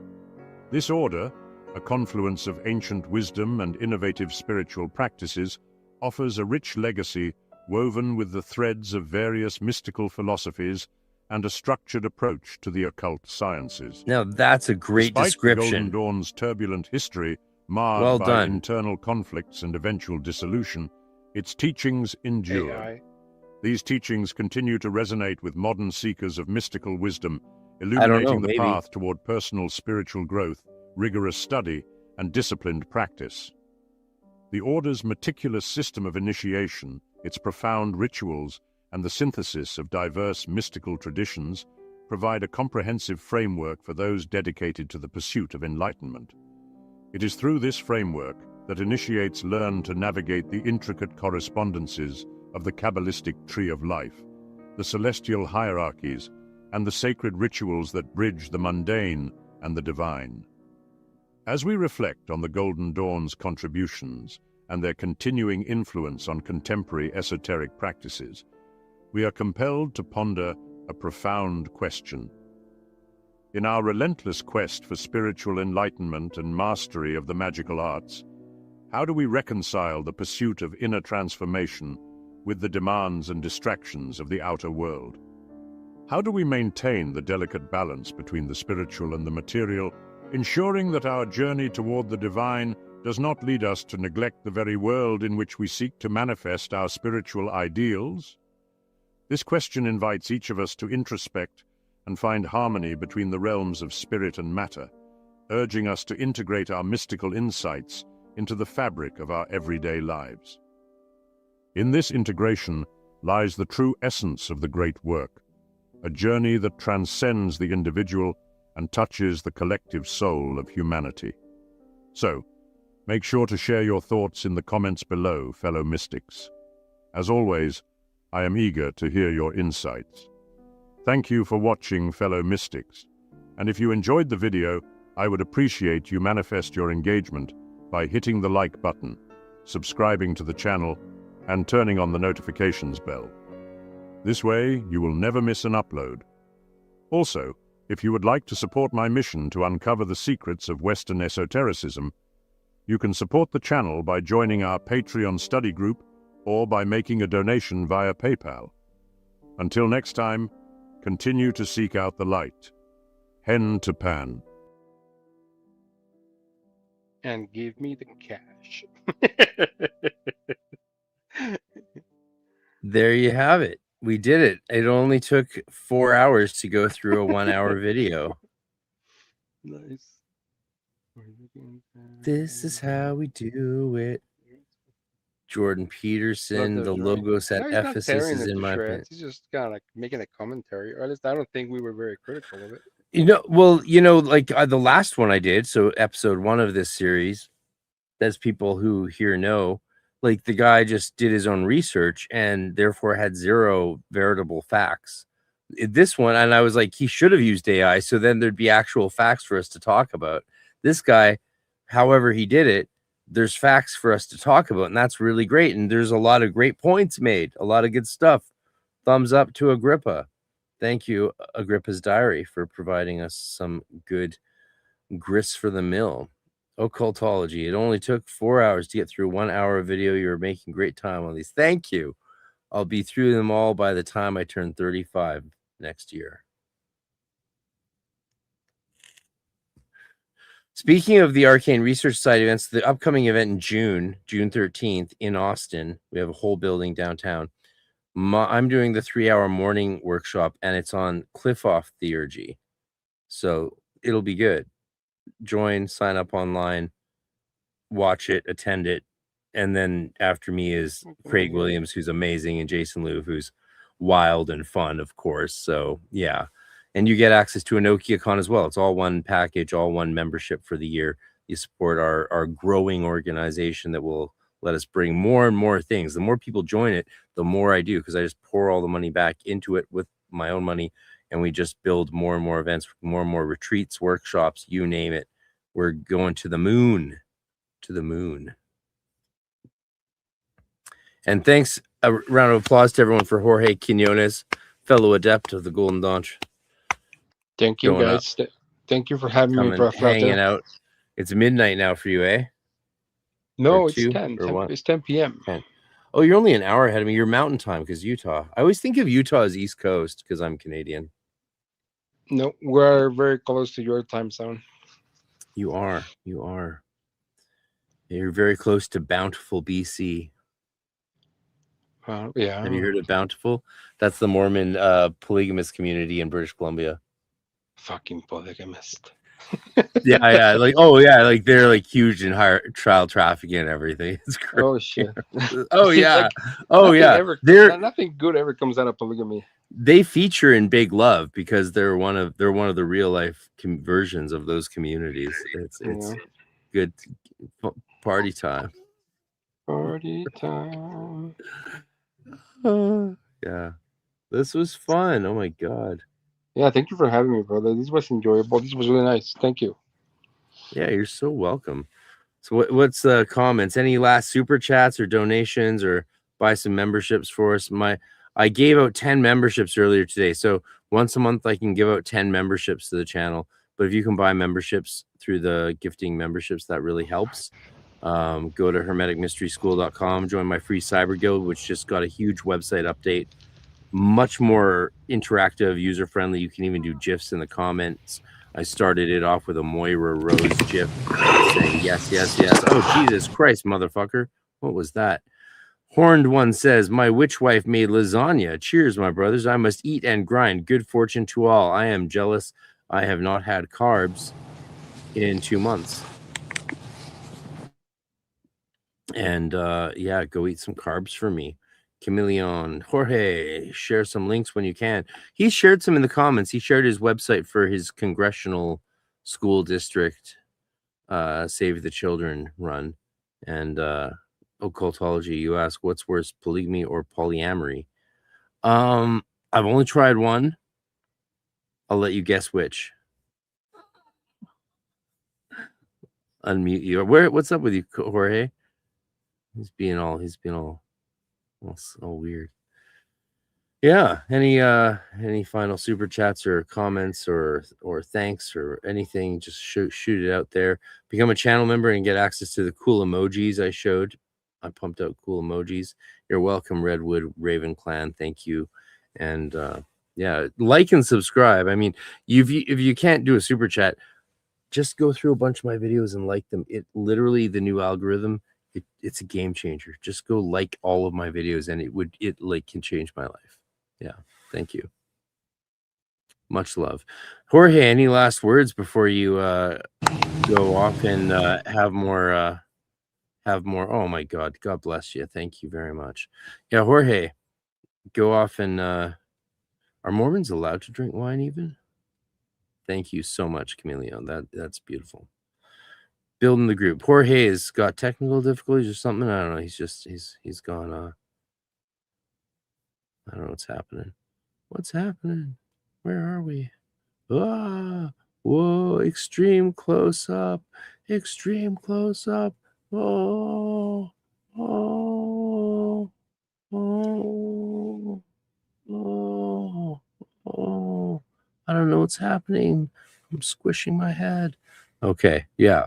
Yep, it's going to be kooky fun from here on out, people. That's the name of the game. The only thing Mormons are allowed to do is a tea made from stick that is amphetamine. Yes, tea and soaking. Soak your tea. I mean, soak your tea. If you're going to make tea, you got to soak your tea. I didn't say anything. Nothing was said. Nothing was said. You're welcome. Cheers, Jorge. I don't know where you went or what's going on, but that's okay. For me, it's like snack and bedtime. I've already had this diet. I'm so sick of eating the limited diet. I just eat like once a day. Like, had some eggs and cut up steak today, and that was it. Yeah. You're a bad Mormon. Bad Mormon. Bad Mormon. Bad. I'm a bad Catholic, like the great Irish writer says. It's the religion of all great artists. I'll talk to you later. Go let the dogs out. Yeah. We will leave it there because I think that was good enough. Good enough for Caesar. And there's going to be lots more fun tomorrow. You guys definitely super chatted a storm. I really appreciate it. So here's how we decide what we're doing tomorrow. I won't have this much time tomorrow, but comment under this video on YouTube what you want me to do tomorrow, and I will do it. There you go. The stream went through your lunch and both your breaks at work tonight. That's awesome. Yeah. I'll be just like Hassan Piker in no time. On my way to being the what's he called? The professor. The professor. Yeah, I'll be a professor. All right. Yeah. Agrippa's Diary. Thank you for doing what you do and getting the word out. And come on the show sometime. You try to fix your audio and can't get back in. Oh, that's weird. Well, it's all right. It's over. It's late. I am up at 7 a.m. Every day. So at least. So BG through Baldur's Gate 3. I do own it on PlayStation, and I don't play video games. You know that. Everyone knows that. But I try to. I could stream Baldur's Gate 3 tomorrow. I could. That would be freaking crazy. Oh my God. No, you don't. But you said okay. I don't even know what you're saying. You're not being clear.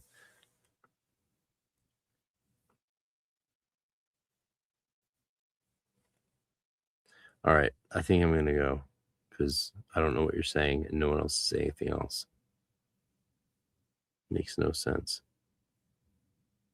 Makes no sense at all. Sign up for NokiaCon. Sign up for the Arcane Research Society and come to my event in Austin. It's going to be a banger.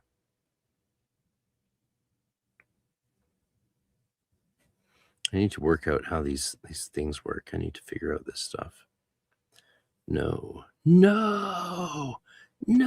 I am your father. No. What shall I show you? All right. In case you're wondering, here's the correct pronunciation of the Emerald Tablet. This is how you correctly pronounce the true Latin name of the Emerald Tablet. Smaragdine tablet, or the Tabula Smaragdina. Boy, I fucked that up. Solomonic magic is not a thing. That's the whole point of the titles, Mike. I wanted to mislead the readers to think about Solomonic magic as a thing, but it's not a thing. And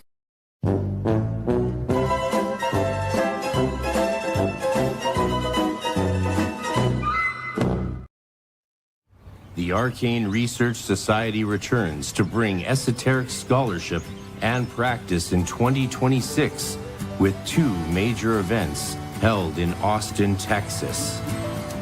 Register for an annual membership and attend online or in person all of our annual events, including June 13th, our spring workshop, and November 6th through 8th, EnochiaCon, our full esotericism conference.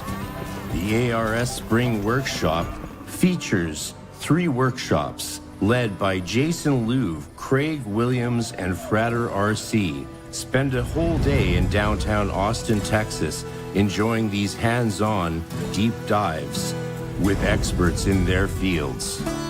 Register today for all live events included with ARS annual membership, Spring Workshop, and EnochiaCon, which features too many amazing presenters to name. Sign up today at arcaneresearchsociety.com. Yeah, I'd love to get Dr. Puka on a stream sometime, but I could do her on a podcast again. She's been on before. Check out my interview with Dr. Puka. She and I talk on Zoom every month or so and hang out. And I'd love to hear on a live feed, but these things make sense in the evening. They don't really make sense in the morning. I'd have to do it at like 7 or 8 a.m. together. I'm sure she would do it probably, but like that would be 7, 8 a.m. for me. I don't think I would be in this fun, playful mood that I am after a 16-hour day, you know. So, but I'll invite her, I'll invite her. I love all those academics. And she's a musician. We mostly talk about music and other crazy stuff. After doing baptisms for the dead, what next? I don't know, but we'll figure it out. And thanks all for being here. Obviously, you can just do this forever. That's how the world is these days. But I have to go pretend to live a life and do spring cleaning time. I have so much to do, but I love hanging out with you guys. So thanks. Talking magic, doing deep dives, getting into the nitty gritty. All right. We'll plan much more fun stuff for next time and keep it exciting and interesting and all kinds of. The options are endless. We'll see what we can figure out. There's lots of stuff ahead. Yeah.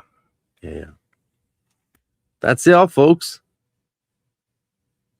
Solomonic magic is not a thing. That's the whole point of the titles, Mike. I wanted to mislead the readers to think about Solomonic magic as a thing, but it's not a thing. And